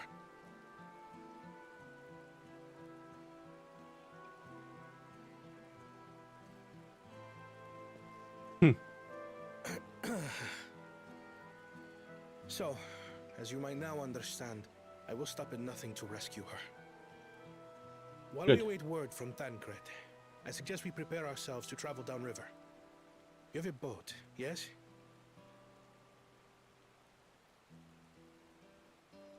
Yes, but no patois. Oui. Why release the punity if not to delay pursuit? Punity. If we were unsure of their guilt before, then this surely proves it. Before we act, however, let us regroup with your comrades. Would you mind making the call?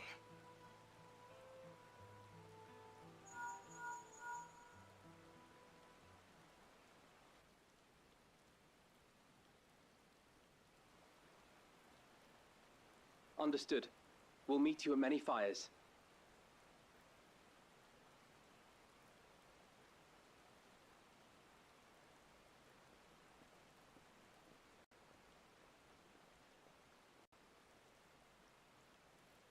God damn it.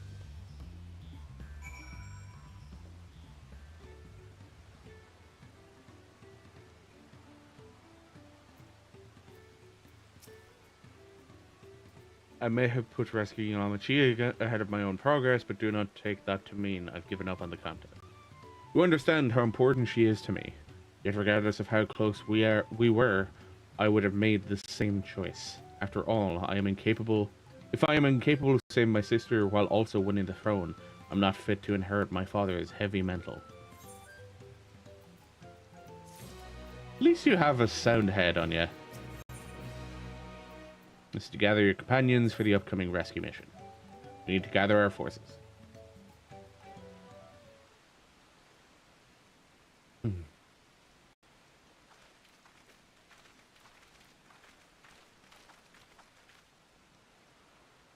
Firstly, allow me to brief everyone on our present situation.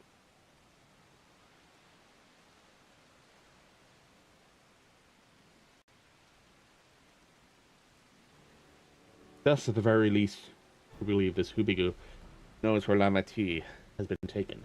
Tancred is shadowing their boat even as we speak. I should be able to join him with all haste. Our quarry had the foresight to release your Punuti from its harness, leaving us without a means to give pursuit. Aaronville, as an expert on wildlife, what are our chances of recapturing the beast?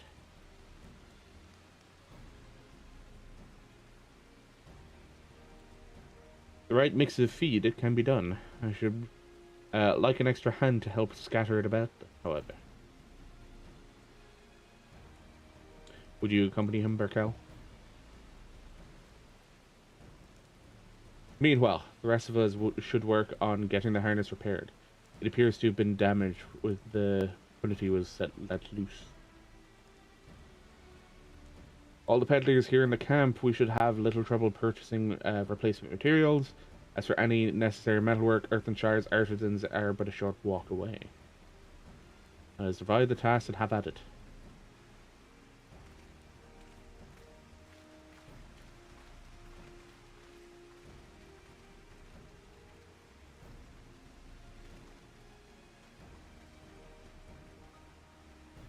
There was an unusually aggressive herd of wild punities downriver, so our girl would have fled in the opposite direction. Come, we'll try the waters upriver.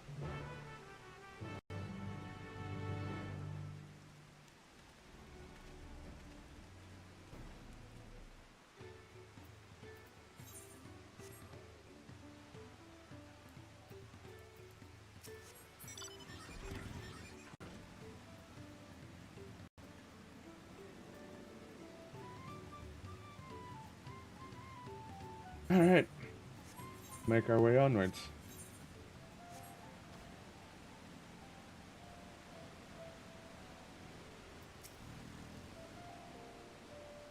When our Punities come this way, she will be hiding in the depths of the marsh Lagaka. We'll need to lure her back to the shallows with a promise of food. Eat mainly aquatic grasses and plants, but the tame ones are often fed vegetable scraps. Added leftovers to the feed I prepared, it should help the mixture stand out against the marsh's natural scents. Lagaka is crawling with predators, however, so I'll leave it to you to scatter feed deeper in. I'll be waiting for you near the shallows with the rest of our Punities' enticing feast.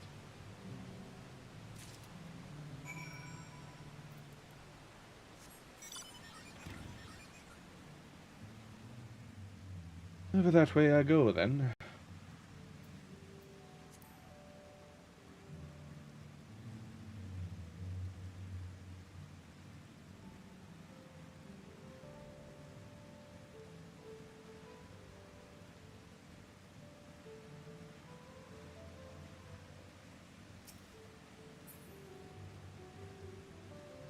Ooh, excuse me.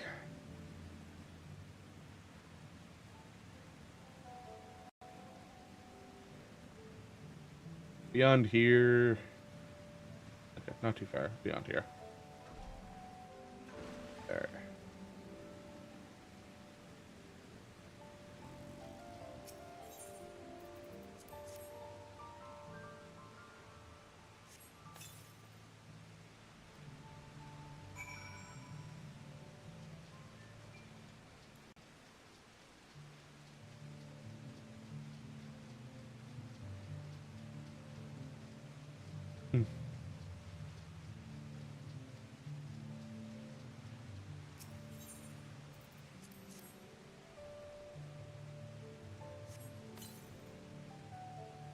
Gather Ernville's feed on the water edge. There's edge.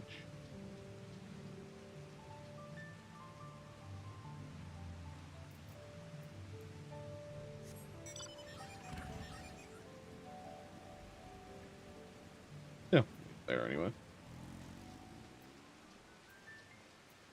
Alright, Ernville. All set. I've just finished laying out the rest of the last of the bait. Step back out of sight and leave the rest to me.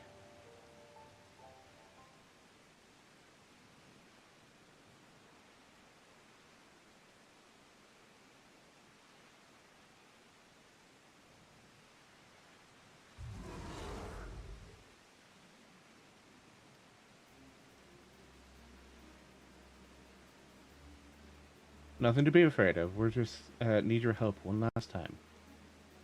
You're hungry, I wager. Come on, come with me. I'm just imagining gulp.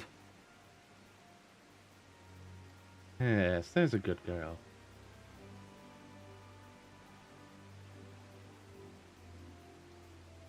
We're fine here, I think.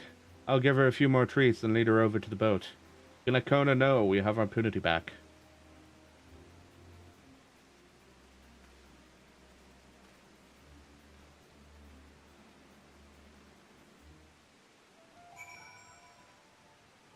It's impressive it didn't attract anything else. Yeah, big massive beastie.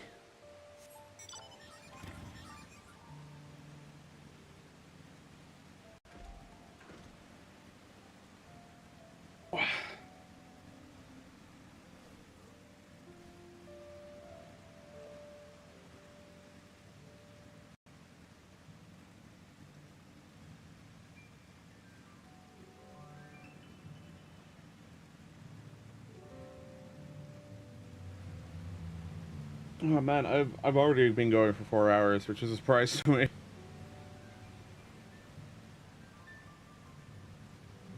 Forget how quickly some time can go by.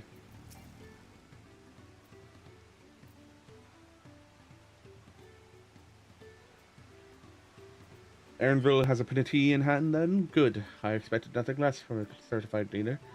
As for the harness, we were able to purchase all the parts we need.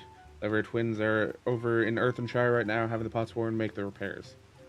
I'm told it shouldn't take long. We'll be ready to embark on our rescue mission as soon as we hear from Tancred. Alright. I'm gonna take a quick break and I'll be right back.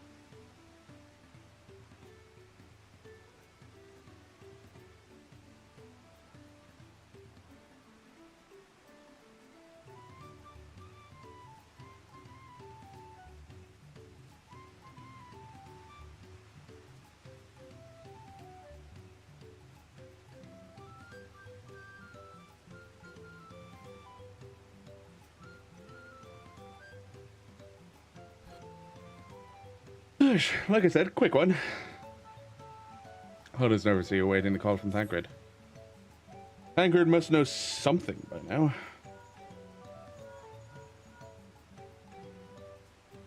Founder, Wizard, thank you. I had but to invoke his name. Thancred followed the Hobigo's boat to the destination and confirmed that they are indeed holding my sister captive. They, of course, being Bakul Jajas and his minions. Where I'll make regardless. Lamati is in Rickleaf tunnels. So the harness is repaired. We strap in the Punity and make our way back down Ihikumatu.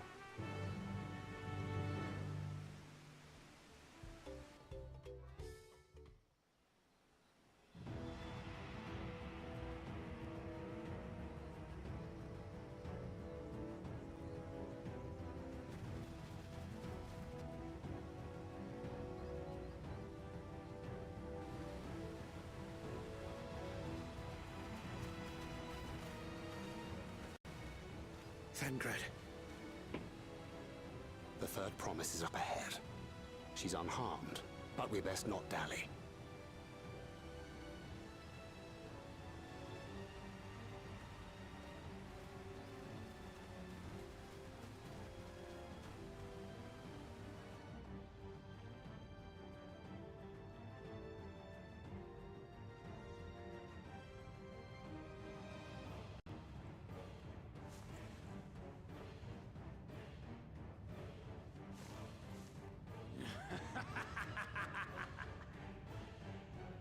I spit on these pathetic feats.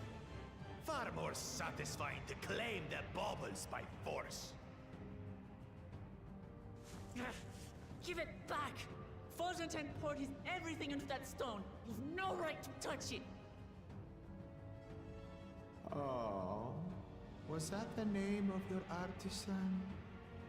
How could you allow something so precious to be stolen? What an asshole.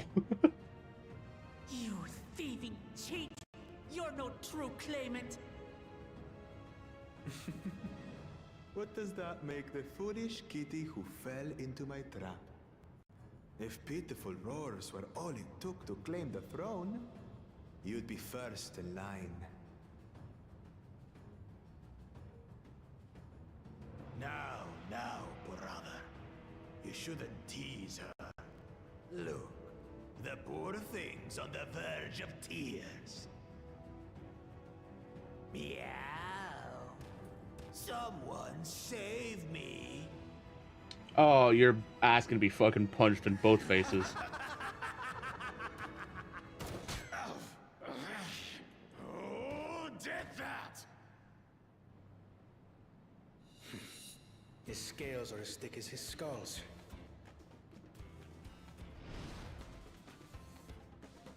Coward! You dare ambush me? 'Tis the blessed sibling's favorite tactic. That useless Bune was sycophant. He was supposed to keep the lackeys running in circles. Oh, you must tell me all about that.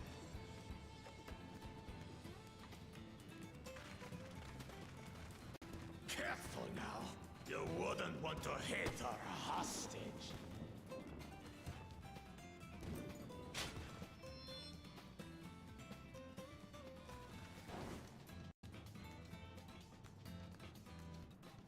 What a pathetic piece of shit.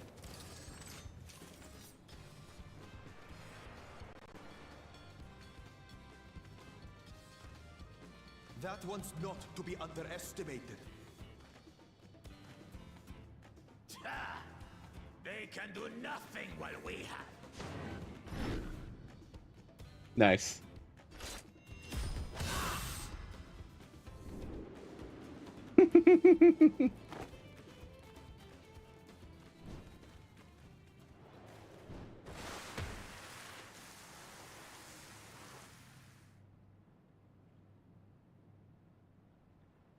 Impeccable timing.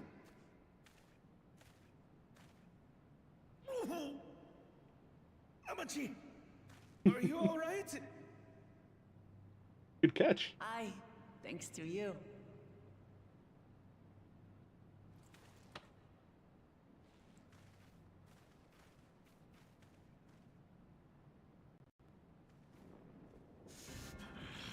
these weaklings think they can defy us?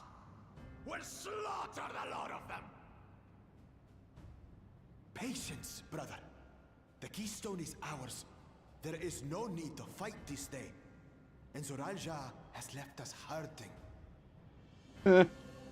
No! I won't stop until I gut these maggots and feed them their entrails! If we fall here, we fail our siblings for nothing. Is that what you want?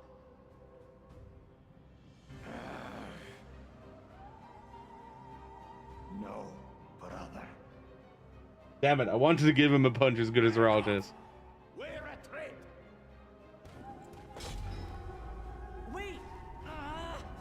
Damn you, Bakul Jaja!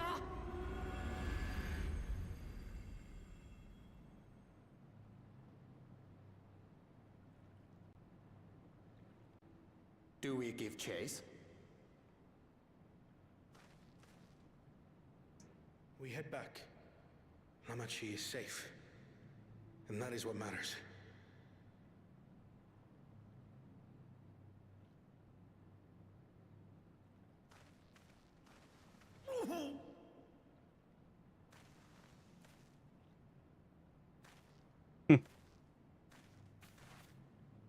Injured himself to save his sister.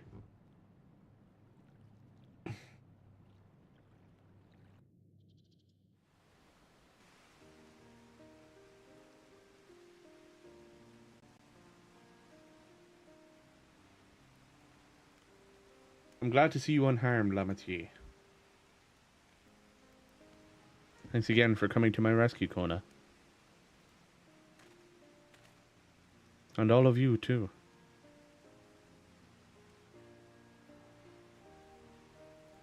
Bakul Jaja must be desperate indeed to resort to such aggressive tactics. I shouldn't have been so careless. I underestimated him, and it cost me a keystone. Ponjantine upended his life so that I could accomplish the Moblin's feat. He believed in me, believed in my cause, and I've let him down.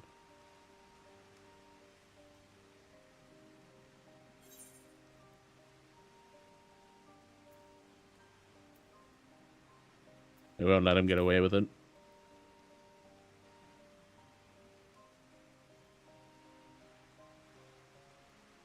You're God's damned right about that. Next time I meet that brute, I'll knock him straight on his scaly behind and take back my keystone.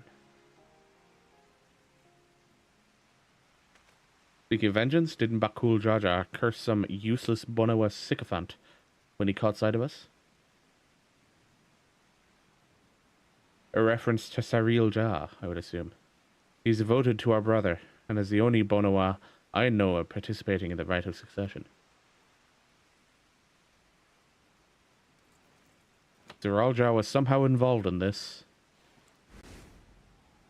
Never forgive him for putting our sister in danger. He will have forfeited his right to be called brother.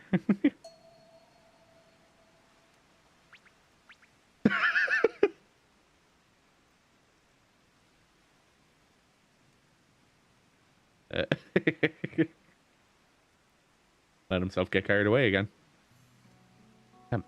Bakul Jaja should face punishment, of course, but so must the bandits who had the temerity to abduct Lamati. I should request the father send a contingent to Landsguard to enforce the law in this region. I agree that measures need to be taken to keep the travelers safe, but I wonder what pushed these people towards a life of banditry in the first place. If we dig deeper, we might find a way to improve things for everyone.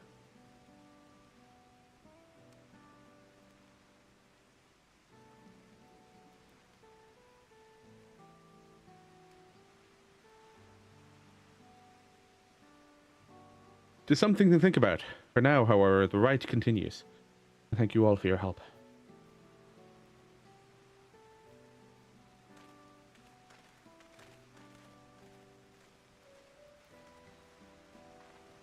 Should be moving on as well. Are you feeling fit to travel, Wuk Lamat?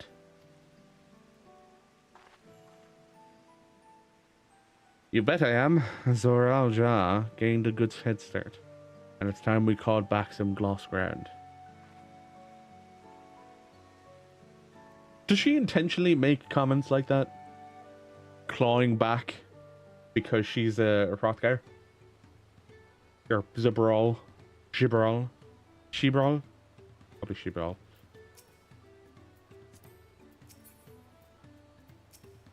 There we go. Kona is a picture of composure and rationality, except when it comes to matters concerning Wuk Lamat's safety. Far be it from me to fault a brother for being protective, but still. Wuk Lamat I once knew would have been inconsolable at the loss of a keystone. This journey and your companionship is doing her a world of good. Though they share a single body, it's obvious Bakul Jaja has two minds when you see one head calming the other head down. Personalities are as distinct as two individuals could be.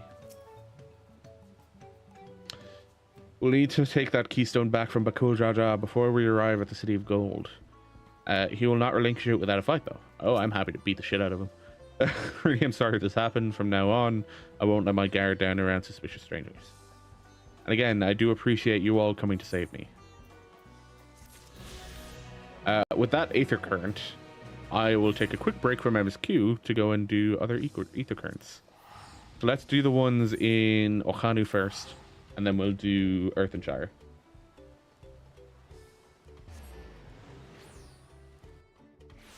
And then that'll give me flight here.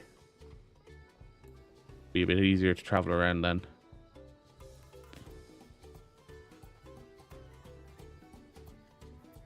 Alright.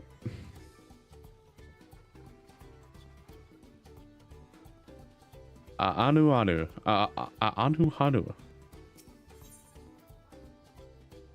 To share Okanu's customs with new visitors. You are Wuk Lamat's companion, aren't you? Kishai smiles upon me. Kishai. I'd hoped the Great Bird would guide one of the villagers' saviors to me. You see, the time has come for us to make our customary offerings to Kishai. It is a ceremony we hold dear, and I would invite you to participate in as an honored guest. You will join us, yes? Oh, that makes me so happy. My feathers are standing up straight. The traditional offering is fruit that grows on the that grows to the southwest, and they must be so ripe that they fall into the earth. Gather 3 and return to me. To Lanuhani, at the shrine. Lanuhali. Pick up the other one before we go pick up these fruit.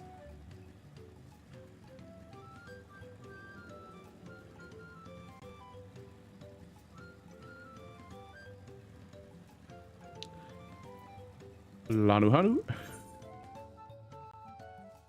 needs help performing an honored tradition.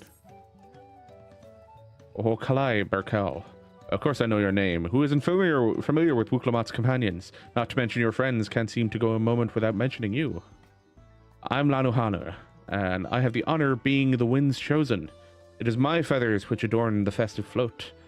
I feel the wind has guided you to me for a reason. As a visitor to our village who has fast become an honored friend, I would offer you a chance to strengthen our bonds.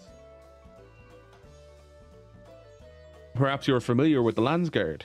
It is customary among the winds chosen to save their molted feathers and present them to these brave protectors as gifts every few years. At this very moment, one of their number is making their way to Okanu to receive our offering. There's much more to it than just a simple delivery, and I think you being interested in taking part. It would deepen your understanding of our ways, and perhaps you and this member of the Landsguard will become fast friends. I would start with a small task if you're willing. Hanshi is the name of our guest, and he was due to arrive some time ago. I fear he may be lost. Could you search the road for him? I'll stay behind in case he arrives.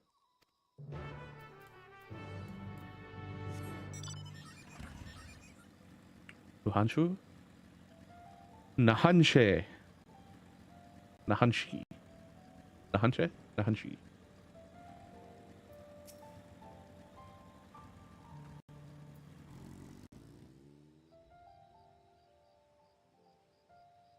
You're looking for me? You're not a Hanu Hanu, unless you're molting something awful. Ah, so that's the way of it. Well, now that you've found me, I suppose I better get on with it. Sorry for my lack of enthusiasm. I joined the Landsguard hoping I could bust some skulls. Slaughter some beasts, you know. Use those muscles of mine. But for my first assignment, I am lugging crates of supplies around. It's not exactly what I had in mind. I suppose I'm complaining won't get this done any faster. Let's go meet this Lanu Hanu then.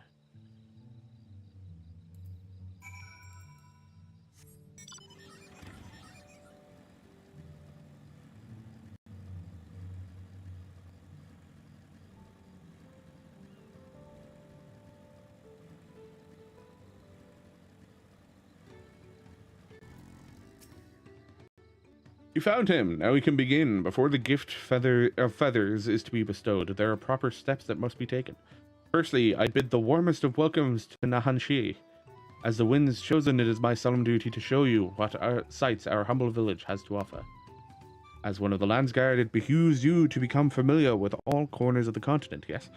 Then come with me to the center of Akhanu, where you can behold the entire village at once. What a load of... what a load of shit.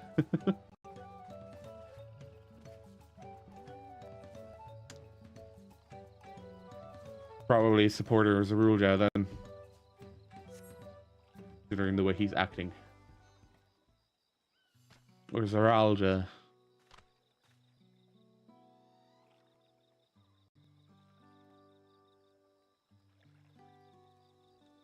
Take it all in. This is Okanu. As you can see, our homes are made from wood and reeds, both of which the forest blesses us with in abundance. But nature's blessings are to be treated with care, for dry reeds can easily catch flame, and if they do, we risk setting our entire village alight. Building waterways through Okanu is a way to protect us from such incidents, but aquatic beasts can travel them as well. And when these beasts become too great in number, we beseech the Landsguard to cull them. You know, always thought hunting duty was just a way to keep us sharp. While I'm here, I'll make sure nothing troubles your home. All of Akanu would thank you. And now, for the reason you came. The feathers of the winds chosen. They're used to adorn the equipment worn by the Landsguard. The design evokes the image of Kishai, the great bird revered by all Hanu Hanu. The feathers give it a touch of authenticity that make the soldiers appear all the fiercer. Every soldier's outfit is designed according to their profession, and each feather must undergo an elaborate process of dyeing and oiling to meet the Landsguard varied needs. So without further ado, let us begin. First, ask that you come meet me at the gate to the southeast. I should warn you, I'm not known for my delicate hands.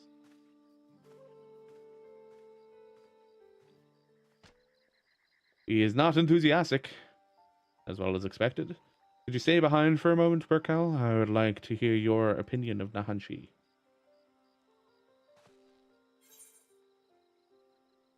He really doesn't want to be here.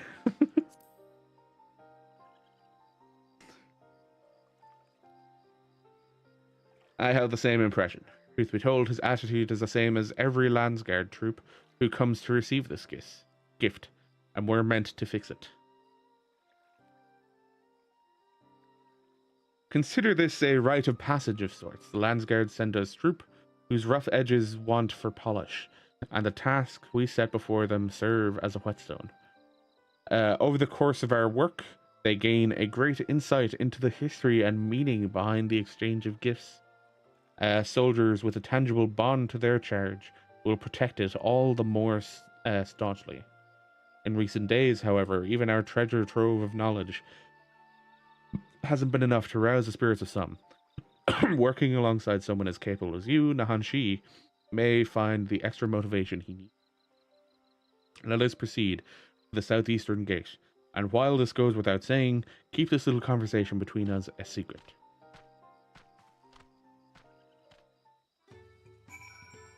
Oh, Kali.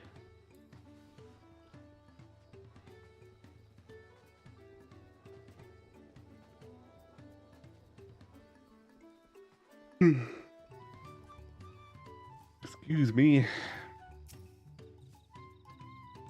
What did I do to deserve this? Now I know why my superiors were snickering behind my back as I departed. The Hanu Hanu might think this bird god is worth all this trouble, but I just want to get this over with. Damn. Let's go get the other things that I need to do. The freshly fallen fruit.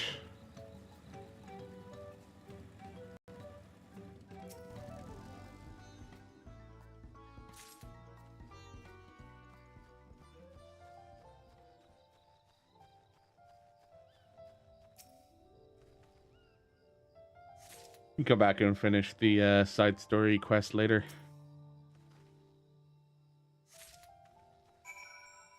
Especially considering it's probably going to end up leading into the Hanu Hanu society quest. The tribal quest, whatever it ends up being.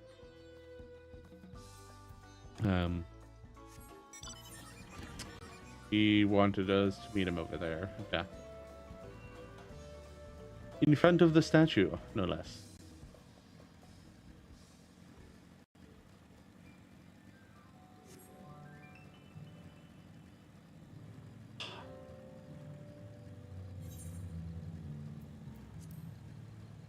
It's so weird looking at the job listing and not seeing everything being maxed out.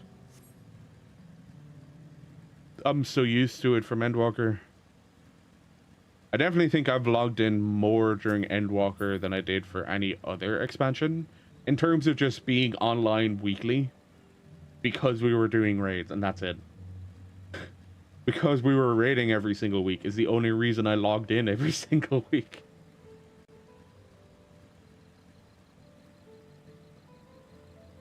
I'll need to do Chloe at some point as well, won't I? I have 7 second chance points. I'll probably be able to do it now, actually. Oh, it's not stream content. Just running through Earth's Font all of the time. I mean, Earth's Font, and then what? What else could I do? Bahamut or Zervin. Oh, Naval Extreme's on there. That's not too bad, actually. Pretty decent. I have 4 that I can really do. And then I'll just repeat Earth's Font, considering how quickly I can get it done. Oh, hello! To what do I owe this honor?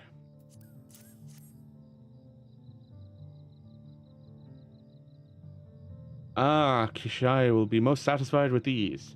Today, you are more than an honored guest. You are the very heart of the ceremony. After your efforts to bring Ihana back to us, Kishai is doubtless overjoyed to see you in this role. The fruit shall bear a powerful blessing indeed. Now you must take the previous offering back whence you came. Deliver the blessed fruit to Anuhanu, and the ceremony will be complete. Go with haste. And back to Okanu. I feel like that top is good for Vipers as well. Sort of pirate top. Like it fits.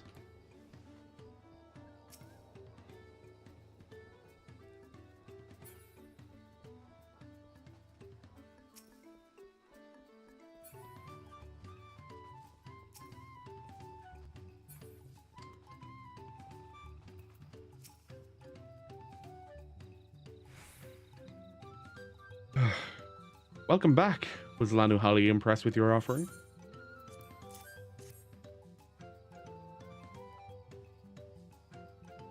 Yes, I can feel Kishai's grace emanating from these. Thus the ceremony is complete.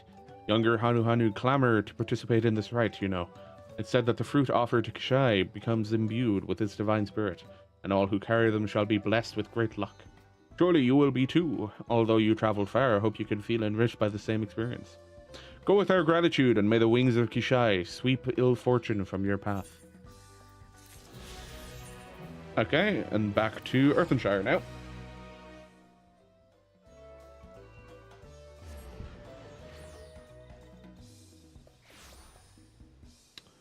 And now here we have 2 quests to do. For Movamuk. Searching for a strange face to Earthenshire. You are Berkel, are you not? He who has been strength lending to Wuk Lamat. Could Movamuk ask that you strength lend her in turn? The matter is this: Movamuk's craft hand is to retire after long years. He lips that he intends to fancy craft one last masterpiece before he does so. But for this, he needs the hand help of a strange face to the village. Anfroy is his name. He is always very murky worded, and his requests to Movamuk is not sure what a hand help he needs. But if you could exchange tongue flaps with him, she would be very, very happy feels.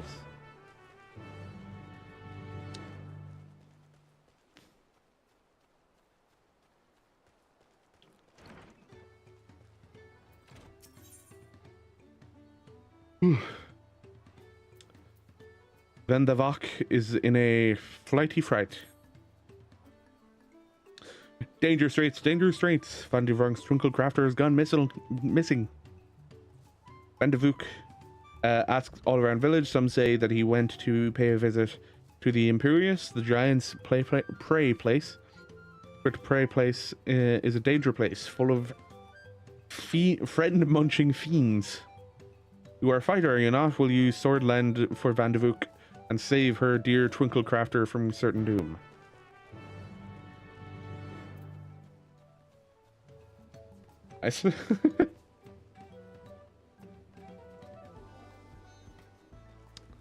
And there goes a bot. Is it in here? Yes, it is. And for a.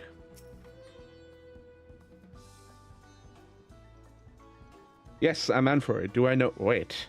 Aren't you the friend of the Third Promise, the adventurer from across the water who is asking about the pot packs? Ah, I see. Movamuk sent you. I only said I needed the help of a stranger to Earthenshire. Trust her to pick an honest-to-goodness hero. The task I have for you is but a trifling one, but it's very near and dear to my heart. I want you to find out all you can about Movamuk.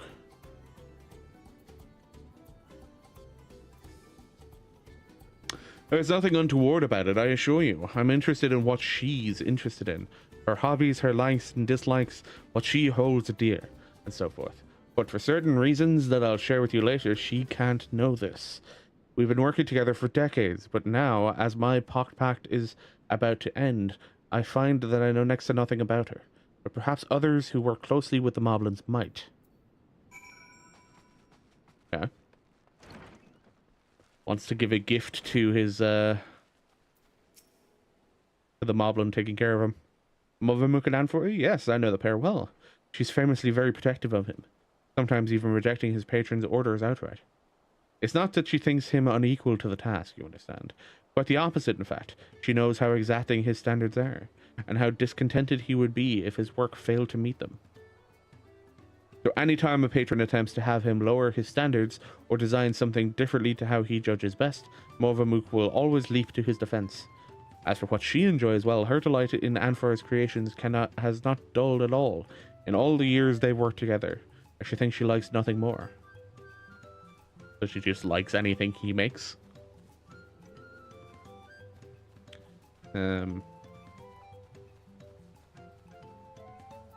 Doldrick. Uplander wants to know what brain thinkles Movamuk. That's an easy ask. Movamuk never lip flaps about anything other than her potsworn Anfroy. She says he is just as good a tricksy crafter as he is a crafty tricker, always playing crafty tricks. One day Anfroy draws into Lowers around the village, showing Potsworn how to leave Earthenshire without Hellpants eye-catching them. Many laugh-minded pot friends follow the arrows and leave for secret hiding place in the woods. Mobbies are frighty fields over disappearing Potsworn. Potsworn come back all glitter teeth. but help hands are streamers. All except Muvamuk. She goes around the village saying guilt words to every mobby for Anfroy's sneaky trick. Deep heart, though. It is clear that she has nothing but happy feels to have him back. Do you understand Gobby speech? Or do you struggle a little bit, Sammy? What does Muvamuk value most? Her potsworn, of course. Any mobby who says otherwise is a fib speaker. She keeps the treasure he gave her heartside at all times. Or so she once lip-slipped to Thanafik.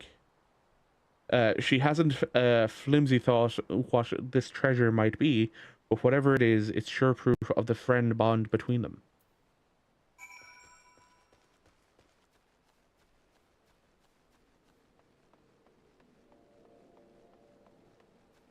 Do you understand the mobby tongue flaps?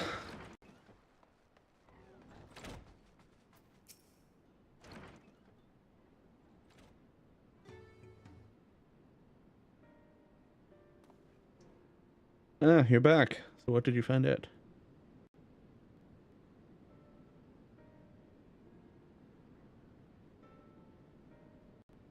Ha! He really thinks that much of me. They say that Moblin help hands love nothing more than helping their charges. And it seems it's true. Though it wouldn't hurt for her to show a little more often.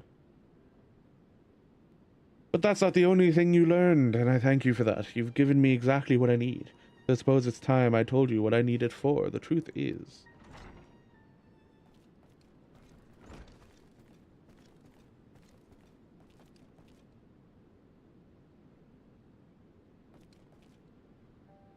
Is Berkel still hard at hand helping? Yes, he is. Well, thank you for not bothering us. You do remember that I specifically asked you to leave me be until my work was complete?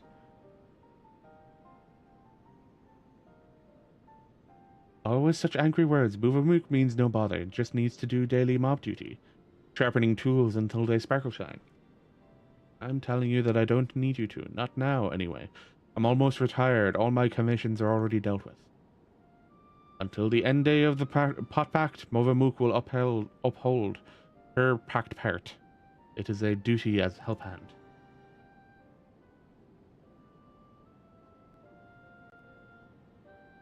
Why do you always have to be so...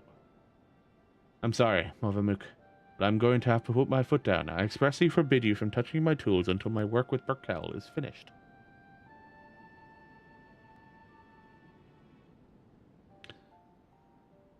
Then Muvamuk will do as Anfroy asks, though it makes her shamefaced. She will hand turn to other duties. If Anfroy needs her, he has only to hail call.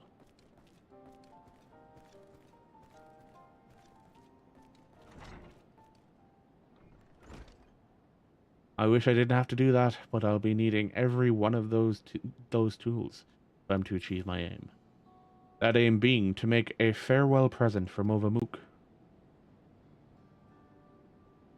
I mean, that much was fucking obvious.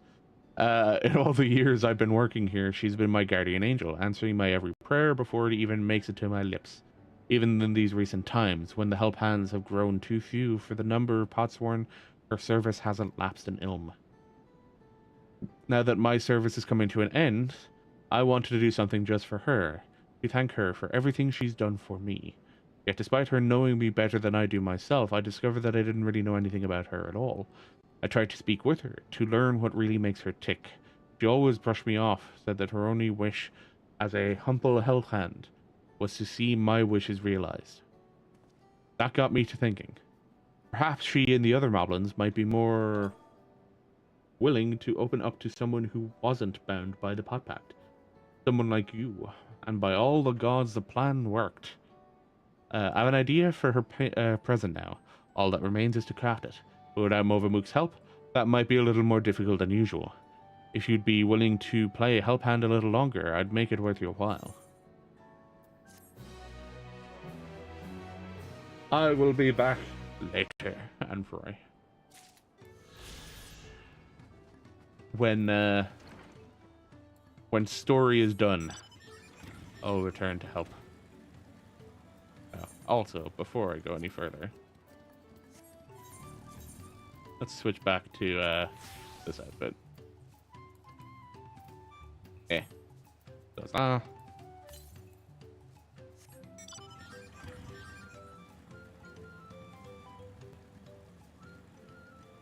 There we go.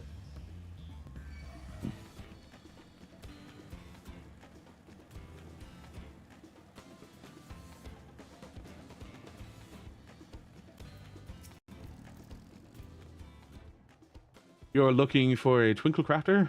That's me, most likely. I'm one of the Moblin's contracted artisans, specializing in jewelry making.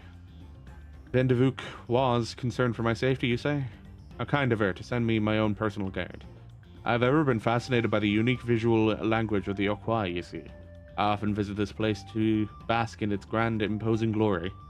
Yet I have never once taken a step beyond this point. The beasts that lurk within are far too dangerous to risk delving any further. But you at my side, I can finally make a detailed study of the rest of the ruins, such as what remains of them. Of course, 500 years have come and gone since the giants returned to their ancestral lands, and they have not been kind to the creations they left behind. Yet some of the larger structures still remain, this impressive gate for one. They say the Okwai towered yalms above even the tallest Tural. But I wonder if their architecture might have played some part in exaggerating those tales. Sheer sense of scale is serving to inflate the giant's own. But enough speculation. Let us press on. We have much to discover.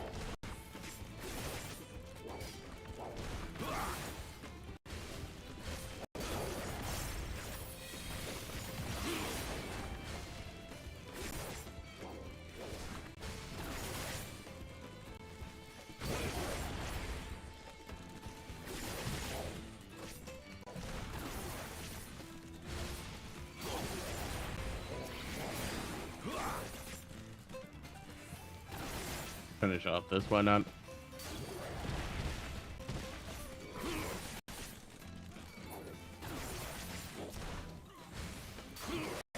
Always good to get in some extra XP. It's not much left of this anyway. There we go. Gold.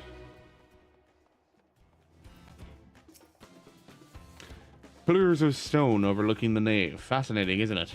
Simple combination of geometric shapes naturally draws one's eyes to the center, all the while maintaining a delicate balance. As the sun traversed the sky, so too would the shadows of the towers above, paint patterns on the ground below. And not just any patterns, oh no, calculations.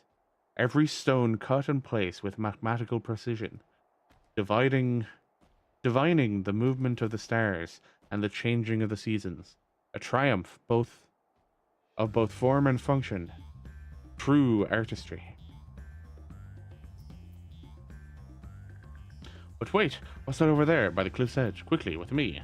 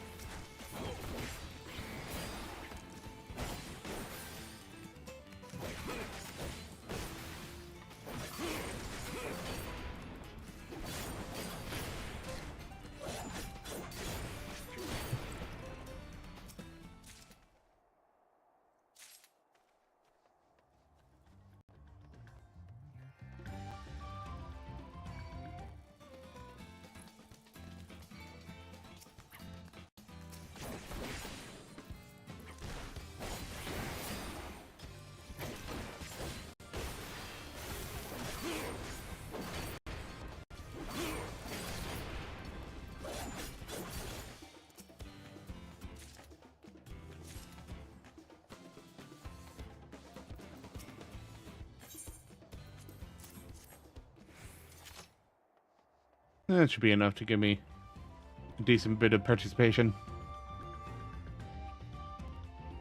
Oh, of course he got himself caught by Apyalu. Apyali? Apollyon.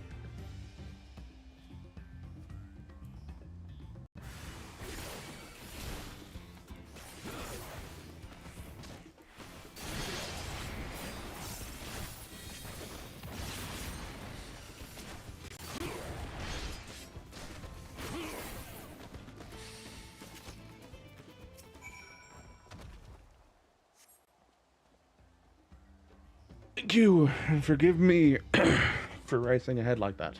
I was so absorbed in examining every element of this place I clean forgot the reason I'd never done so before. But if anything, it's worth risking one's life for. It is surely this. Why, just look at this tower, it's a work of art. The untrained eye, it might appear little more than a pile of stone, but look at how each brick is cut and positioned perfectly to align with its neighbors, and not a drop of mortar to hold them in place.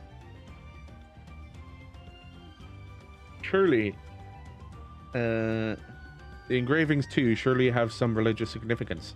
They clearly inspire reverence in me. Yes, inspiring reverence. That's the thing. Why else would the giants build their temple upon the clifftop, if not to make daily proof of their predominance over those who dwelled in the plains below, those who are beneath them in every way? There we go. One cannot help but admire them, that their creations should awe and exhilarate us even now, centuries since they've been gone. Thank you, my friend. My passion for jewelry craft has been cooling of late, but now I'm positively burning with inspiration. If the Yokwai's creations can echo through the ages, and so can mine. To Earth and Shire, and eternity. Have a look up here, shall we? Is there going to be a vista up here? Probably going to be a vista up here. No. Huh. Kind of expected one. Why there isn't? Oh, back to Earth and Shire I go.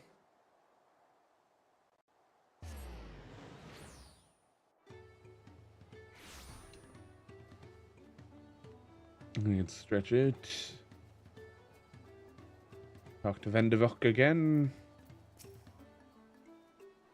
Big thanks for bringing the Twinklecrafter back to us. Not only is he safe, well, but full of mind fruit too. He says that he found it in the Giant's Prey place. This need for mind fruit is common among the Potsworn. Some try to find it in history, some in nature, and some even in fire water. It is our side of the Pot Pact to keep them well supplied with it. A duty that is constant source of brain pain. But oh, the ideas come up with when they have it. Such fresh thinking. Vendevuk can't wait to see what our friendly Twinklecrafter Wranglecrafts next. Hey, and now we can fly in Kozamaka. Yes. Let's actually use the Amaro. Hey, there we go. And now we can continue with our quest. As we start into 93.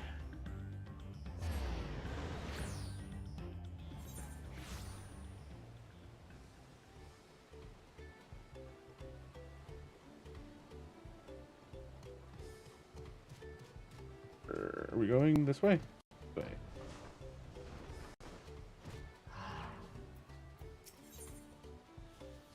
History's Keepers. Wuk Lamat has her sights set on the Yokwai village. The road beckons, friends. Let's be on our way to the Yokwai. Back to where the path through the mountains begins. You remember the spot where you were tricked into walking off with Walkessa? Just going to rub that in my face like that, huh?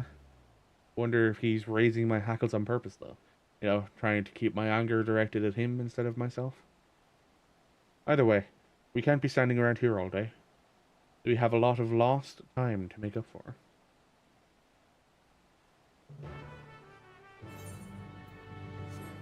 You know what? One setting I want to turn back off.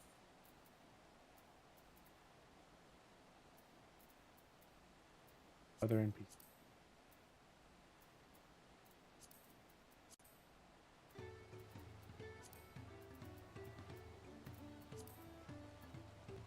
Give me back shadows, because it looks really weird otherwise. Back to Earth and Chart.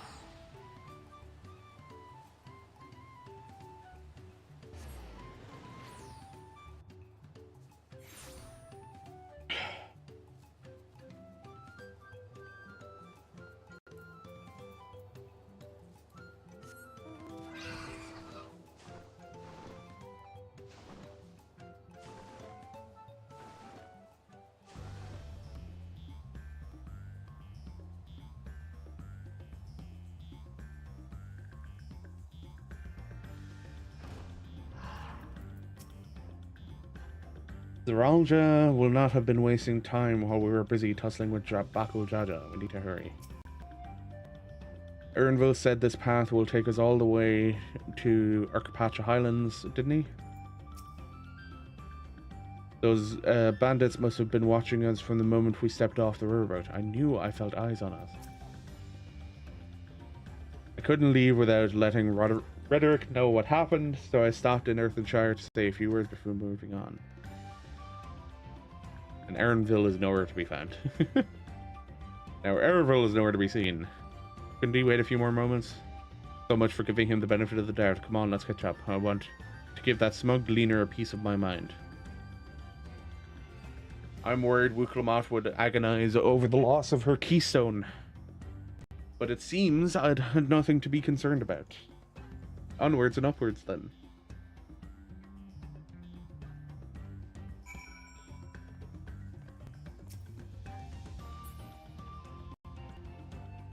And to Urkapacha we go.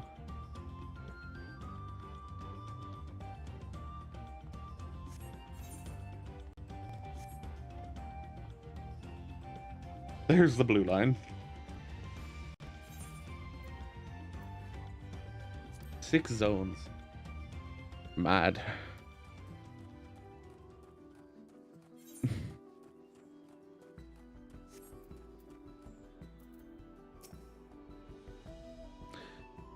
We have to be quite high up by now, which makes me wonder how much higher the summit of Workers Zimmer must be.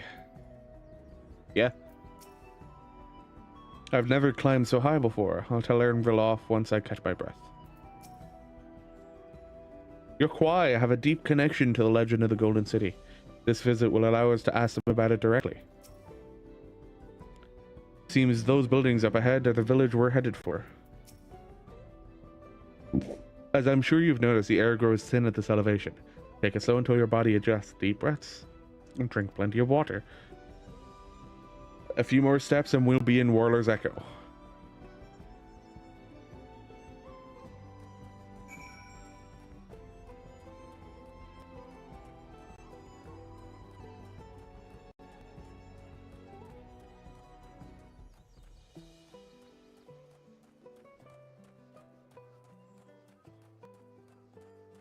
Does definitely seem interesting here. Let's do the typical upon reaching a new overworld city. Talk to the porter. And interact with the Aetheryte.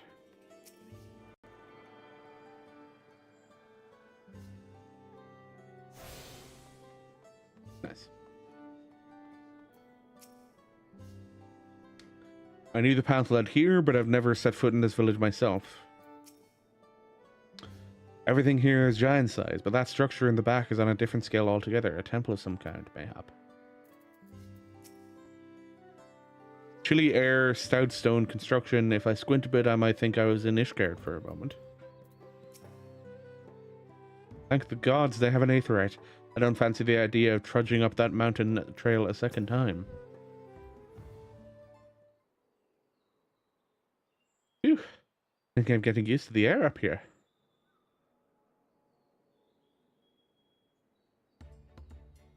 This is a place from the Lay of Proof, where Papa met with the Yokwai.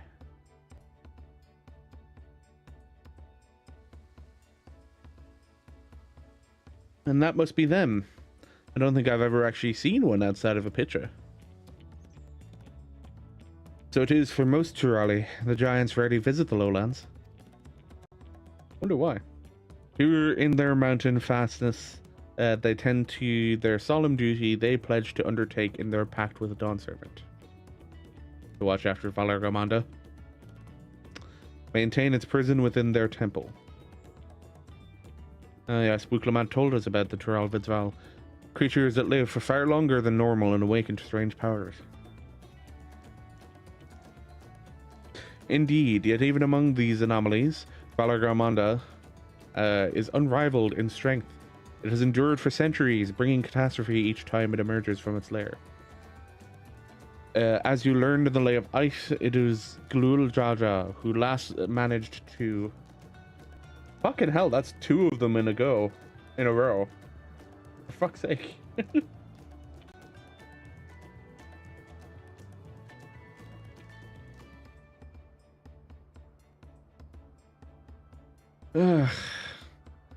Horrible for it. I was laying dormant in the temple ever since.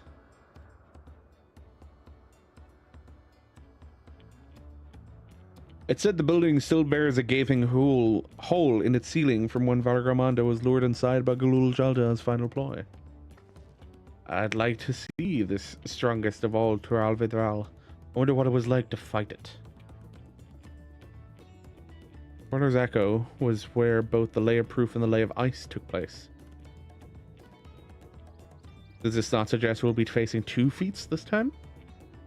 That's a question we can ask the Elector once we find them.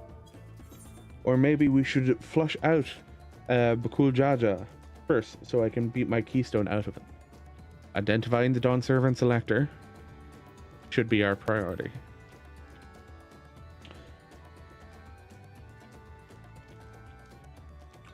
I suppose we do still have 4 keystones to earn, and no matter what we do, the contest will pit us against him sooner or later. Alright, let's seek out the Elector. So I suggest we pay a visit to Cariozer the Gracious, so their temple is called. The Moblins told me that the High Luminary Gurfalar was to be found there. If we ask someone for information, then he seems to be a wise choice.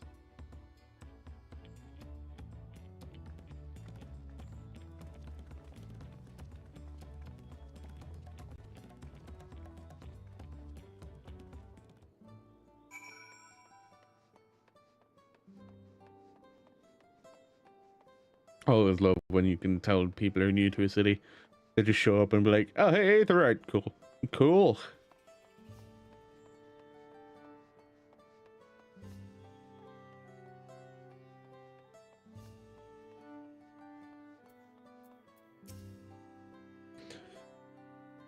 Temple guards have been watching us most intently. One does not stroll freely into Valar Gamanda's prison, it seems.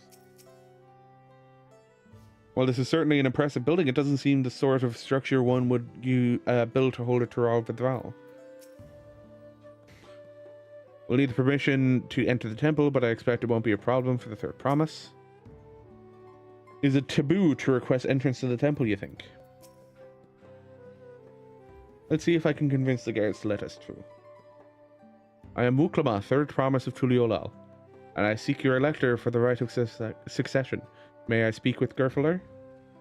The High Luminary has granted admittance to the claimants. You may enter. Ah, that was easier than expected. In we go then. Is he going to be standing in front of Valar Gamanda?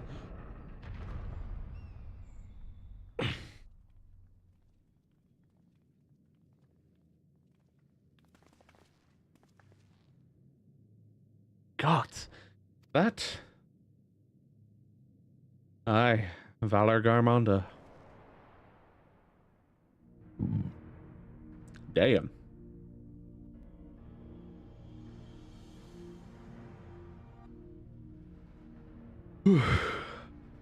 Welcome.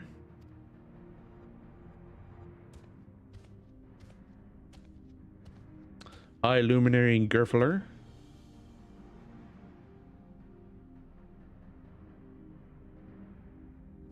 He is not here at present.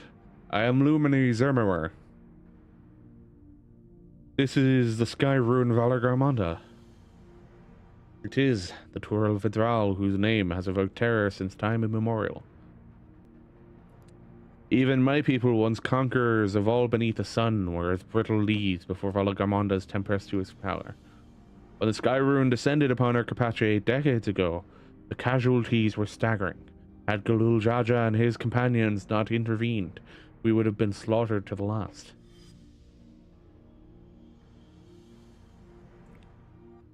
Their titanic battle with Valor Garmonda raged for 10 days and 10 nights.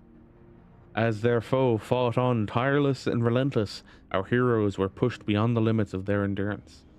Thus did the head of reason concoct a desperate plan. Little Jaja tricked the Sky Ruin into losing control of its own ice magics, causing the unwitting Tural Vidral to encase itself in frozen ether. So he tricked it. And it's been like this ever since. Nice work, Papa. But what happens if the ice ever melts? Same question looms large in our minds. For the magic sustaining this prison grow weaker with each passing year. Valor Garmonda commands power of fire and lightning and ice. Some believe that the violence of the recent storm was a result of those energies slipping free.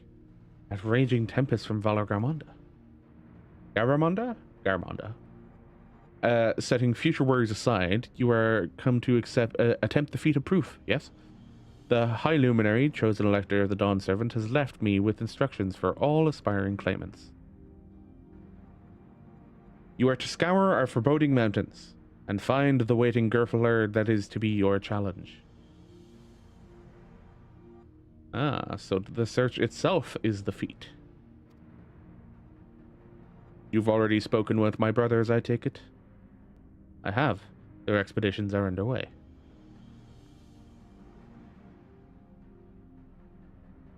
Then we'd better pick up the pace. Aye, but we'll need a direction to search in first. Let's see what hints we can gather from the villagers. Not a bad shit.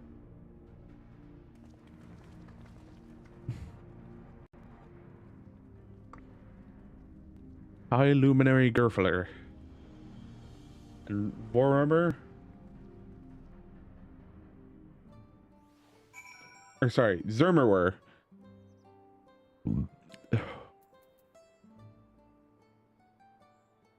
Yerzer. Alright. We'll finish this quest and then we'll go look around for Papa and his friends had his friends with him. Incredible he could hold his own against that thing. Ever fail though, we can expect that the old guard to come running. It'll be up to us to save the day.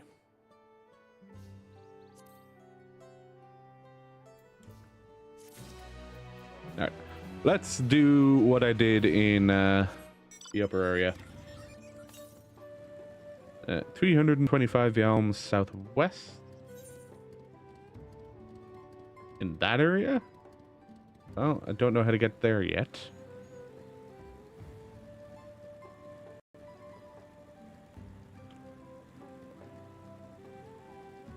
There one over here is the question. No, now it's just straight west. Okay. So we need to go north and around.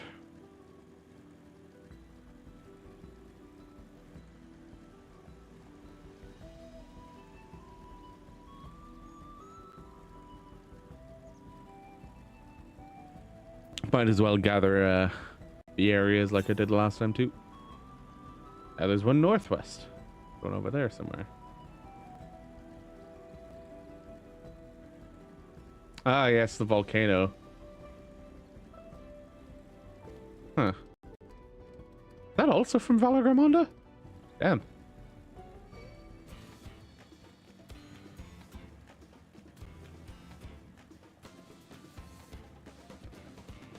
I know it was just pointed out that Valor Garmonda commands, what was it, wind, fire, ice?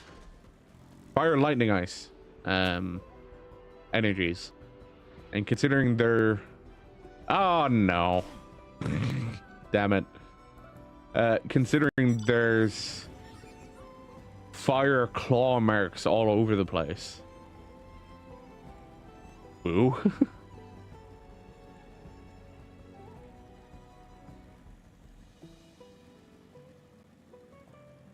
What's boo for? Me falling off? It's like P10. You just keep falling off everywhere.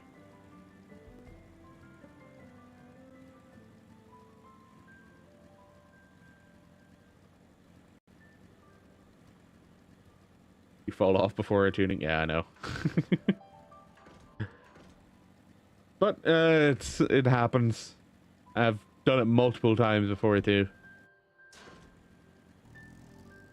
Me being a fucking dumbass.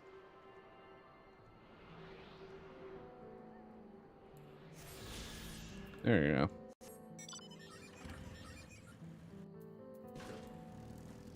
Oops. 236 yams north. Okay. So that tower, probably.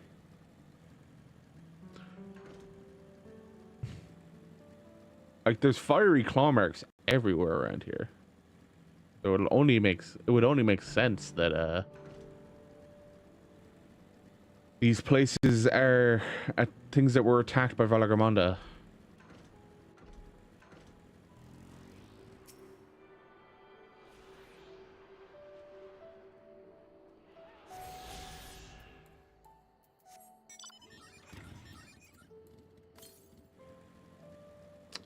$566 west.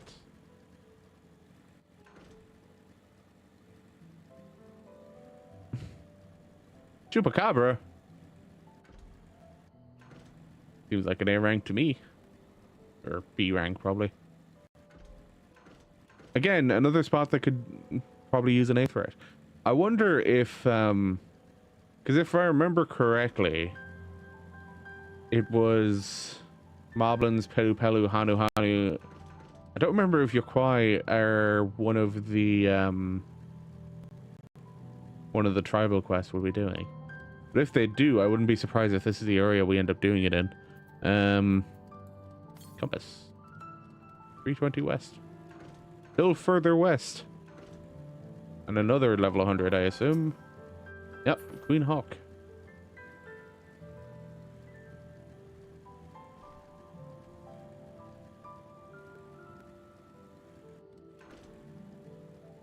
Fuck is this one? Northeast? 138 yams west. Still further west. Damn. There it is.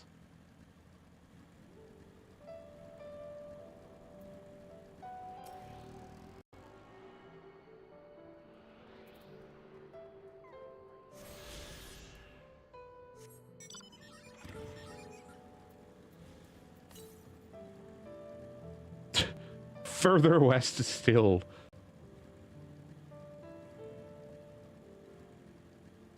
Actually a lot in this zone. Very big zone.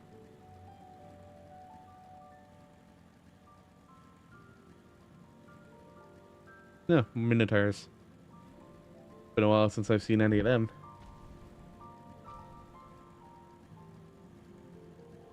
Alright, there has to be some between here and back home.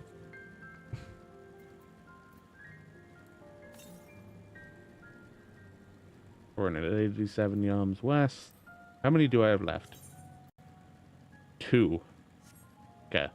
There has to be some between here and the 8th right.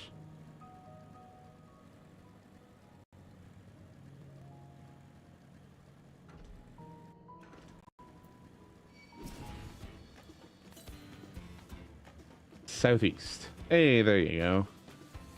Like I said, between where I was and the Aetheryte.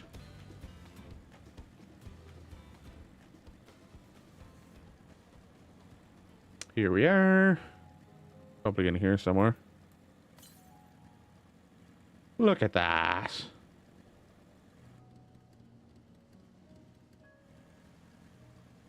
Like, that's clearly something where it's just like massive fight took place. massive fucking claws digging into the mountainside. Well, that's somewhere I can only get with flight. So it's clearly not going to be up there. However, still be visible. 85 yom southeast. Ah, there it is.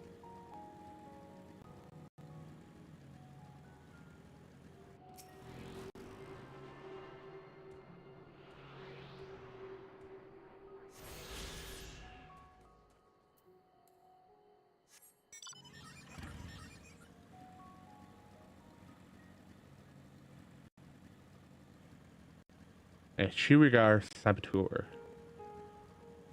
Engraver. Oh, Sabrir, not Saboteur. An assault worker. Huh.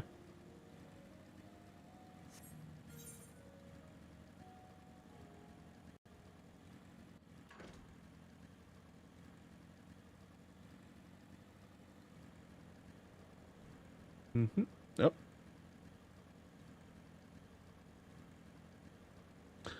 We'll complete the map while we're here. Before we finish off or start the next quest, I mean.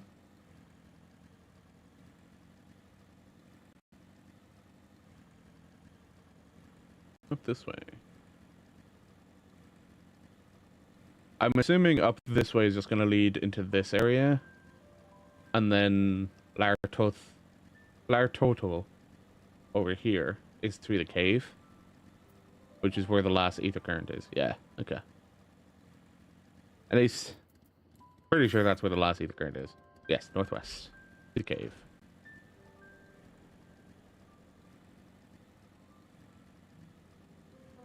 I'm almost level 94.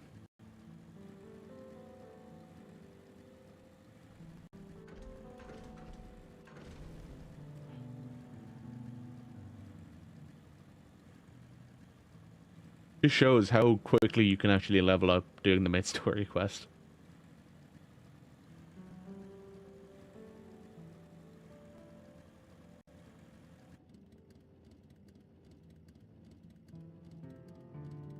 That's meant to be Valor Garmonda.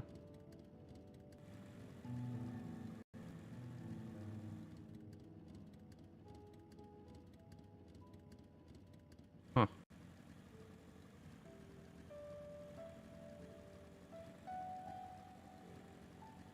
Lartotal.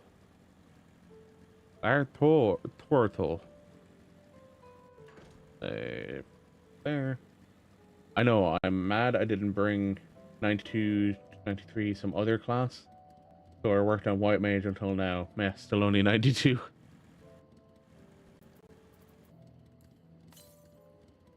Southwest.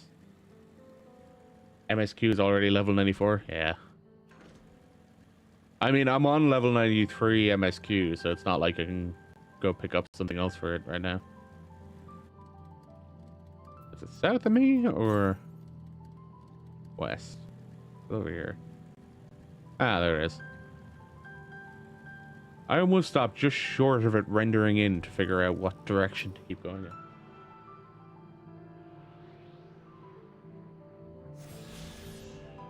in. Alright.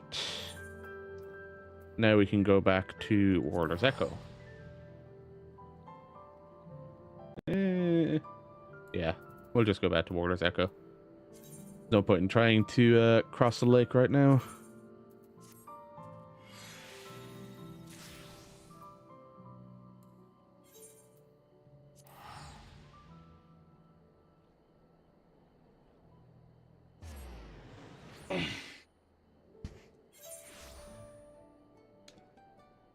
Nope.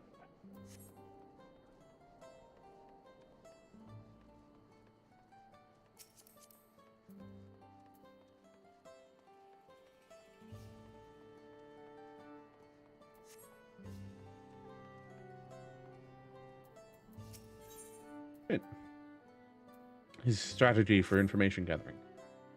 As we've just been informed, the feat of proof requires us to seek out Luminary Garfalar somewhere upon these mountains.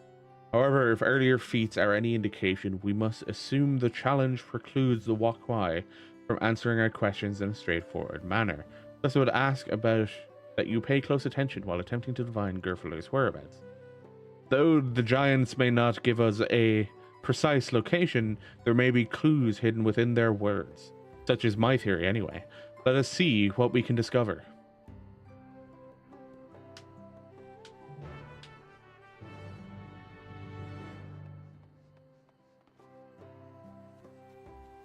Your Gerwer. Barrelighter. The High Luminary. No, I've not seen him today. Now let me ask you a question. The Tural who came out of the temple earlier. Is that really the third promise? She seems rather unimposing. How is she meant to succeed, the mighty Galul Jaja? Well. He doesn't seem very impressed.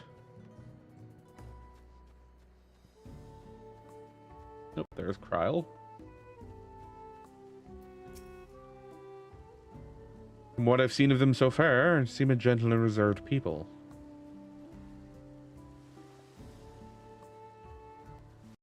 Orbalor. When you finish asking around, we can meet back where we started.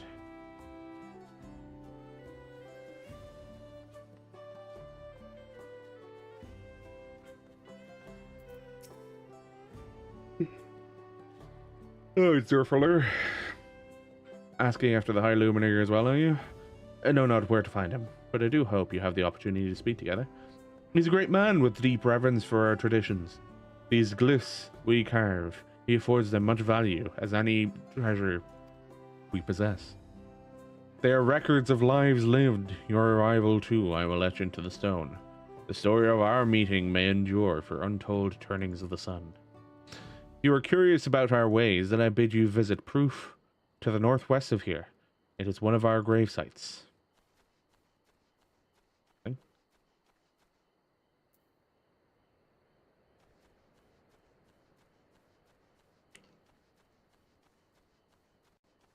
Northwest.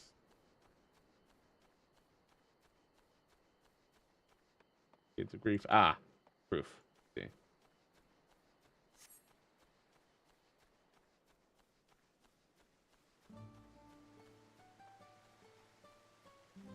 There's Aaronville.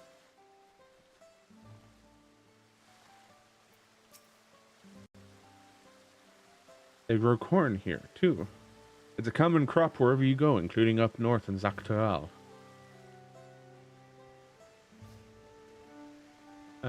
Where is Wuk Lamat herself?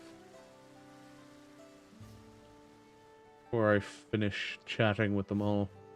Let's find Wuk Lamat and Alizé. Keep.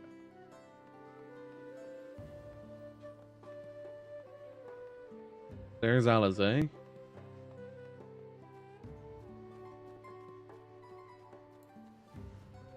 Oh, and Wuk Lamat. Perfect. Didn't expect them both to be in the same area. Bigger than I imagined. Side by side, they'd make even a Hanu Hanu look small. Oh, we can go into that house. All is covered in Yokwai writing. I wonder what it says. Go.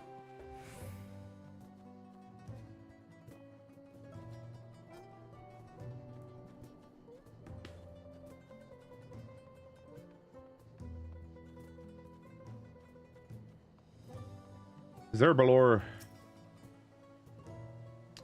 Tuliyollal. No, you are from farther away than that, I think. As for the High Luminary, I can only guess where he might be. He is a warder of Skyruin, but also keeper of the sepulchres, and his duties often take him outside the village.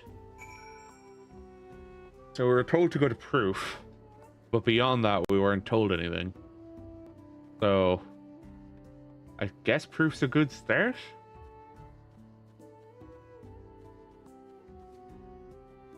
From there, who knows?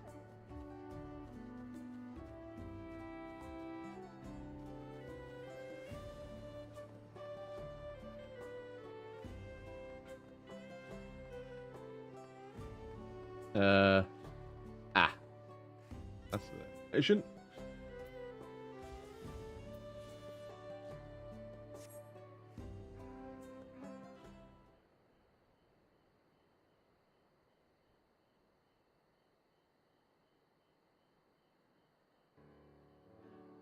I was hoping for a voice cutscene. Damn it. One sec.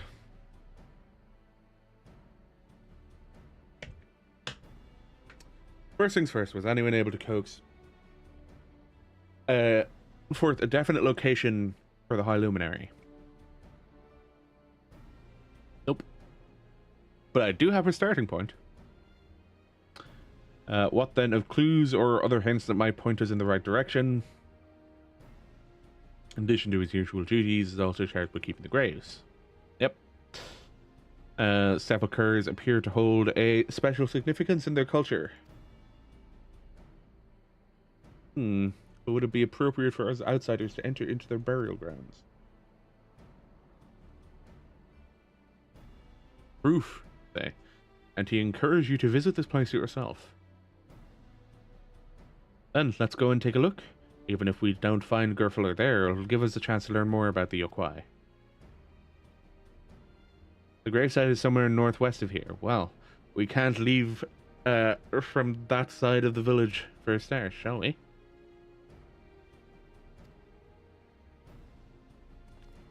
Makes you drink a lot? Yeah. That's what happens when you talk so much. I've noticed it, especially at work, if because I'd often go in and chat with my boss about stuff going on and just chat for like half an hour, 40 minutes. It's like, you don't have something to drink while you're chatting, you end up with a very dry mouth at the end of it. The kind of thing where it's just like, you're chatting, conversation starting to die, and just like, okay, I can go get something to drink, and then something else comes up in the conversation, and then all of a sudden you're talking for another 20 minutes. Others have gone ahead to proof, following the trail west. There are sharp drops everywhere, so we're all moving at our own pace. Some of us are not built for craggy terrain. I thought to get my bearings from up here first, so I don't stumble off a cliff. Why don't you try catching up to Aaronville? He should be able to point you in the right direction.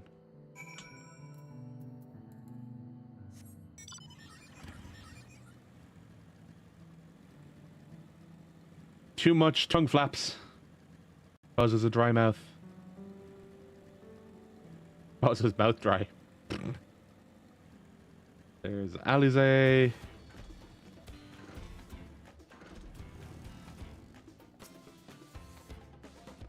It's not quite mountain climbing, but these steep slopes are exhausting enough.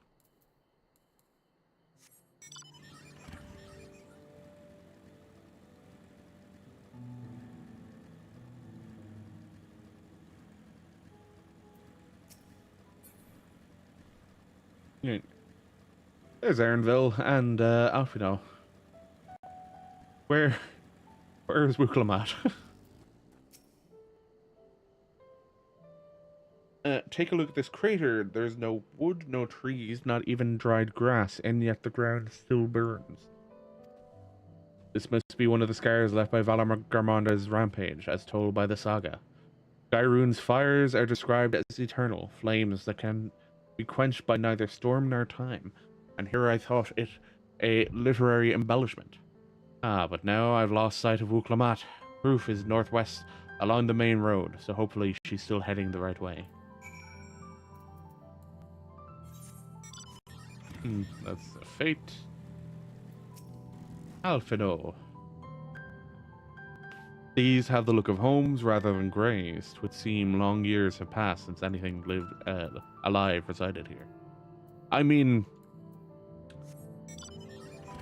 there are things living up there, Alfino. They're just not intelligent creatures that you can communicate with.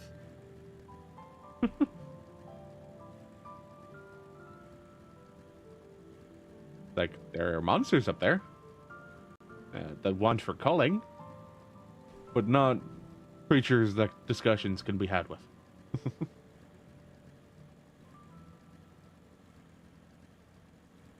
Here is proof. A patient gravekeeper. Oh, Wuk Lamat actually made it here. Ah, you've come.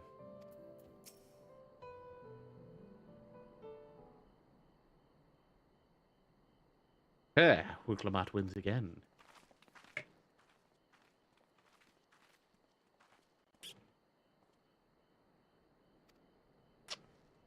Like everyone's here. Greetings, friend. Are you Gerfler? No, I am not. The High Luminary did, however, task me with providing a lesson on sepulchres to those who came in search of him. Oh, so we were meant to find our way here after all. Are you to tell us who is buried here? No one is buried here in the sense you mean. When a body has served its purpose, we consign it to the flames, then scatter its ashes across the peaks. It's a cremation. Moreover, we do not conceive of death as others do. For us, a person does not die when their heart ceases to beat, but only when they are no longer born in the hearts of all who know them. This is why we build our sepulchres before age or mishap claims us, that we might etch ourselves into the mountain chronicle for all eternity. This grave belongs to a good friend. His mortal vessel ended its journey some years ago, but he lives within me even now. Up there stands my own sepulchre. As long as it exists, so too will I. I will endure in the hearts of those who read my grave glyphs, in the same manner my friend does in mine. Has it always been thus for your people? This conception of existence and death? That's an interesting way to think about it. Continue along this path to the indelible passage. Behold the history upon its walls, and you may find the answers to your question. Then that's what we'll do. Your traditions are fascinating, and I'd love to know more. I thank you for allowing me to share them, for in doing so will I remain in your hearts also.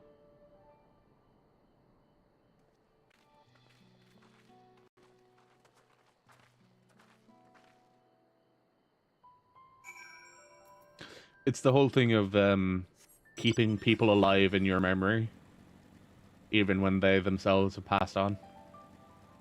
It's a nice thought.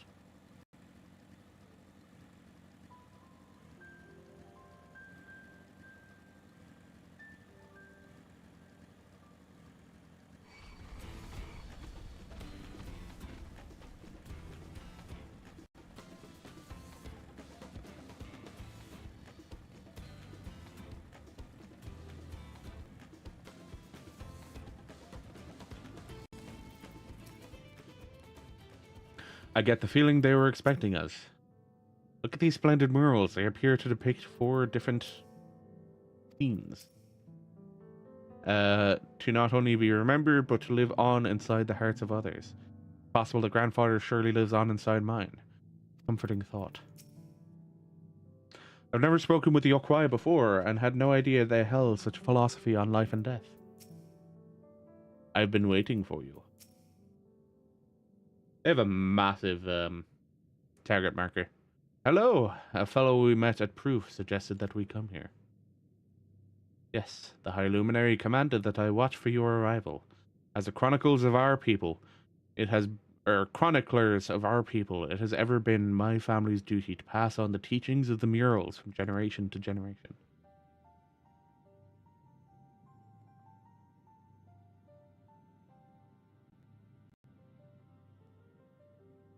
Is it the story of what they found at the Golden City? They really are magnificent, and together they tell the tale of your people's history? They are the events which shaped us. I would share them with you ere you continue your journey.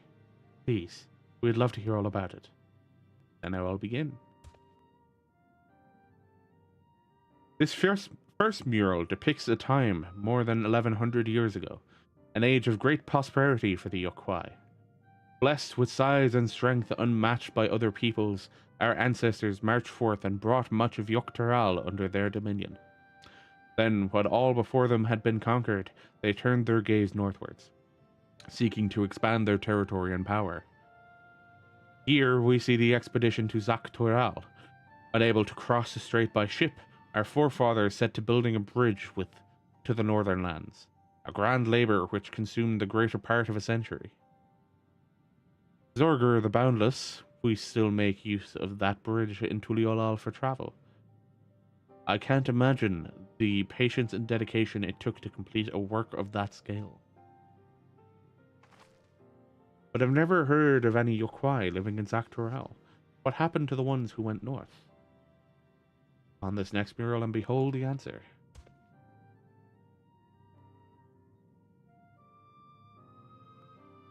Scene suggests many giants perished all at once. What manner of enemy could have repelled their invasion?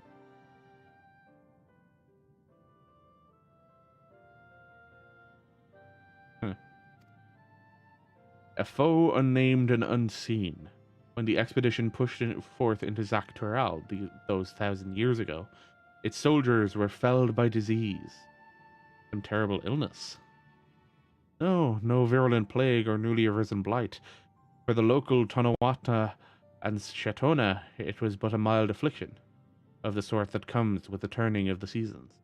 What manifested for them as slight fevers and coughs, however, proved deadly to our people. Out of every 10 Yokwai who journeyed into the northern campaign, 9 succumbed to the infection. Those who survived continued to suffer, finding it difficult to sire offspring. I've heard of this before. Lacking in inherited resistance, visitors to distant lands can fall deathly ill to diseases a local might shrug off. These events might also have given rise to the practice of cremation, rather than the burial of mortal remains. Final mural depicts the return of our grieving brethren to Urkapacha.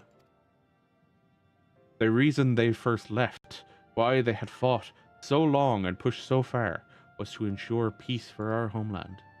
This undertaking began in ancient times, when our forebears learned they shared the continent with peoples unlike to us in appearance or custom. They feared invasion was inevitable. Rather than meekly await their fate, they decided to strike the first blow. Yet as they fought on and on, the old idea of peace drifted further and further away. Only after the disaster in Tural and their withdrawal to the mountains did they come to understand. The peace we envisioned had been ours for the taking all along. It was here, in this place, which birthed us. Here, in the slopes upon which we recorded our days. Here, in this tranquil life, we had traded for conquest and conflict. When you do nothing but fight, it can blind you to what's right before your eyes. And so we return to the present. I trust you found this brief history of our people enlightening. I'm always glad to learn more about my fellow Turali, how you've lived until now, and how you wish to live from now on. Then I believe you are ready to proceed. The High Luminary bids you meet him upon the summit of Wakazumor. I had a feeling we'll end up scaling that big old mountain. Well, it's a feat worthy of the name. Follow the trail south of here. Begin your ascent, but be wary. Beyond the entryway, the mountainside is home to ferocious beasts, both mundane and otherwise. We'll keep that in mind. Thank you for the warning and the lesson. Finally, we know where we're going. To the top of Wakazumor.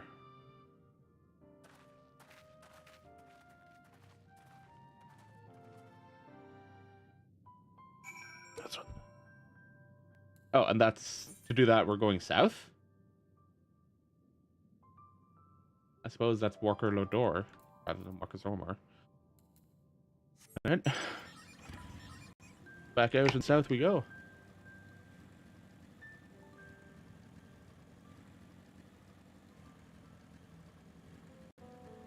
Like, it's so cool to see all of the gashes and stuff in the mountainside.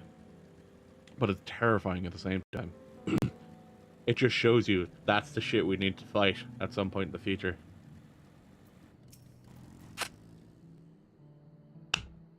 If I'd known we'd been climbing up it, I might not have raced up and down all those trails. My feet are killing me. Yeah, and it really well made. This thin mountain air is going to be the death of me. Oh, how long have you been standing there? I was just taking in the scenery is all. Come on.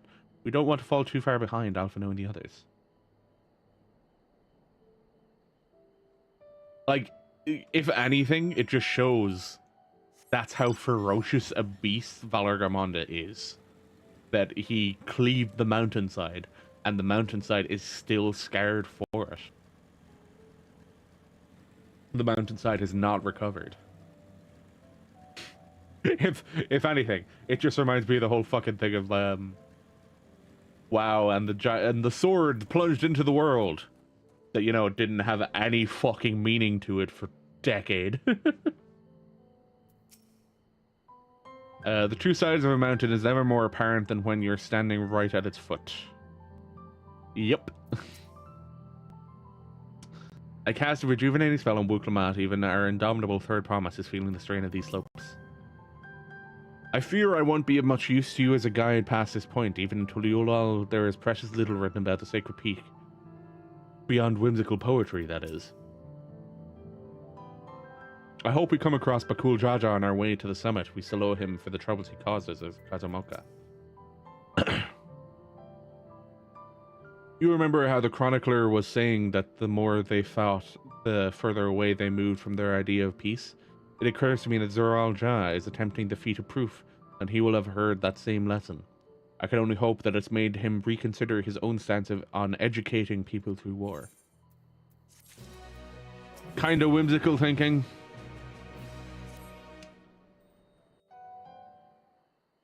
Because some people are just that focused that they're not able to think of anything beyond just achieving their goal. Tall mountain. Yes, and it's we're supposed voice. to climb it?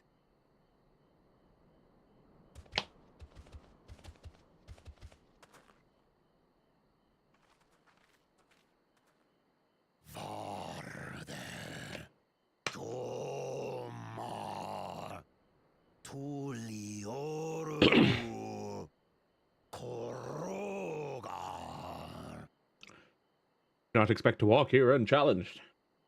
Those short legs bring you to Tuliyollal. He's speaking the old Yokhui tongue. The words are difficult to catch. Though your words are crude and cumbersome, I use them for your benefit. You are a claimant in this right of succession. That's right. Then, if you die, Tuliyollal loses a potential ruler. That's a dark thing to say, friend. I get the feeling you don't share the opinions of the other Yokhui we've met. We do not grovel before Gulul Jaja like those shameless lapdogs. Wow. My brethren and I are conquerors, and we will restore our people to their rightful place as Tural's overlords. I wonder if there was something else that changed the opinion of the Yokhui. Too, it seems. You think your kin weak for showing deference to my father, but they do not follow the man. It is his peace they respect, a peace they always wanted, which they realized could be had right here. Justifications of the craven. They turn their gaze from our ancestors, from the dream we kept alive for 1,000 years and more. They are unworthy of bearing our legacy. I will reclaim the glory of our people. And our ascension begins with the death of the third promise. Stop! I don't want to fight you. Then die on your knees.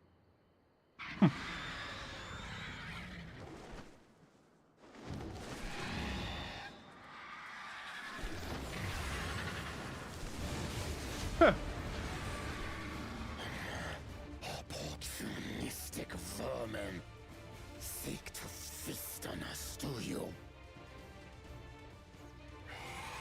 Get down here.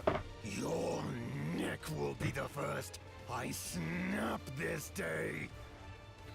Yes, of course. The airborne creature will listen to you.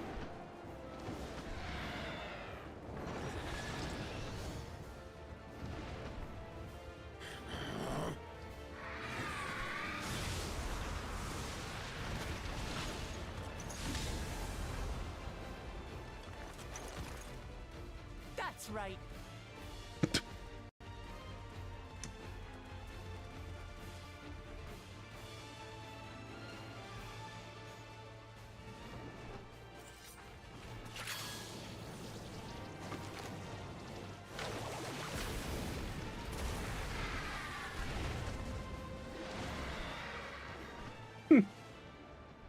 Nice tank bit.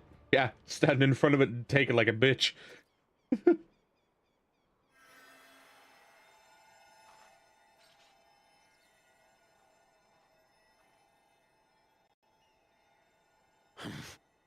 Why do you help us? I didn't put much thought into it. My legs were moving before I knew what was happening. I suppose I feared you'd die before we had the chance to get to know each other. Before I could learn more about you. To what end? Oh, that's simple. If we're to share the land, it's the best way for us to become friends.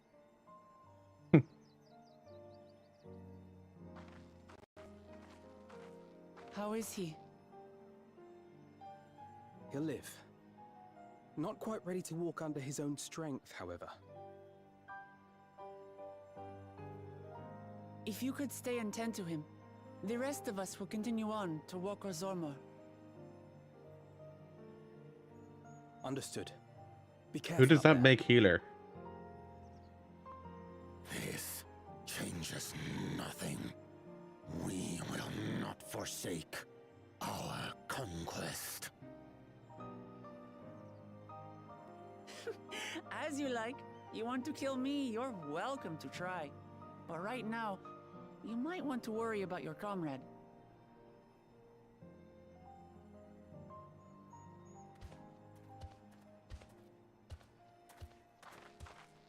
On a mountain of that size, there are bound to be creatures even I've never heard of. I'll trust you to lead the way.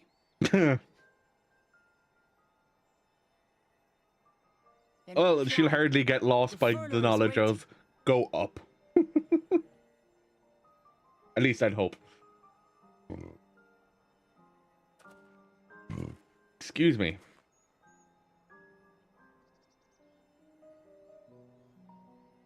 Sumimasen.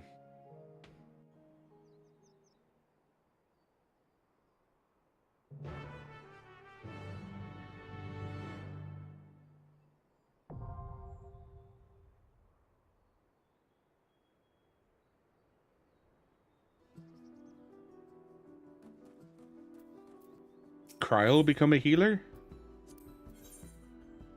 No, Alize is a healer. The logic for some of these is interesting. I really want to do it just to see what Red Mage healer means.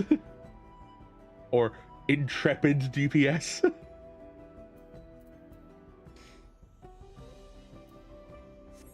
So interesting.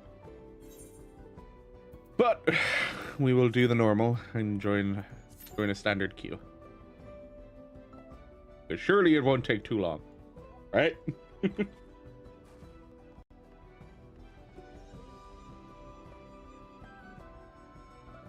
The other thing I need to do, I need to pick up those hunt marks or the hunt bills. We've reset day now as well, so I might also go and do elephants again. Down here. Go to the quest board or the hunt board, which is over here. Boop.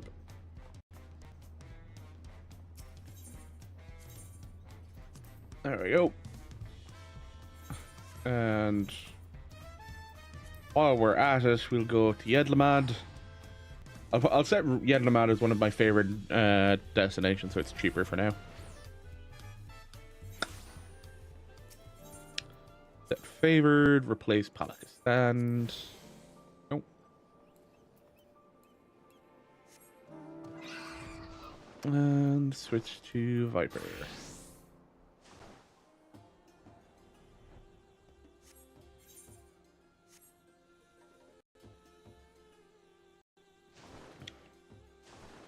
Oop, nope.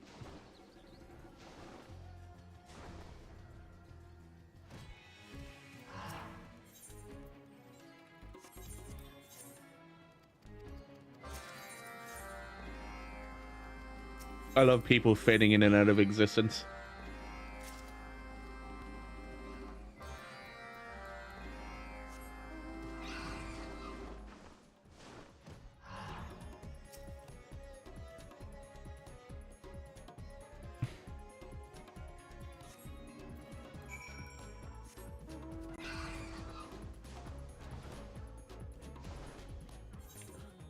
I know that elephants aren't a massive amount of XP, but it's still good to do it every day. Helps me get closer to being to having Viper up.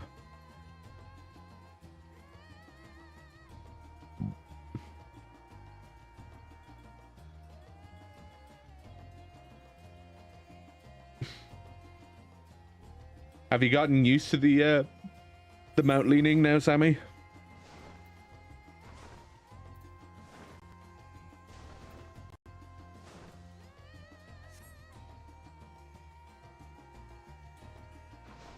Or do you still feel it unnecessary? Kind of.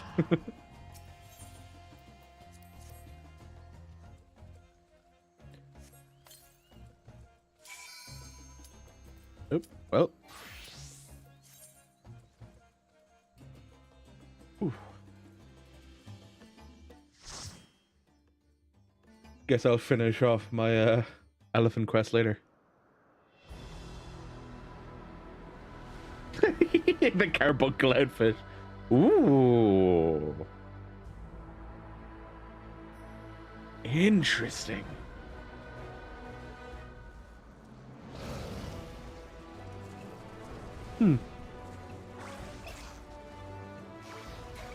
Why do they look like chickens? The fucking carbuncle.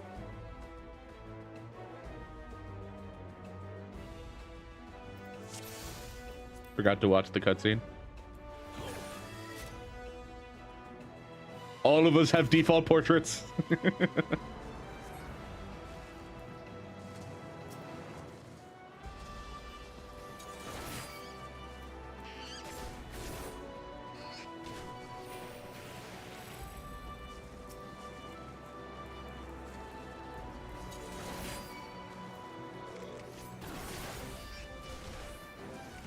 We have a Reaper and a Summoner, so we'll gather them all properly.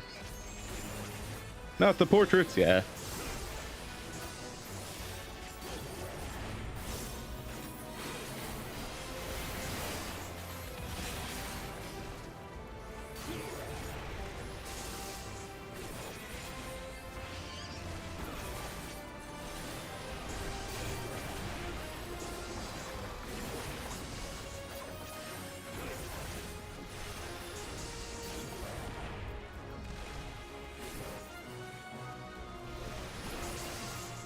Jesus Christ, I need to turn visuals off again. Fuck.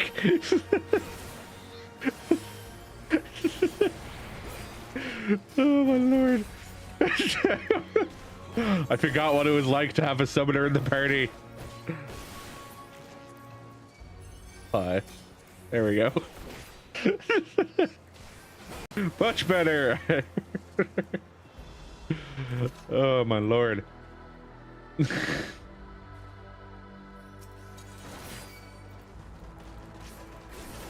Yep, good old summoners.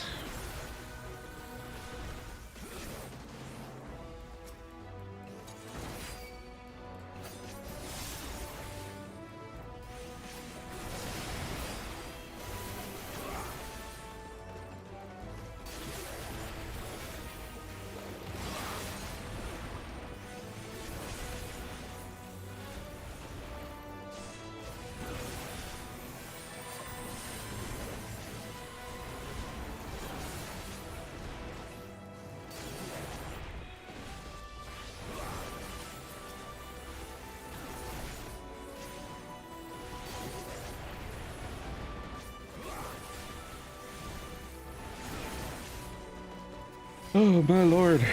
Fucking it was really Titan's one that threw me off so much just because of how fucking big it is.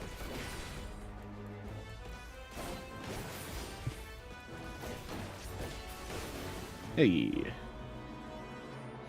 So what is our first boss? That is Fluffy. Yogurt test.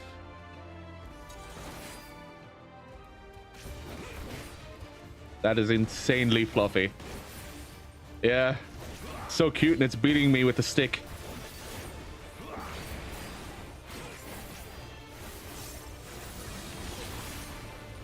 Stop. Stop hitting E.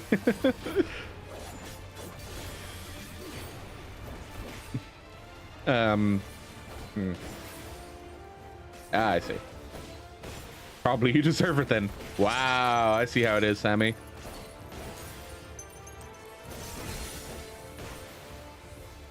Huh? Interesting. Okay. Freezes them so that their effect goes off later. Huh.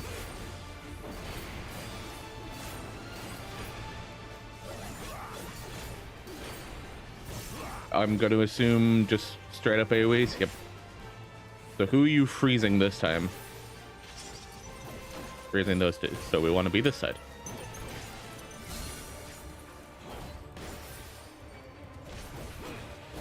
And then immediately switch.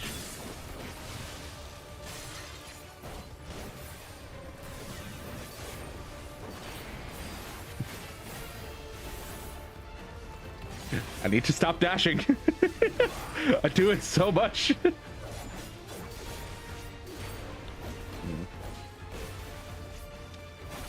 Ooh. Ow. Well, we've lost our Reaper.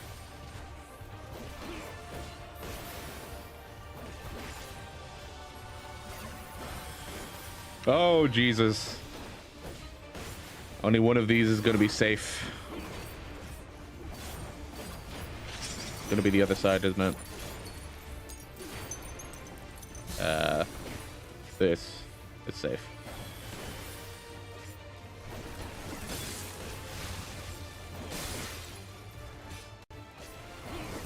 That's cool. I like that as a mechanic. That's a cool mechanic. I enjoy that.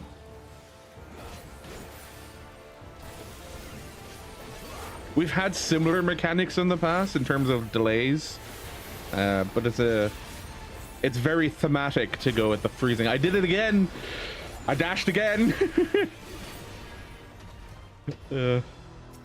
This where gear starts being better. 660.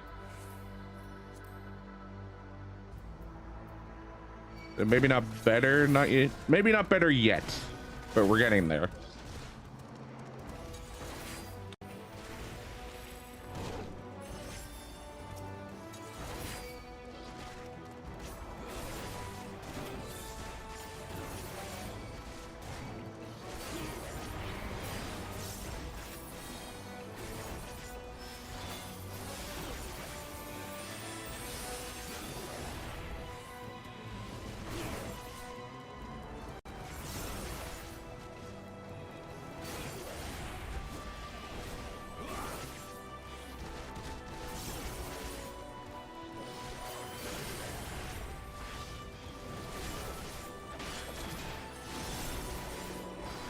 I seen Ifrit's foot, and I was just like, I thought I had everything.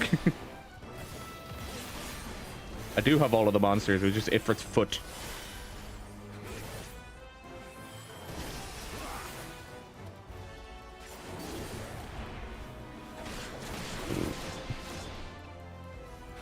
You know, it's interesting that a person in a full Emerald Summoner outfit is using a Titan Eggy as her carbuncle.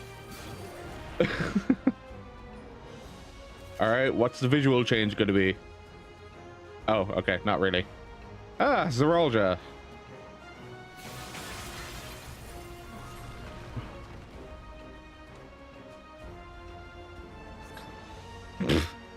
All right.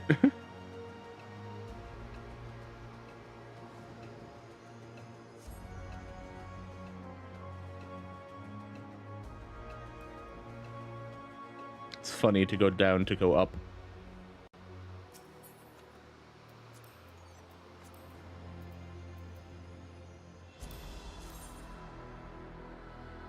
Skill, speed, tenacity. I'll greet it. Same.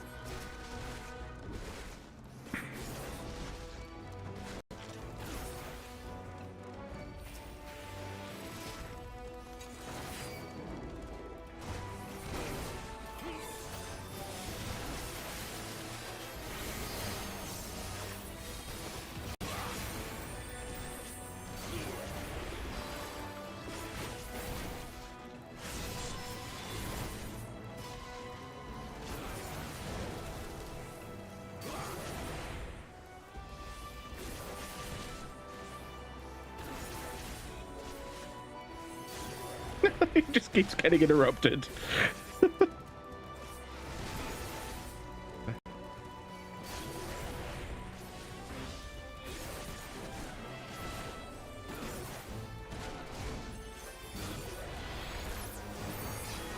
Oh, the timing. Yes. Oh, that timing worked out beautifully. I fucking super and the healer bennies me. Beautiful. Oh, now we're getting the visual change. Okay. Woo. Oh, it's this guy.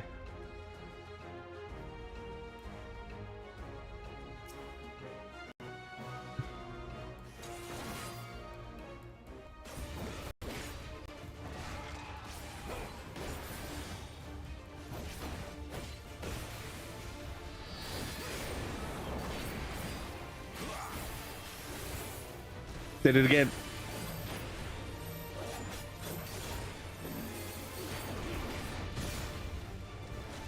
Crystallized rock shatters into pieces. Oh, okay. I feel like you don't want to be over there. Yeah, you did not want to be over there. Ah, now you want to be over there. Okay. Wait, I should have... Fuck, I killed him. I thought I could get in time. Huh.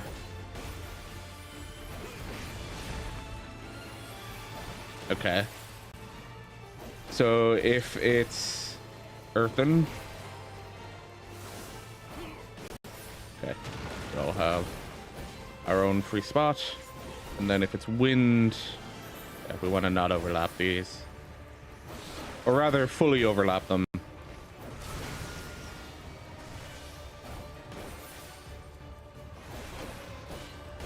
Well, now that I have an understanding on how this fucking dungeon, or this fight works.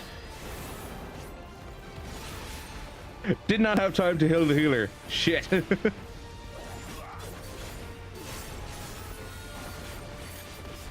You are slowly being covered in crystal. Ah, fuck. Attack the crystal! Jesus, my brain. All tabbing did not work, or tabbing did not work. In. Look away. Ouch, look away.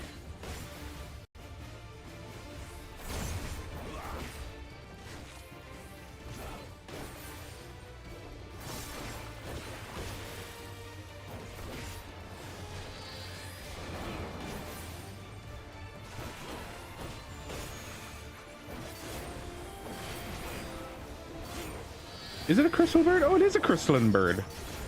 Yeah. Crystalline storm again.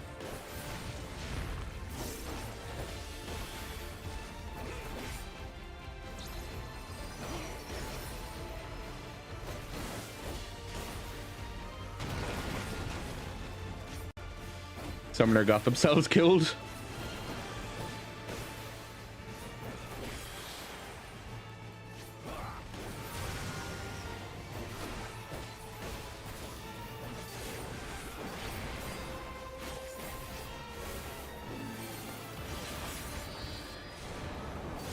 I keep doing it.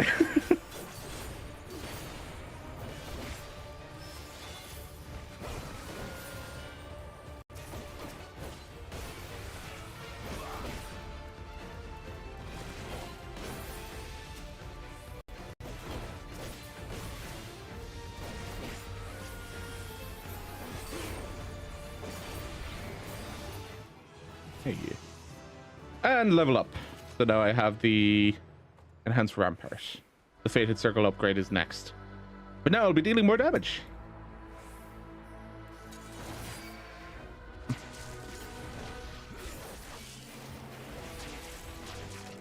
I have camouflage.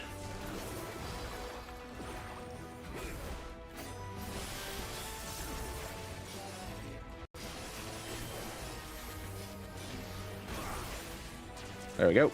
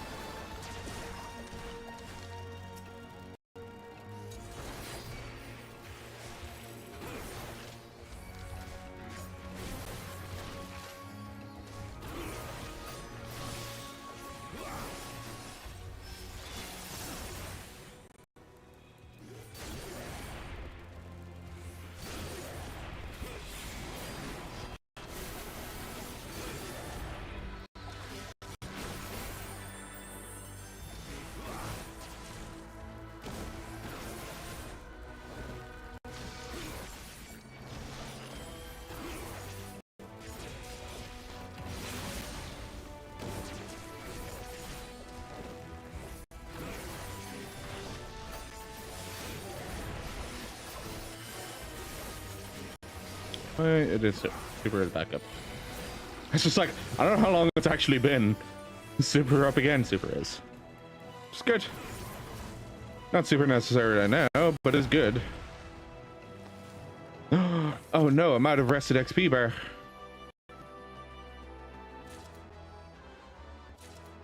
Oh, there he is. I'm assuming that's Gerfler.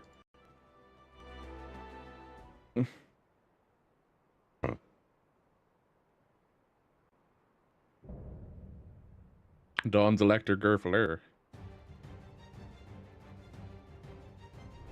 I am Gurfulur, Gurfulur. Dawn servant. Prepare to be tested.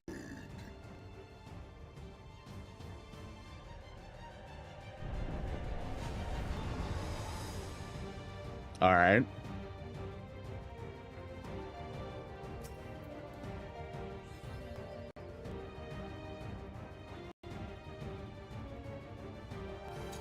Prove you are worthy to rule.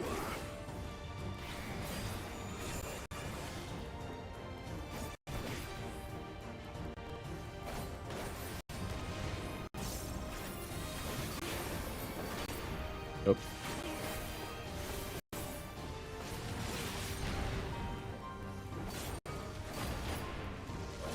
Chronicles of End. Recount the fury of erupting peaks. Ah.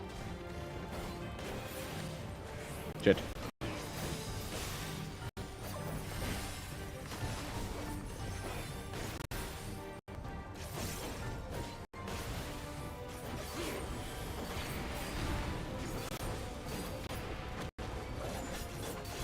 Chronicles of End. Retell the hunger of roiling waters.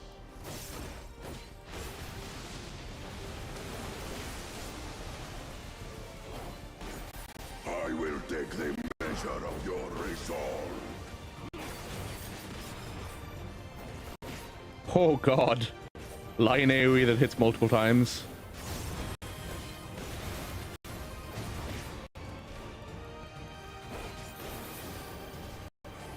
Implacable strength of the mountain, be mine!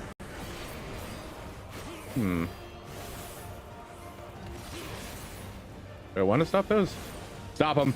They're damage. They're damage boost.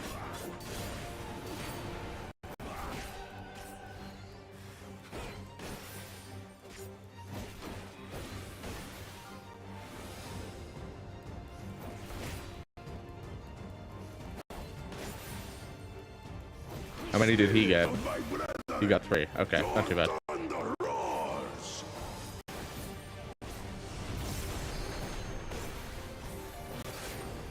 I definitely feel like this dungeon's hitting harder than the last one.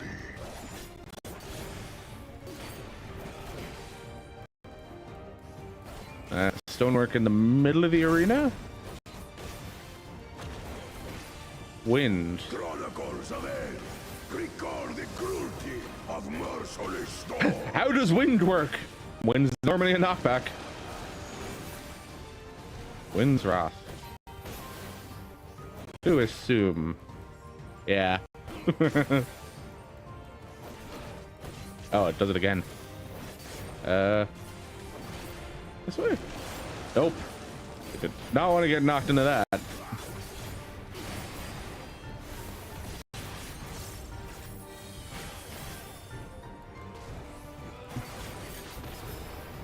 We're gonna end up with water fire now. Yep.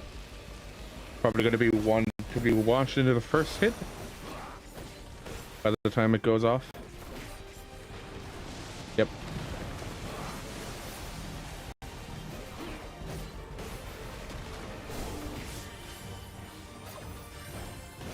This is definitely hitting harder than previous dungeon.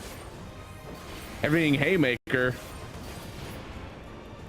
I expected that to be like a unmarked tank buster.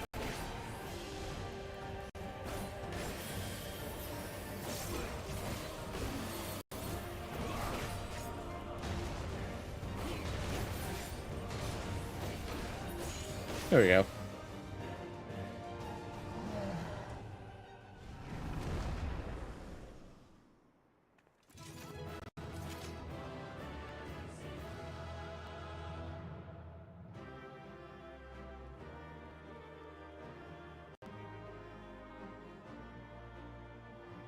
Nice. Second dungeon done. What do you say? That was some fight. Papa knows how to pick his electors. GG. Yeah. We'll give it to the carbuncle.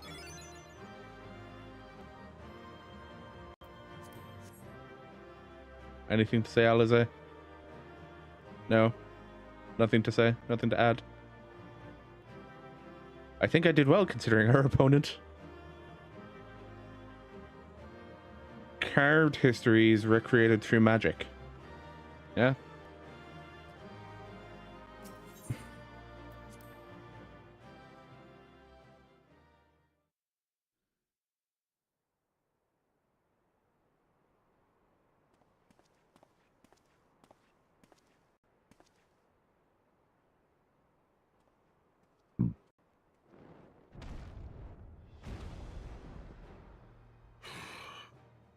Very good, claimant. Wow.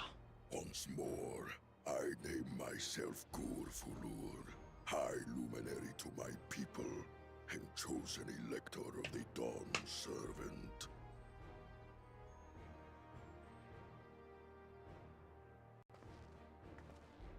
You are much bigger than the others in the village.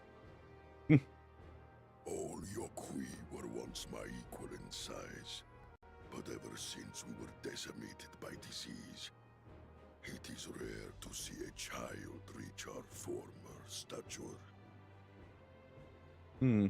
Interesting. You speak of the contagion which afflicted the Tural expedition, the one recorded in your murals. It is a chapter of our history that is entangled with the legend of the Golden City. I've heard that legend originated with the Yokui. Is this true? Yokui, not Yokwai. Yokui. With the visions our ancestors had, to be precise. Preceding the campaign into Tural, many were visited by dreams of glittering splendor. They described a paradise that knew neither war nor famine, where people lived lives of eternal happiness. I will say one thing I'm surprised they actually revealed was Solution 9. I thought they would have kept something like that secret. Hundreds spoke the same. The luminaries became convinced it was divine revelation. Makes me really wonder what that last zone is. Then the expedition. Its purpose was to find the City of Gold. Yes, help was marshaled from all the territories under our control. Lands were scoured on a massive scale. You know, if anything, the graphics update is really showing with his eyes. Those involved with the search would have passed the stories down to their children. Like, the shimmer in his eyes are extremely obvious in comparison to everybody else. Another claimant, I see. I will test your worth, as I have tested those who came before you.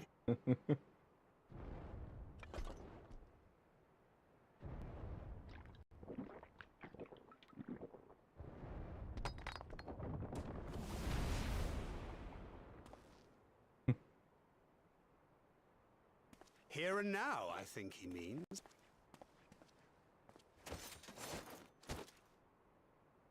I'd love if we actually just get to see them do the entire fight. But I know it's cut. They're not gonna have us sit in the sideline and watch a fight. He's cocky, yeah. Oh, we're on Jay's down.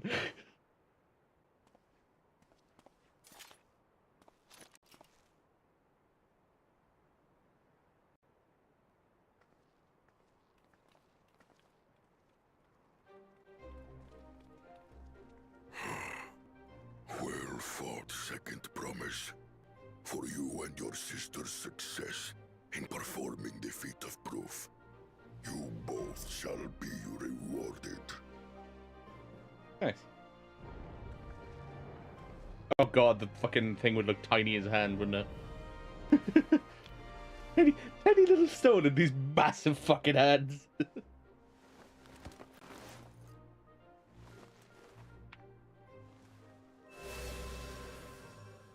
You know, if anything, fucking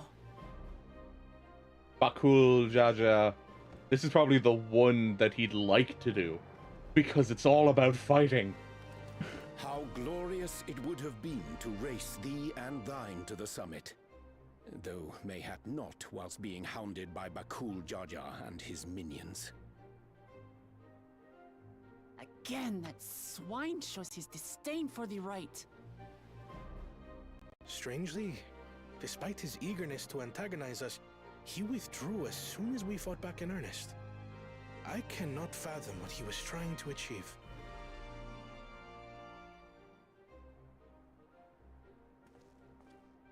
On a similar note, I'm also curious as to why you chose the peak of Warkor Zormor for the conclusion of this feat.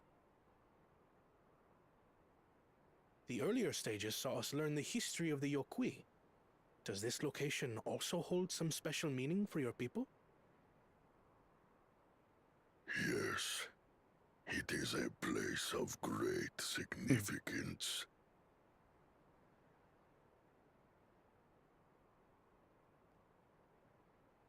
All these monuments. Is this a burial ground? Every high luminary before me is enshrined in this earth. Alongside them are the heroes who bravely stood their ground when Valigarmanda brought ruin to Urkopacha 8 decades past. Right. That explains why there are so many. Zorolja, I should have known you'd arrive here first.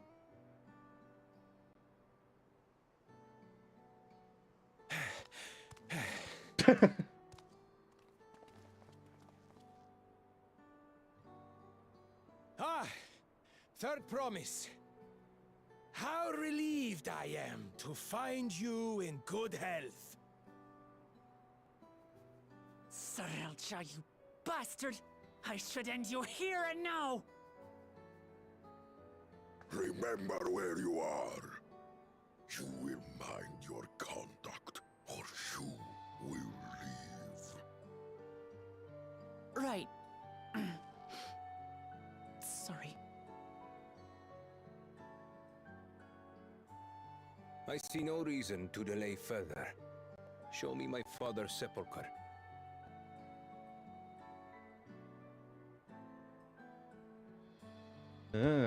Papa has a grave? Don't forget what we learned in proof, Wuk Lamat. They've already created their graves. We're informed of this. Upon this monument are inscribed the names of those who sealed away the monstrous Valigarmanda, your fathers included. Gulul Jaja, Master of Resolve and Reason, Champion of Peace. Look at this one. Kettenram, Navigator of Uncharted Oceans. Kettenram was here. Kettenram? The Laminsan explorer? Does this mean he joined Gulul Jaja on his travels?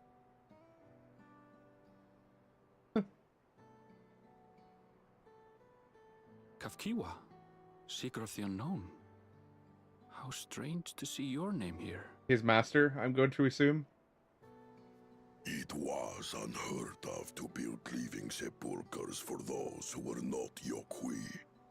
But their great deed demanded recognition. Master of Resolve and Reason, Champion of Peace? Papa really did some amazing things. He carved his path with martial skill. Yet it was clever thinking which allowed him to trap Valigarmanda within its own ice magics. Martial skill and clever thinking.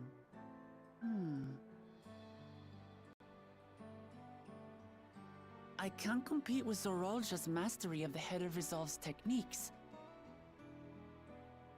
And when it comes to knowledge, Kona's the one who most takes after the Head of Reason. Is there anything that I've gotten from Papa? Something I do better than the others? Gathering people.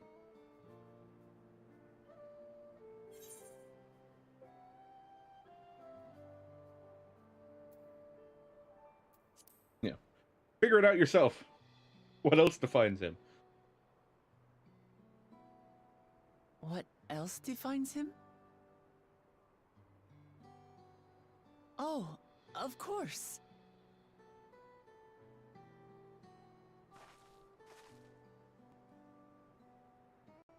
Papa's love for peace, for his people. That is what he's given me. Okay, so maybe the Dawn's promise end up ruling at the end. Tural he built. Maybe. But again, I'm very much of the opinion of Wuk Lamat and Kona are the sort of two sides of it that end up being the rulers at the end. Assuming it works out. Oh, hey, Valor Gramanda. What in the hells was that?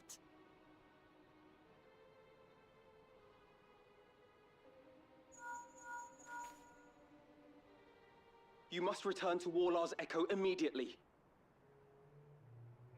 Valigarmanda has broken free. Yep, there it is. I presume that was about the unholy sound?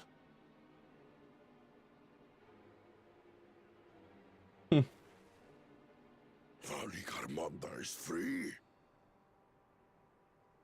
We need to get back there, now!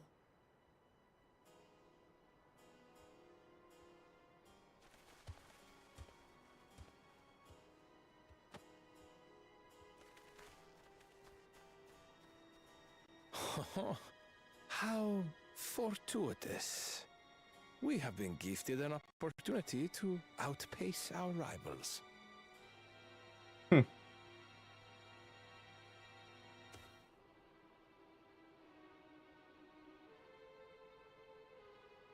I thought Bakul Jar Jar was about to show up.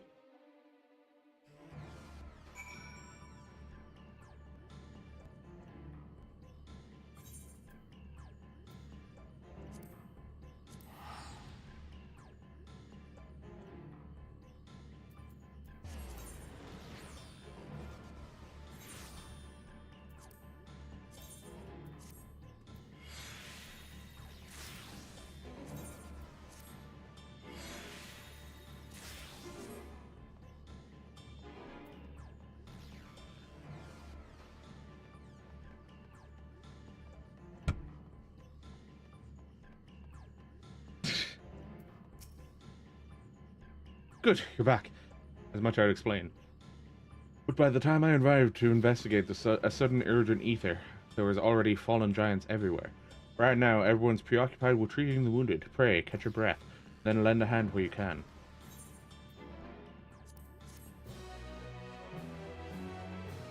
Alright.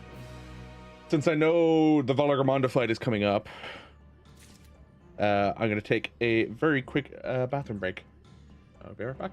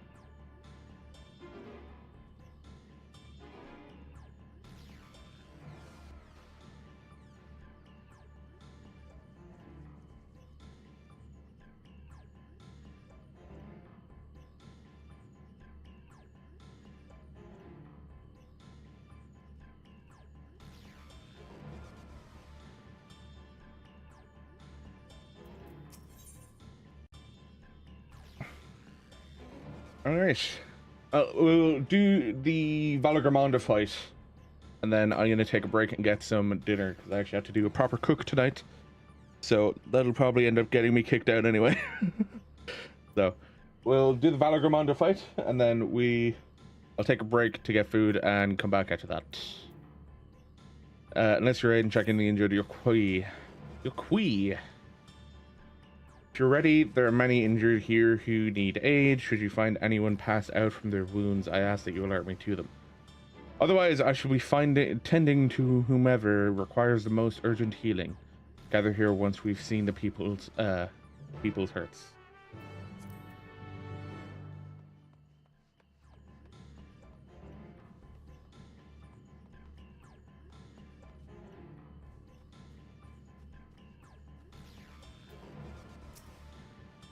You heard promises, protector.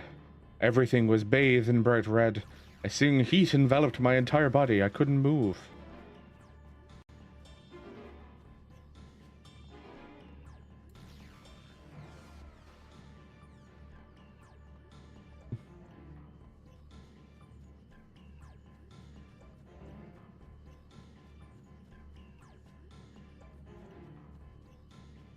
Huh.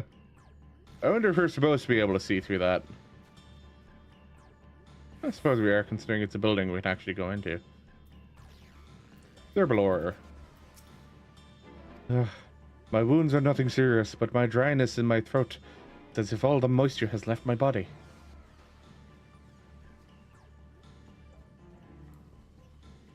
It's the 3 people we talked to earlier to get information on Germler. So it is. There's Uriange. Zerfalar.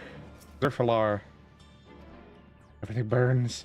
A touch of cloth is agony, yet I will live. Leave me. There are others in more dire need of help.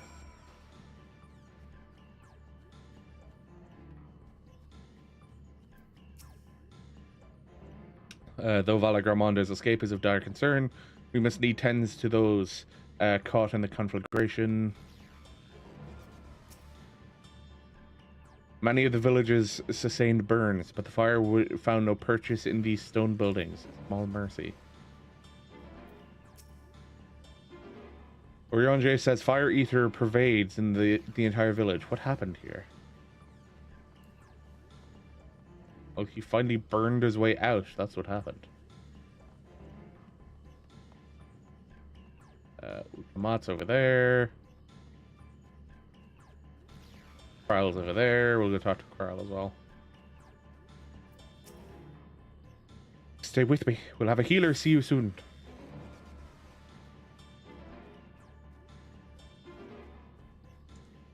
And everyone's voice is heard. Alize is not where she was before. So is she elsewhere now?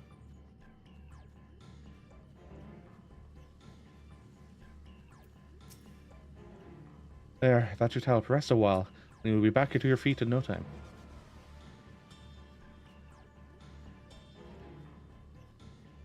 Alize Wadok with Eska. Or at least from what Edge was saying, her name in Japanese is Alice, I think? Or at least he referred to her as Alice rather than Alize. I did find personally interesting. Oh god, my inventory is quite full. Really? I can jump up this, but I couldn't get up it with my bike. Kidding. Hey, I jumped this earlier. There. Okay. Oh, it's Alize in here. Considering the beast would now be gone from in here. Oh, can't even get in. Alright. So she's not in there. Echo. There's Wuk Lamat.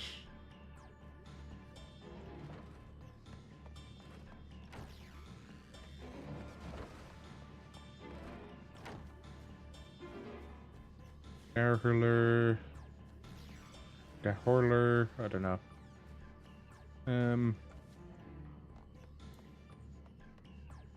There's Alize. You'll be fine. Just try to avoid sudden movements so you don't reopen your wounds.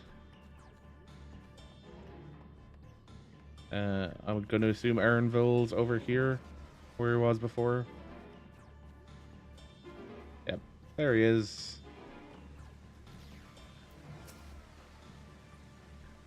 This is a Charlene restorative potion. Drink it slowly.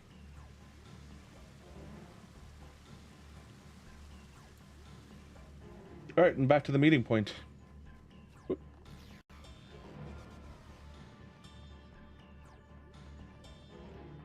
Hadafar.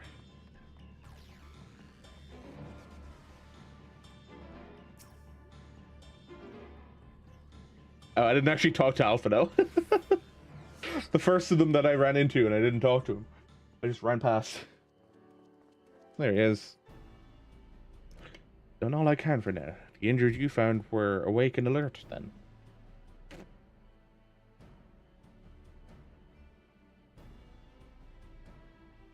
Oh, that went up my nose. Whew. That as well. Flasher went up my nose. Oh, that feels unpleasant. We've left the injured as comfortable as we could. Many were suffering from burns to a greater or lesser degree. Did a fire sweep through the village? The details are unclear. Once I'd healed the giant attacked by that mountain bird, the group's leader, Vorpalor, I believe they called him, bade me depart. It was then that I felt an intense wave of ether. I returned to find Wallar's echo in this state. I rushed over to the first giant I saw. Though delirious with pain, he repeated the same warning, Valar has broken free. Just that I contact you with all haste. Well, we're going to need more information than that before we can deal with the situation. Yes, we should speak with the temple guard and see what's become of the Sky Ruins prison.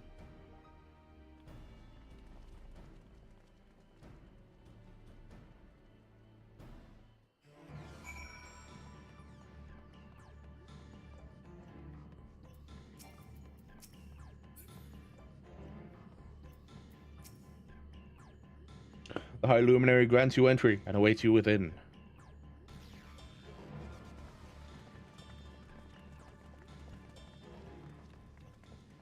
What happened? I was just completely gone. So it's true. The ice has failed. I mean, he managed to trap him there for what, 80 years? Surmurwar, tell them what you told me.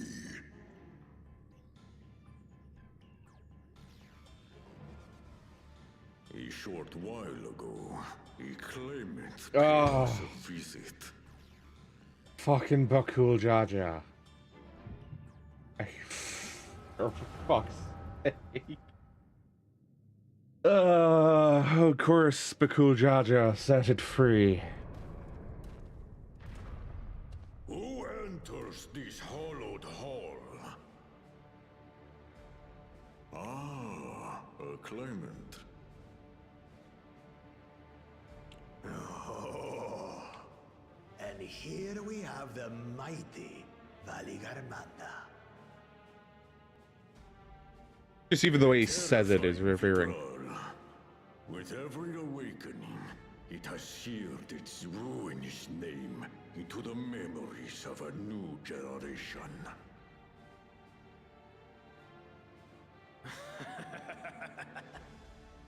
What a good little terror.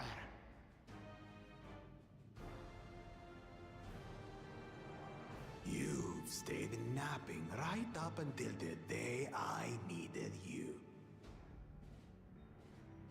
Ah, you asshat.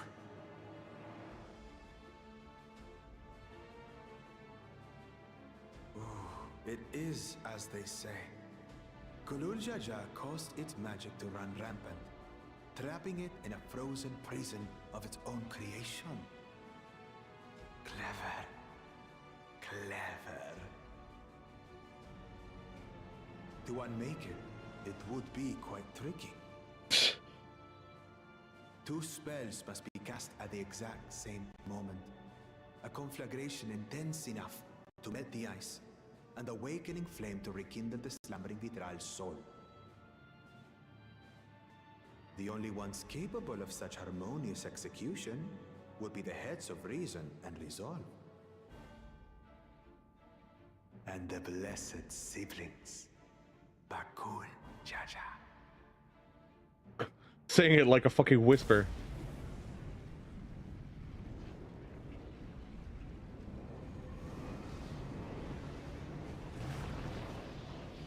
You mustn't!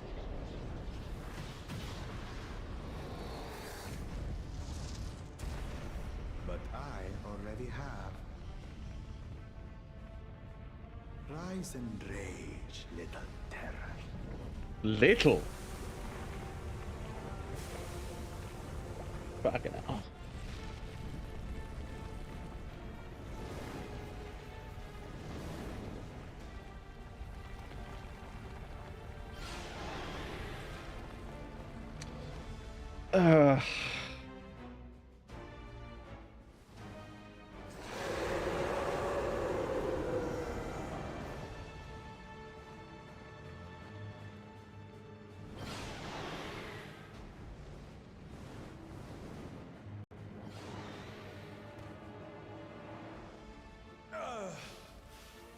I might have overdone the fire a bit. Might. Utter madness. Why have you done this? For the throne, of course. You're just fucking stupid. You unleash calamity for your own gain? Have you any idea how many may die? Wreak havoc, Valigarbanda. Live up to your legend. What other Final Fantasy is Valagarmonda from? As far as I remember, Valagarmonda is in another Final Fantasy. Or at least another story.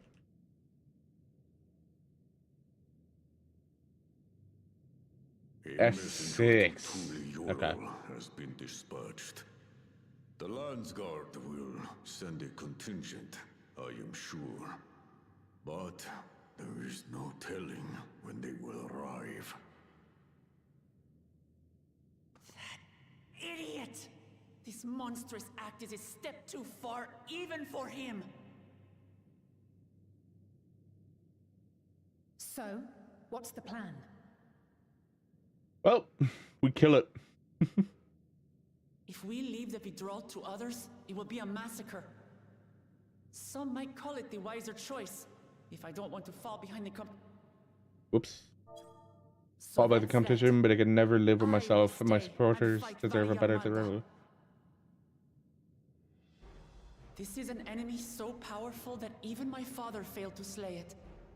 Alone, I don't stand a I chance. understand you've no obligation to aid me outside the right of succession. But for the sake of Urkopacha and its people, I beg you, join me in this battle. I was already going to. Big monster, of course I'm gonna beat the shit out of it.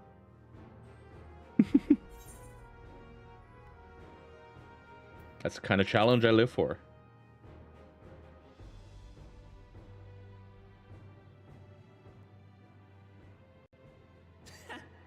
Drawn to the chaos. You're as bad as Papa. Don't worry. The Sky Ruin should prove a big enough challenge for all of us.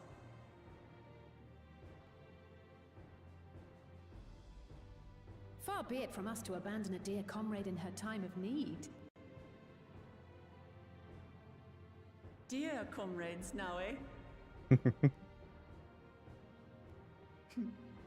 I have to say, it does have a Comforting ring to it. Keep clicking. knowing someone has your back Hand off the makes mouse. it easier to do what you have to do.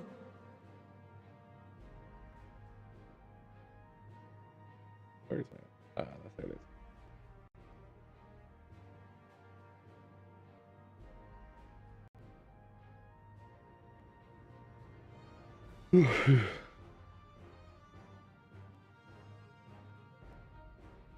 will we do?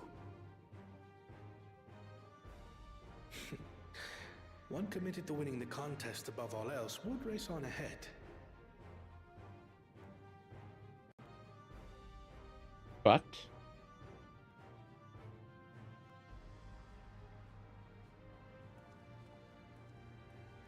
no. Oh, he's actually leaving.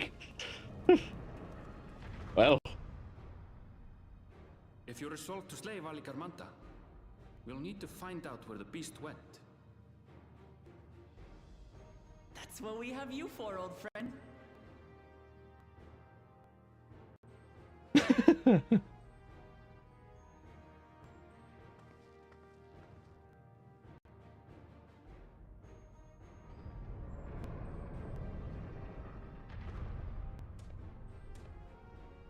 Inform the Bello of the danger. They may need to flee to lower ground.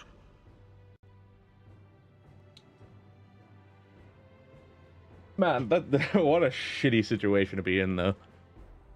Fucking dumbass being like, hey, let's release the terror. Should a claimant reckless enough to be free the Skyrune and become Dawn servant, what would become of Tuliyollal? That fiend Bakul Jaja, he's rotten through and through. There's nothing blessed about him. Two casters releasing spells of fire at the exact same moment, a feat impossible for any but a two-headed Mamulja. When I said I would take on the duties of a guide, that did not include us tracking of ancient and terrible of Tural Vidral. Still, we can't leave Valar Garmonda free to ravage the land. This much is true.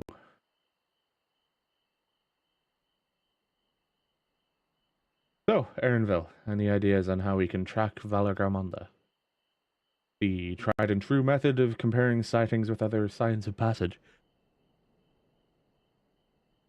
Excuse me. Is the most reliable, but also the most time-consuming. There's a second option, not as reliable as the first, but if we're lucky, it will let us ascertain Skyrune's whereabouts far more quickly. Though a Tural Vidral extraordinary nature, Valar Garmonda... Vali Garmonda is still a creature of this world. Like you and me, if it is thus sustained by corporeal energy and possesses a unique ethereal balance, which means this device should come in handy.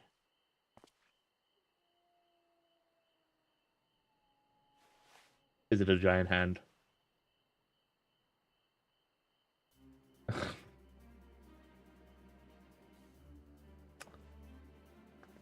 A floating hand. Now is not the time to be playing with toys. This is no toy. It's an ether seeker. As the name suggests, gleaners use it to detect the ether of living beings. And you've had it in your pack this whole time. I can calibrate it to follow in a specific ethereal aspect. Problem with Valar Garmonda, however, is I can shift freely between the elements of fire, ice, or lightning.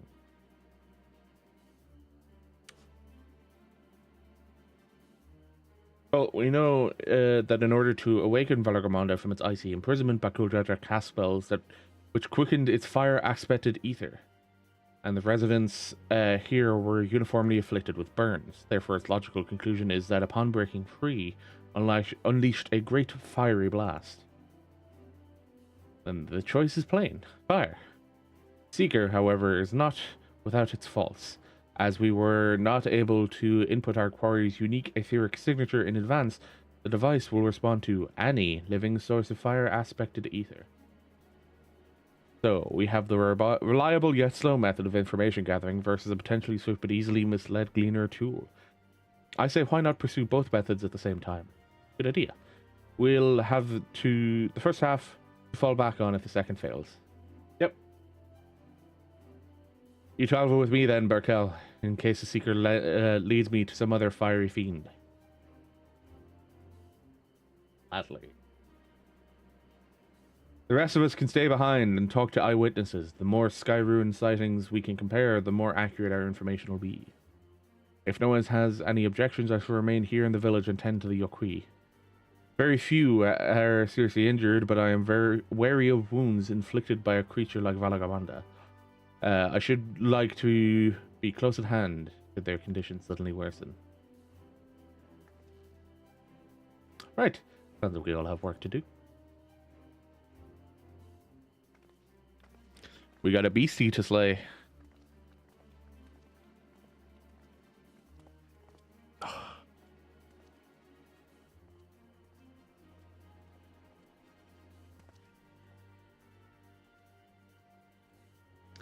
Should be on our way as well.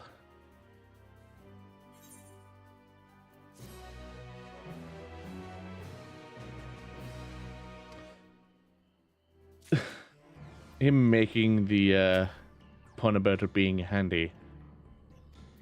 Please specify what was it? Please specify desired ethereal aspect.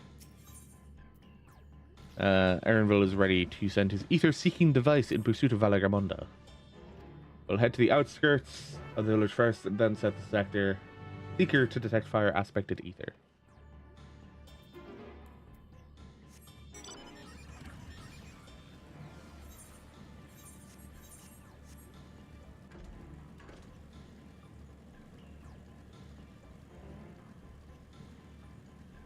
How many false positives do we end up with? 4, I'm gonna say. Right, the Seeker is ready to go. Waller's echo is still suffused with the Skyrune's residual ether, so I've excluded it from the search area to prevent it from swamping the sensors. Let's begin tracking this, shall we? Aaronville will accompany you with the Ether Seeker. Follow it to its destination. Affirmative. Tracking nearest source of fire-aspected ether.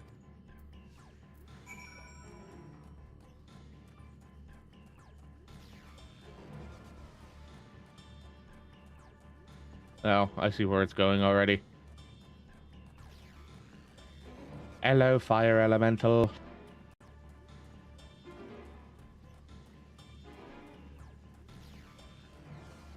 You gonna turn? Yep. Source of the fire aspect ether located. Tracking engaged. Disengaged. Not quite sure the legendary creature we were after.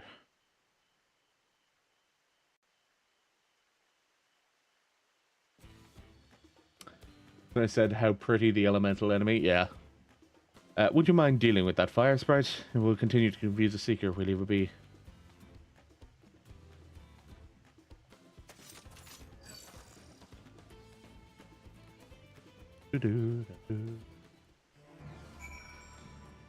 I love the fact that it goes from battle music to suspense music.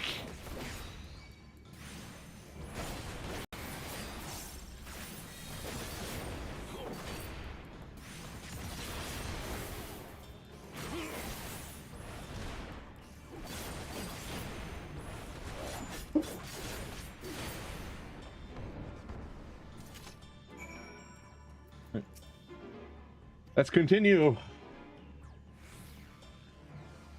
Let's try this again. Affirmative. Tracking nearest source of fire aspected ether.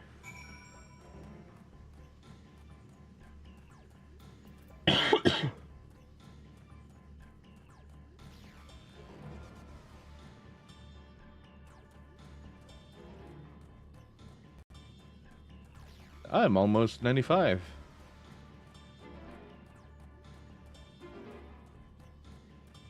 Yep. Oh, right. The volcano guys are gonna trick it now too, aren't they? Remember them being more of them up the cliff too. Source of fire aspect ether located. Tracking disengaged.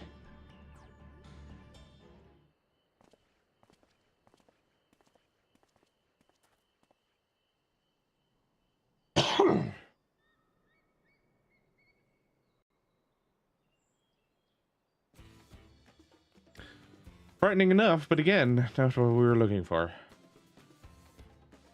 If you would be so kind.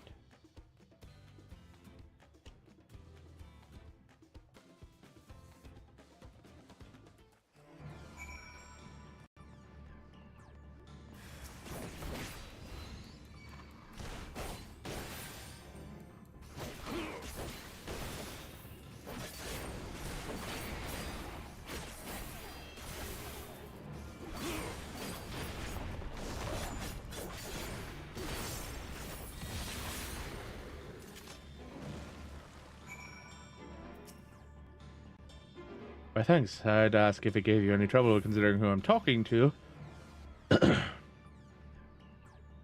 Seeker, resume tracking. And do try to point out something useful this time. Affirmative. Resuming tracking.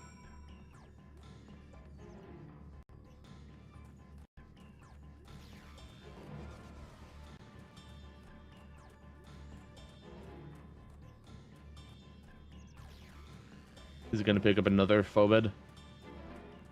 They're going to pick up the fire fucking... fact that there's magma all over the place over here. Was the fire expected ether found? Tracking disengaged.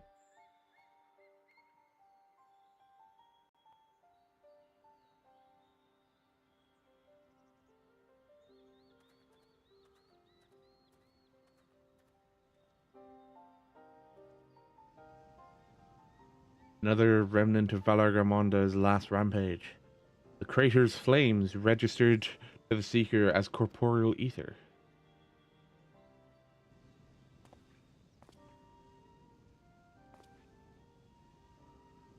In the words of the Tuliyollal saga, when Valargamonda rages out of control, its fire burns forever, its ice does not thaw, and its lightning crackles without cease. Thus was the Dawnservant able to turn Skyrune's perpetual magic against itself, trapping it within an unmelting prison of ice. This is no mundane fire, but some kind of everlasting sorcery. Once again, it is a strange feeling to see fanciful poetry proven true. The important thing is that the fire was classified as living ether. We can feed a sample to the Seeker and greatly improve its accuracy. One moment.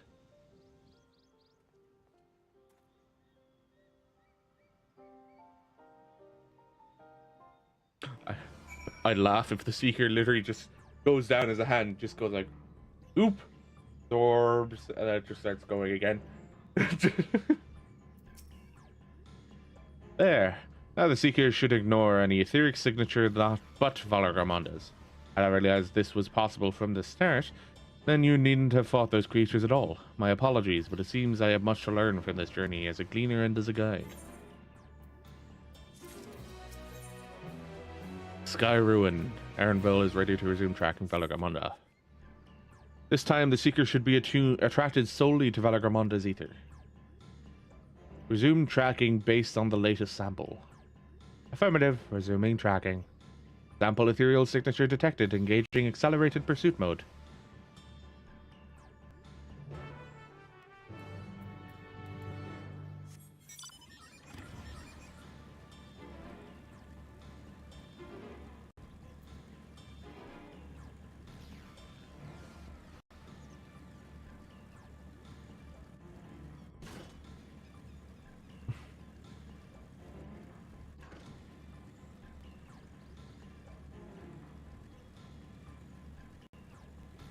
Is it going to end up in another volcanic area, or are we just going to keep going from here?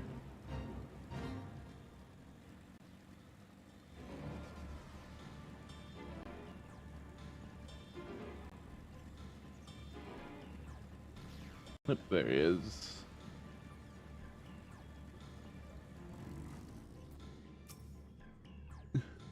Good. The Seeker was drawn exactly to the Skyrune's fire. Now we know we've set the correct parameters for its ethereal aspect. I'll try increasing the threshold for etheric concentration. That should direct us to the Tural Vidral itself. Calibrating sensors, resuming tracking.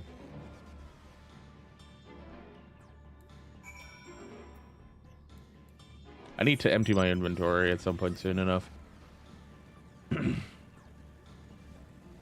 However, that point is not now. That point is when I call it for the stream. After the fight. And cutscenes that follow it.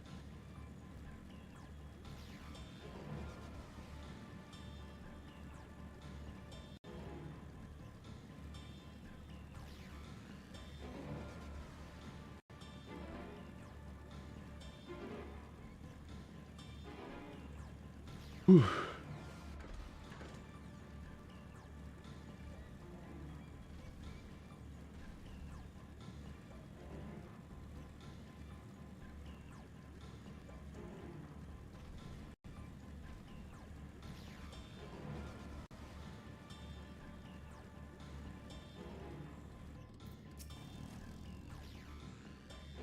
I think we'd notice if Valagarmondo was inside this passage. Let's head through to the other side.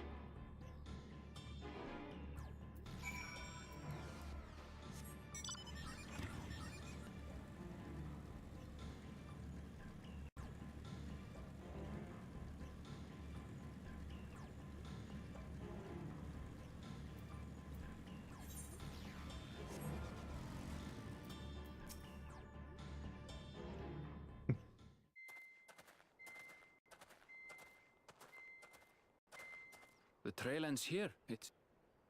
Huh. Could Valigarmanda have shifted its elemental aspect? It does have 3 to choose from, after all. In any case, I'm almost certain the Tural was headed in the direction of Wuk Lamat. We should let the others know we have a likely location. Wuk Lamat.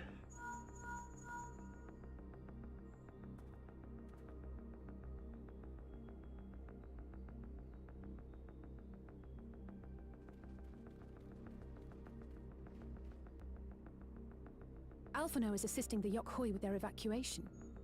He thought they could use a healing hand with the injured.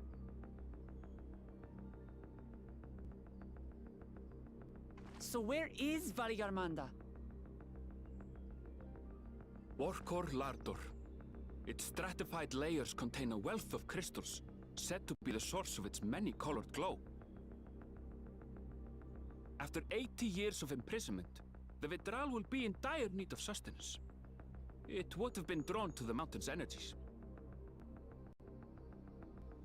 So Valigarmanda seeks to replenish its ether. Then we'd better not give it the chance. Stop!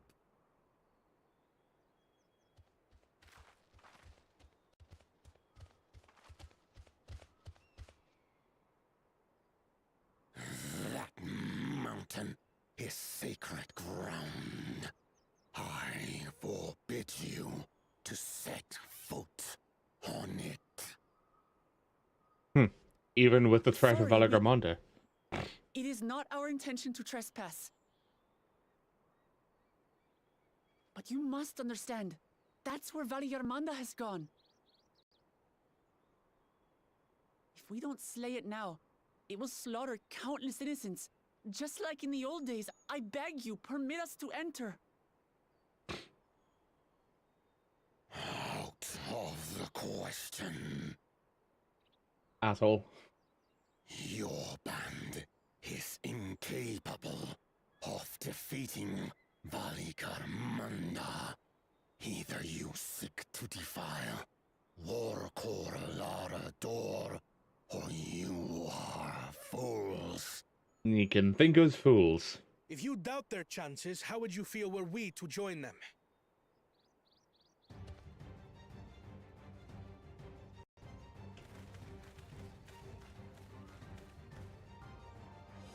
The monument to Valigarmanda's defeat bears the names of 7 heroes.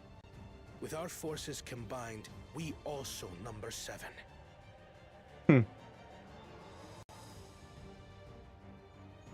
He's like, I'm counted. 7 weaklings are no less doomed than 4. So he recognizes that Erinville is not combatant.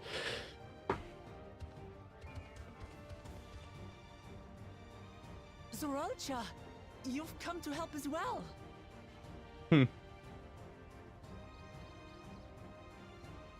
Against my sound advice. While the rest of you were tussling with this sky ruin, we might have secured an insurmountable lead. A minor delay. It will not change the contest's outcome. I would take the measure of this Tural my father was unable to kill.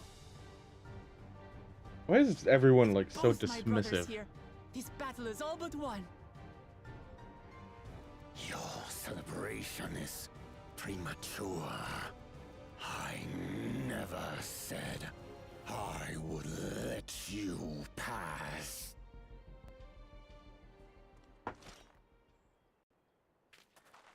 Brother, no! We do not bear arms against our own people.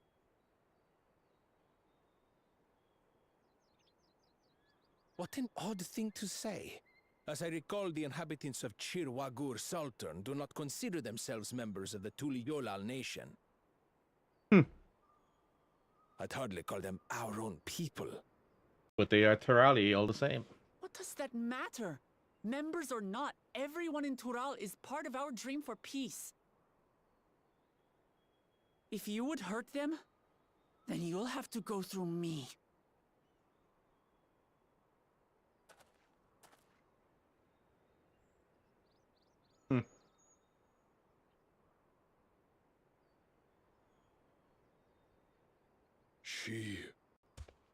She saved me from the mountain bird. Now, then, the same eyes. Eyes of stone. Words of stone.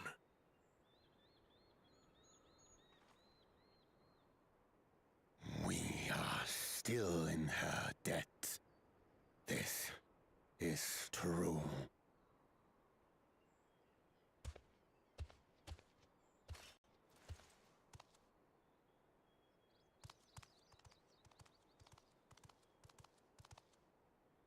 Consider the debt repaid. But do not misunderstand. We do not submit to Tuliyollal rule. Aye, you've made your point. We can talk more once the contest is over. I ask your name. Wuk Lamat, protector of peace and soon-to-be Dawn servant.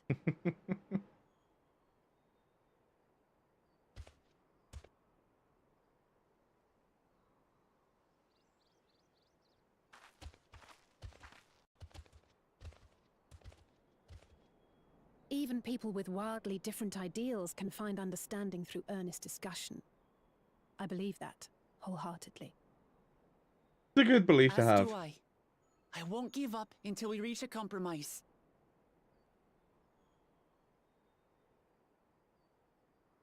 Assuming you survive, my old bones and I will be waiting here for the true heir's return. God, I want to smack him. Your thoughts have always been a mystery to me, brother.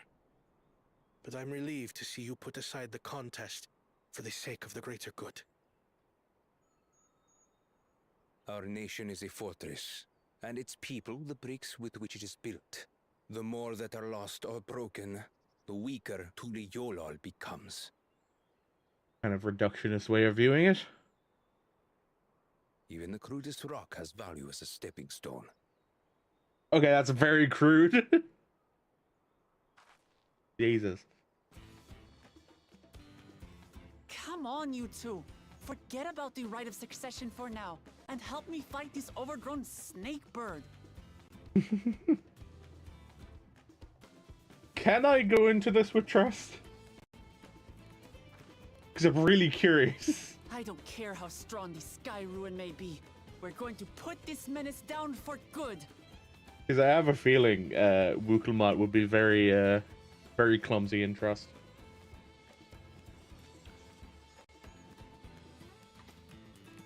I'm just reminded of the Highland fight with Estidian and Alize and Alphino.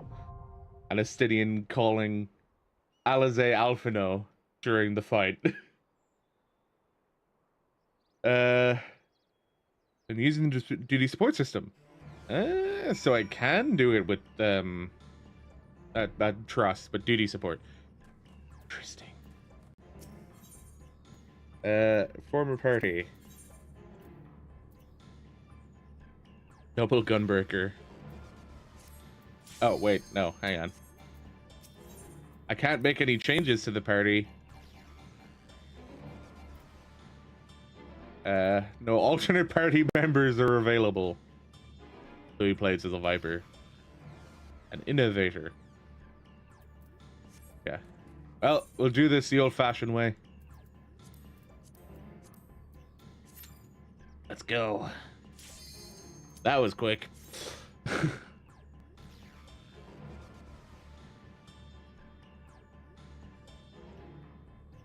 Yeah. Time to fight a snake bird.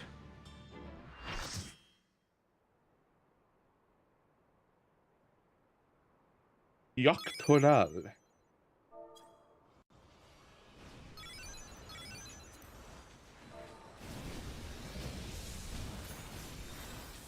Tural Vidral Valigarmanda.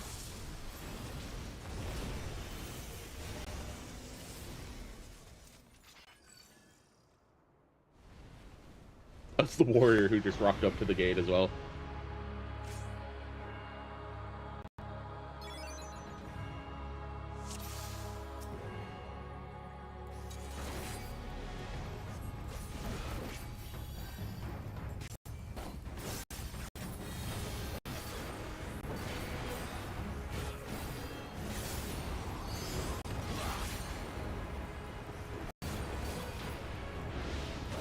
Ah. I see. Wait, what do I have on me? Trauma. Increased trauma will lead to yeah, it's like he's a bit close to the front there. Oh yeah. Florian's concussed.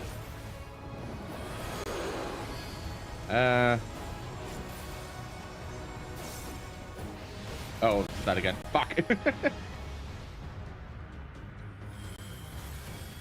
Okay, interesting.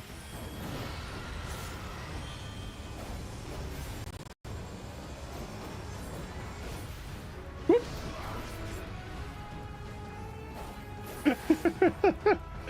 I'm liking this fight so far.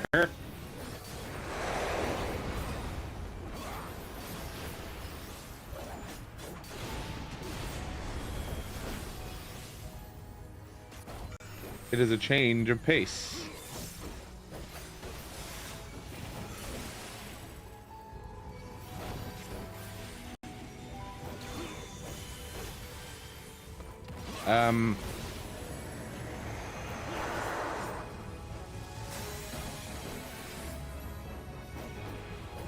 Ooh. Oh. Okay.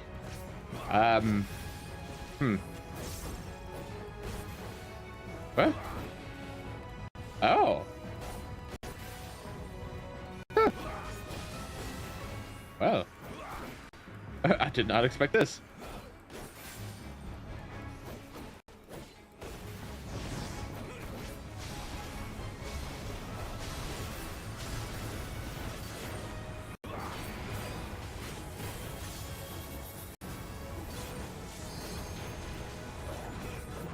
Ah, do not be up.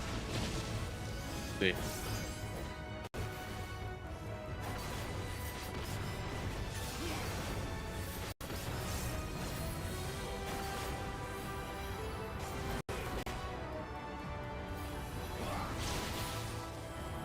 Okay, that one was easy enough to read. And we're back to this arena. Ah, this is a tank thing. What's gonna happen first? Tank thing was first.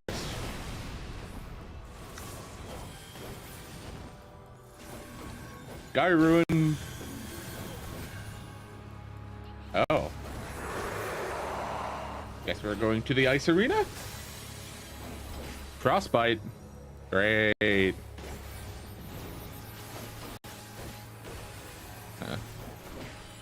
Okay.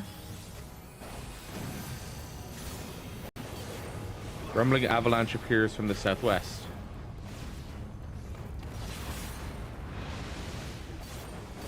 I love how they're bringing the environment into this. That's so cool.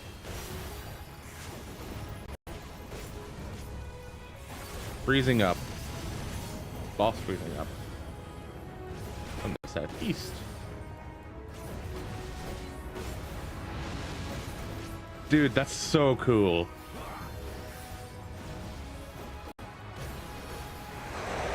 Center.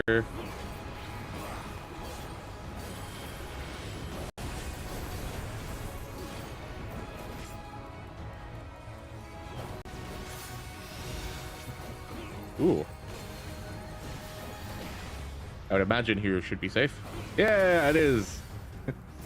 I know my line AoEs.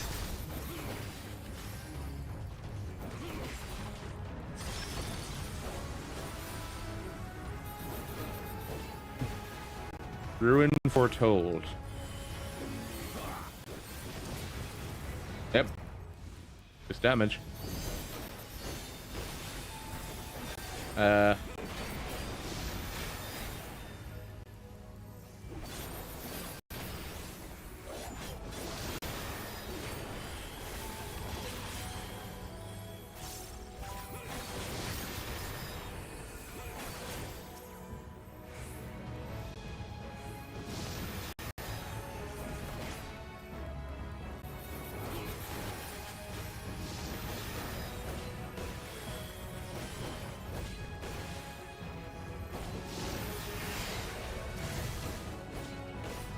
All right.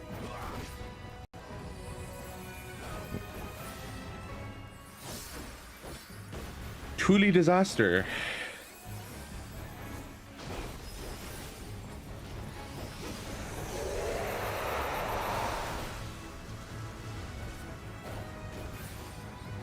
This is a long ass cast animation. There it is.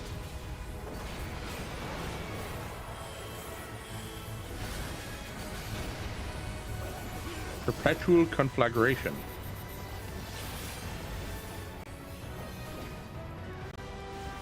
Slowly consuming you, causing damage over time, increasing damage taken until Valor Gramont is defeated. Wow, okay.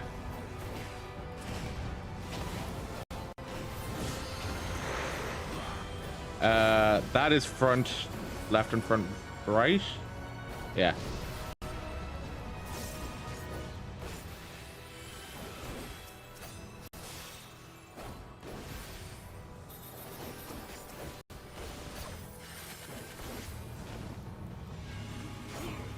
Sky Ruin, we're going back to Thunder.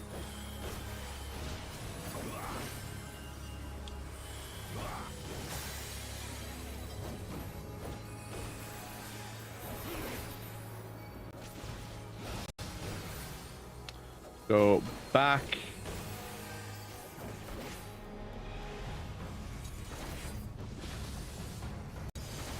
Oh, okay, going up also just to kill do that one. That's good to know. I've not been doing like a proper rotation during this fight at all. Here.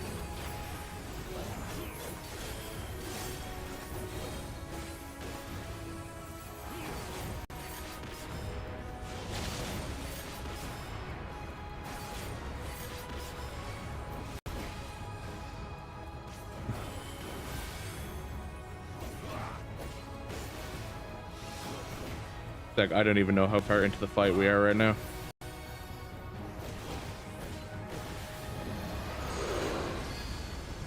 Shit.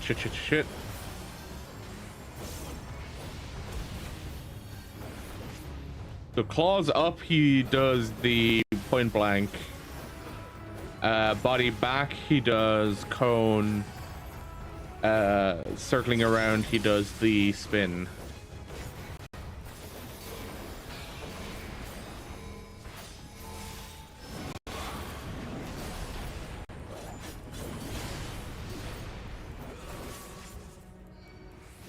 We don't have healers. How much HP? Yeah, it's 18%. Yeah, I don't think we got this.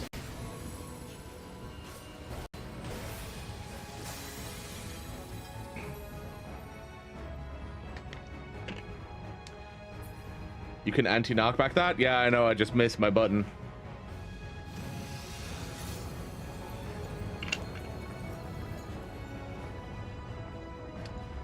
Where would be safe? Yeah, there. I anti-knockback it the first time. First time I hit.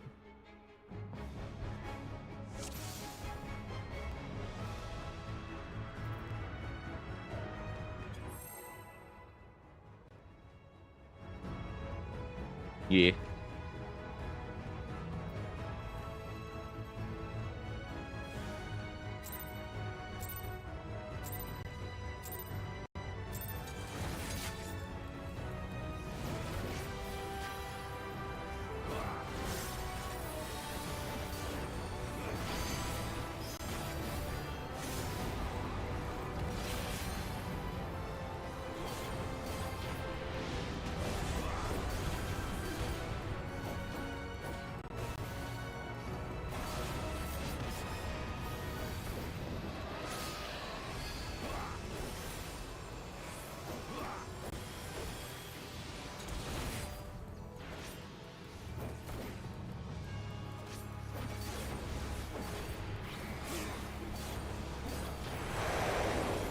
Yeah, it's just like he doesn't do a specific one here. He does one of the two he's already shown.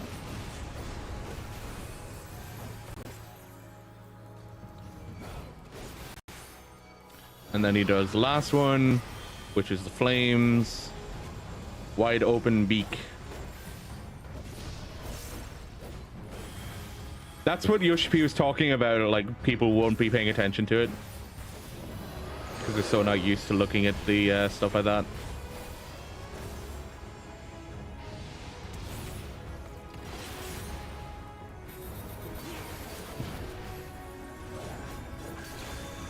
Now we go to ice.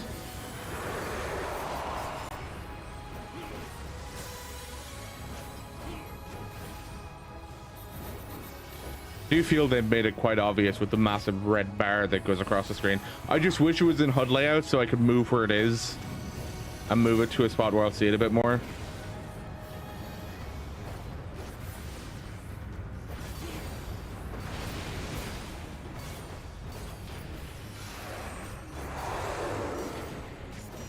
I shall be thy tomb.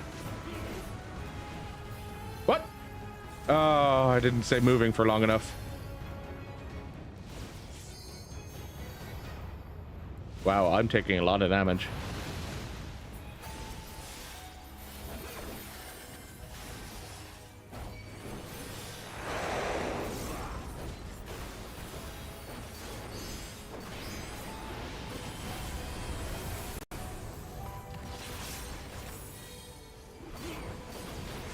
Oh, I keep using trajectory when I don't need to use trajectory.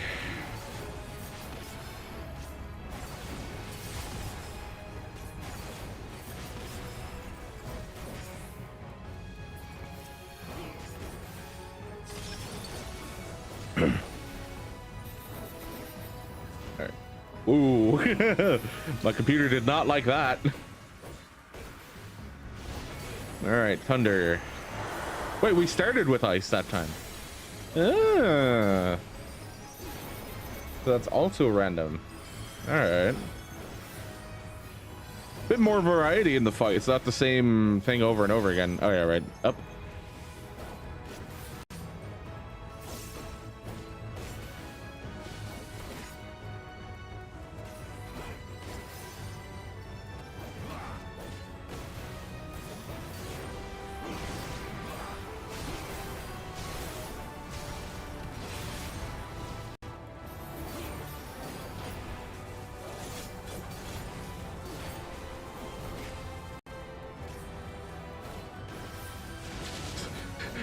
I'm jumping for a reason, Florian.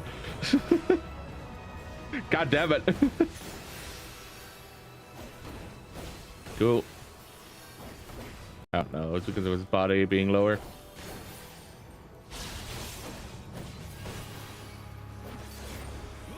Disaster zone. We're going back.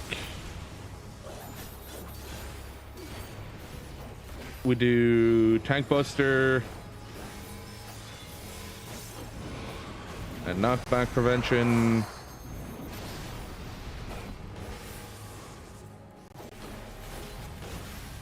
Ruin Foretold, which was just AoE. Oh, right. No, it's not just AoE.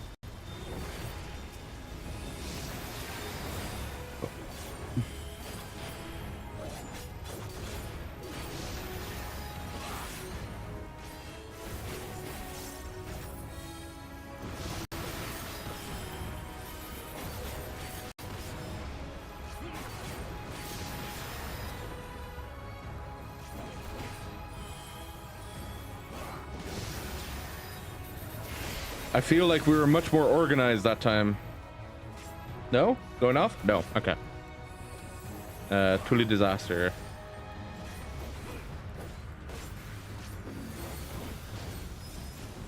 More organized, but I think it was about the same amount of damage. One.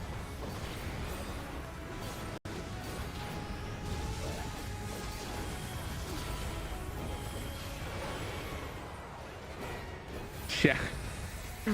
For whatever reason, OBS is lagging like crazy. It's because OBS is running in admin mode, maybe. and that's why it's having issues. Maybe. Eruption. Oh, I did see this last time. I was like, what? Eruption. That is out.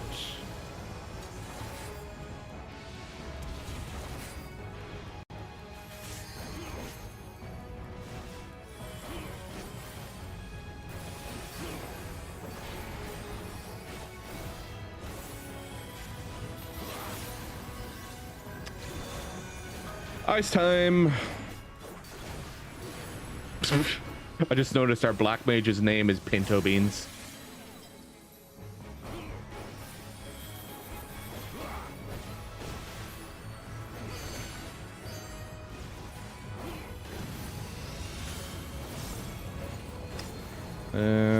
Here should be fine. Here. Rip Zerala. Or Zeralia. Front. Ugh.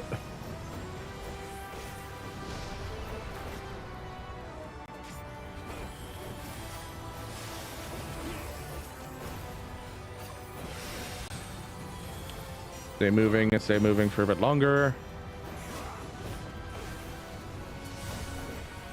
No! Damn it. The amount of time you need to continue to move for. Get back. Fuck. Alright. We had enough time to adjust. Ugh.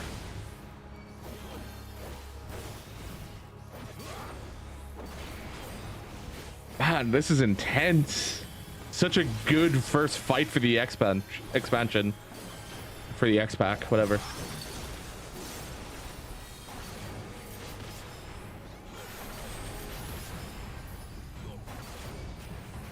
Oh wow, he's one of those tanks that expects everybody else to move for him.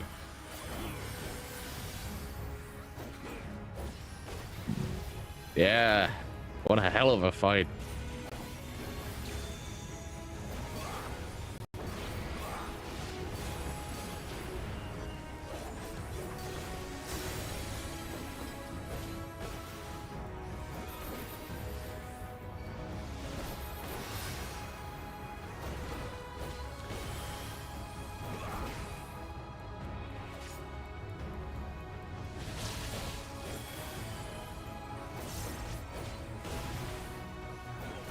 I'm gonna be this side this time.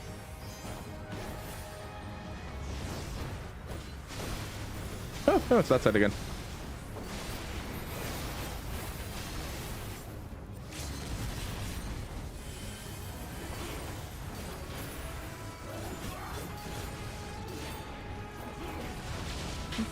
That scholar's like, I can take it.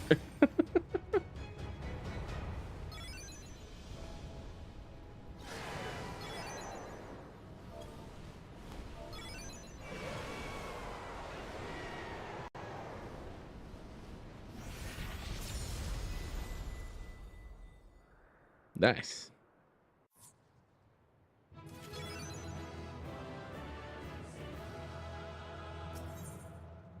Actually, see what they say. I expected more. You fought well, Lamat, without hesitation. We won? We won! Small wonder they called it the Sky Ruin. GG, and yes, pretty good fight. Was an ordeal indeed.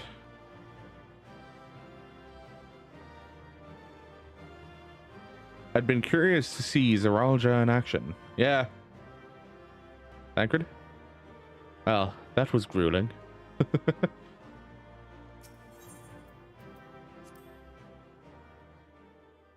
Ooh.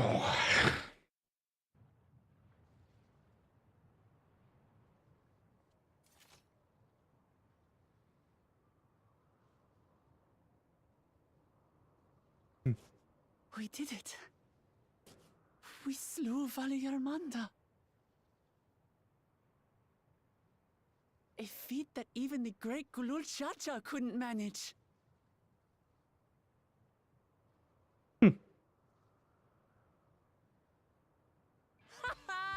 For you, Papa!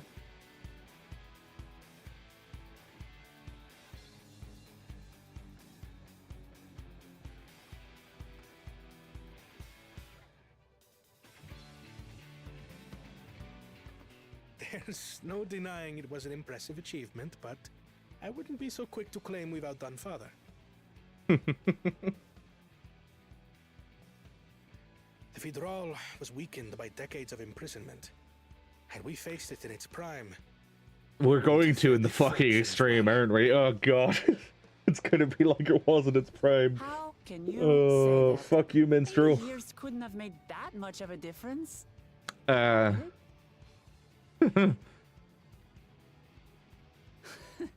mean, 80 years ago, your father was also in his prime.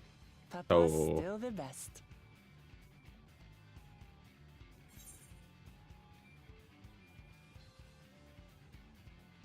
So tempted to be. You have a ways to go. I'm sure you'll surpass him someday. Hopeful. You're right about that. Just need a few more battles like this one under my belt.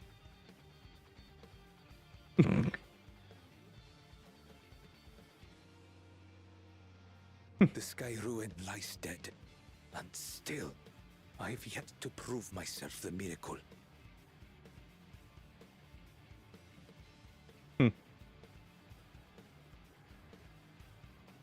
Well, I suppose we should head back and join Erenville. I enjoy this rendition of Open Sky as well. For company.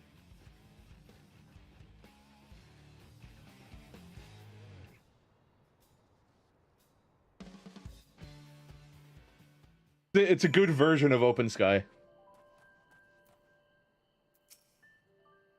Kona did well. Our promises has promised too, don't you think? Didn't I tell you? I pull my own weight in battle now.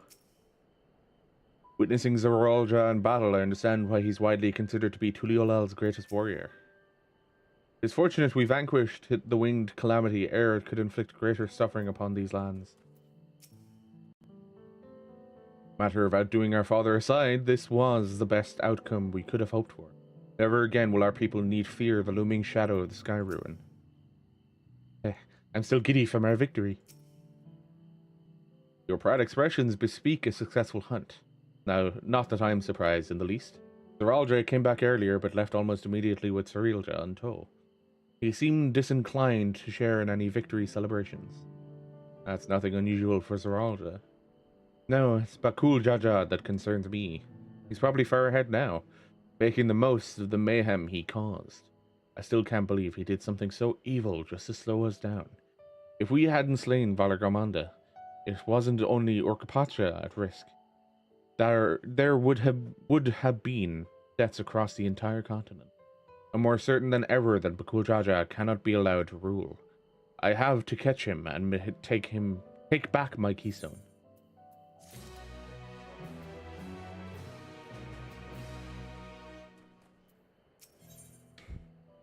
Tancred would suggest sharing the news of your victory. The Yokwi must still be anxious, wondering where and when Valar Gormanda will strike next. I suggest we hurry back and allay their fears. Alphino as well, I should think. Yes, you're right. We shouldn't let them worry another moment.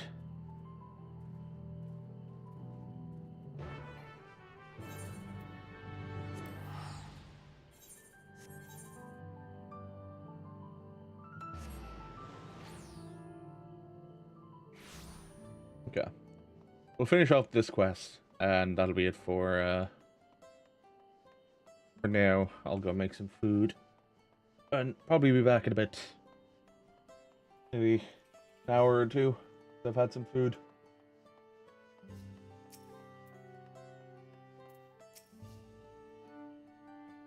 Before we do anything else, we should talk to Gurfulur. Gurfulur. Hope the queue will be good. I mean, I'm thinking maybe 200. Heroes of the hour.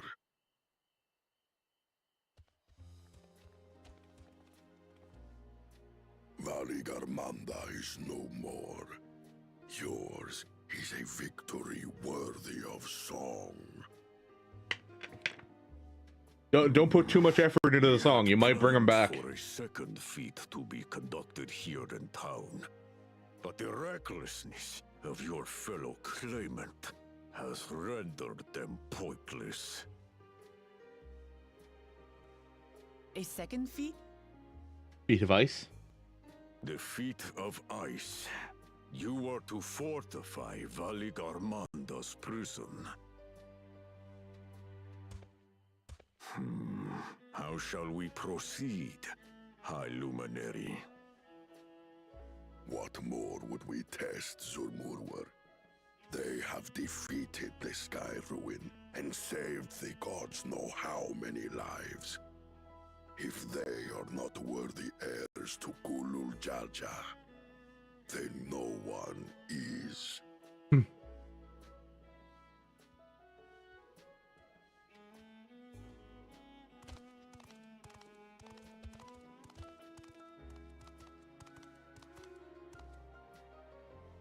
Now that our last claimant has arrived, we can proceed with the formalities. For the skill and bravery the three of you have shown, I award you each a second keystone. Nice.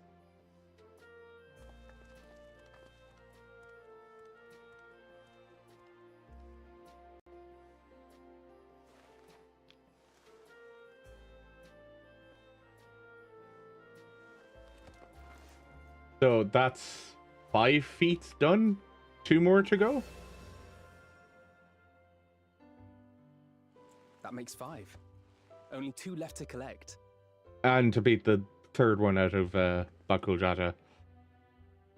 Except that one of those 5 is in Bakul Jaja's thieving hands. He will answer for that. And for losing Valigarmanda. You have brought lasting tranquility to our home and earned the gratitude of every Yokui. May glory and prosperity continue to bless Tuliyollal as we enter this new age.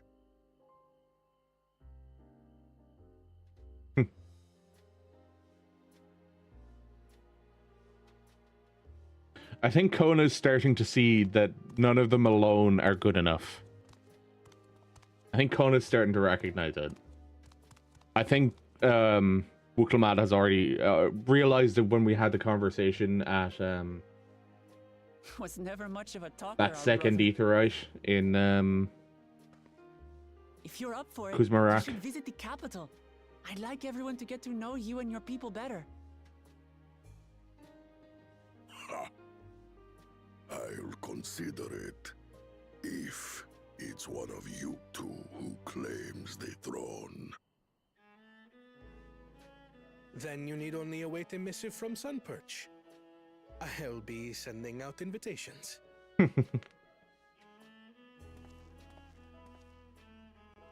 I can see the 3 Dawn promises ruling together as an idea as well. Because you have one seeking peace, one seeking innovations, and one seeking protection. Like if Zerulja or Zeralja changes his perspective from being show people through war to show people through protection, then he'd be worthy. But the quiet skies proclaim your triumph. Had the betrayal been suffered to roam free, it would have terrorized us all. Once again, we find ourselves in your debt. Nice. You owe us nothing. We fought because we wanted to. Yet a debt has been incurred. All the same, it will haunt me if I do not repay it. Yeah. What are you gonna do? What to ask for? Perhaps he can tell us about the dreams of the Golden City. Oh, good idea. That was on my list of questions I wanted to ask. The Golden Dream. We have records of our forebears and their visions from the time before the Tural expedition. All X's just seem to be sha sounds. The Shabral, Tural. Land, suffused with a golden glow. Its people lived as gods, never aging, never dying, free from hardship. That sounds familiar.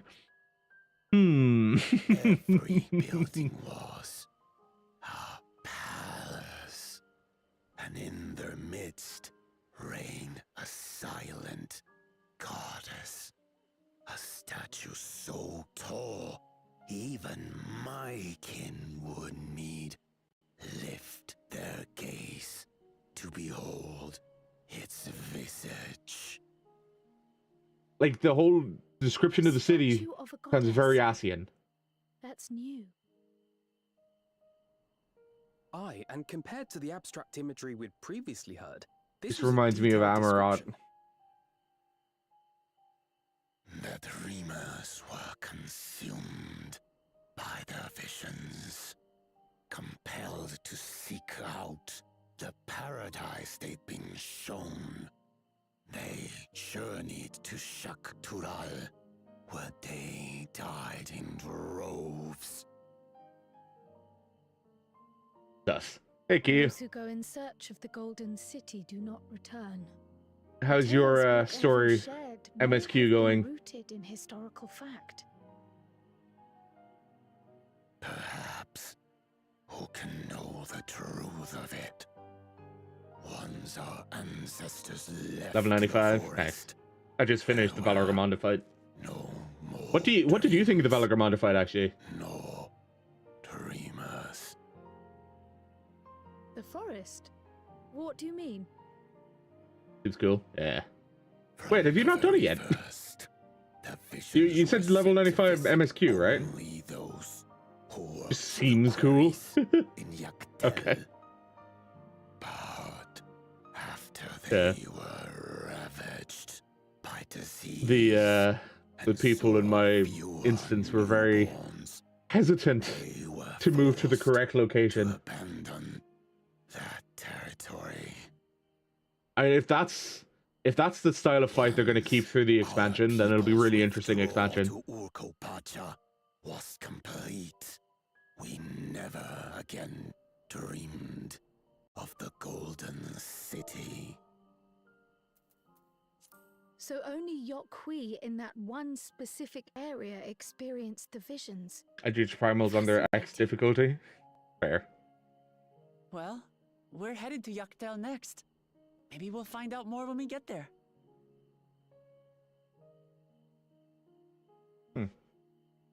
Thank you for sharing your stories with us. I do not require gratitude. Just accept it. Merely repaid a debt. Farewell, Wuk Lamat. I do not think our paths will cross again.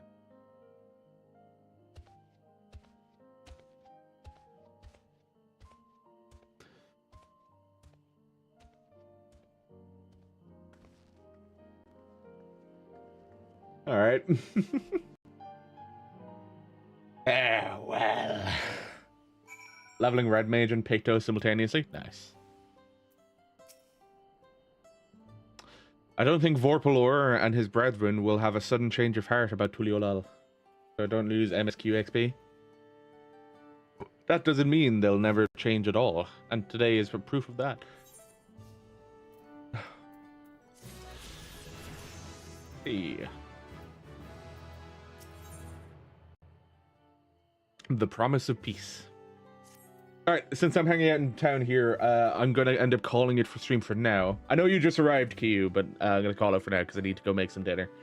But but I'll probably be back in about an hour, maybe an hour and a half, once I've had some food, and then we can continue MSQ. Yeah, I kind of just like when we finished the dungeon, I was just like, I know the Valagormonda fight's about to come up, so we'll do Valagormonda. We'll finish the quest that Valagormonda is a part of, and then we'll call it, and we'll take a break for a while. Yesterday was easy enough because I already had food prepped from the day before, literally just in the microwave, good to go. Today I need to do a proper cook, so I'm gonna do that, and I will be back in an hour and a half, and then we'll do some more MSQ. So, thanks for hanging out, Sammy. Thanks for dropping in, Q. I'll chat to you guys again in a bit. Bye bye.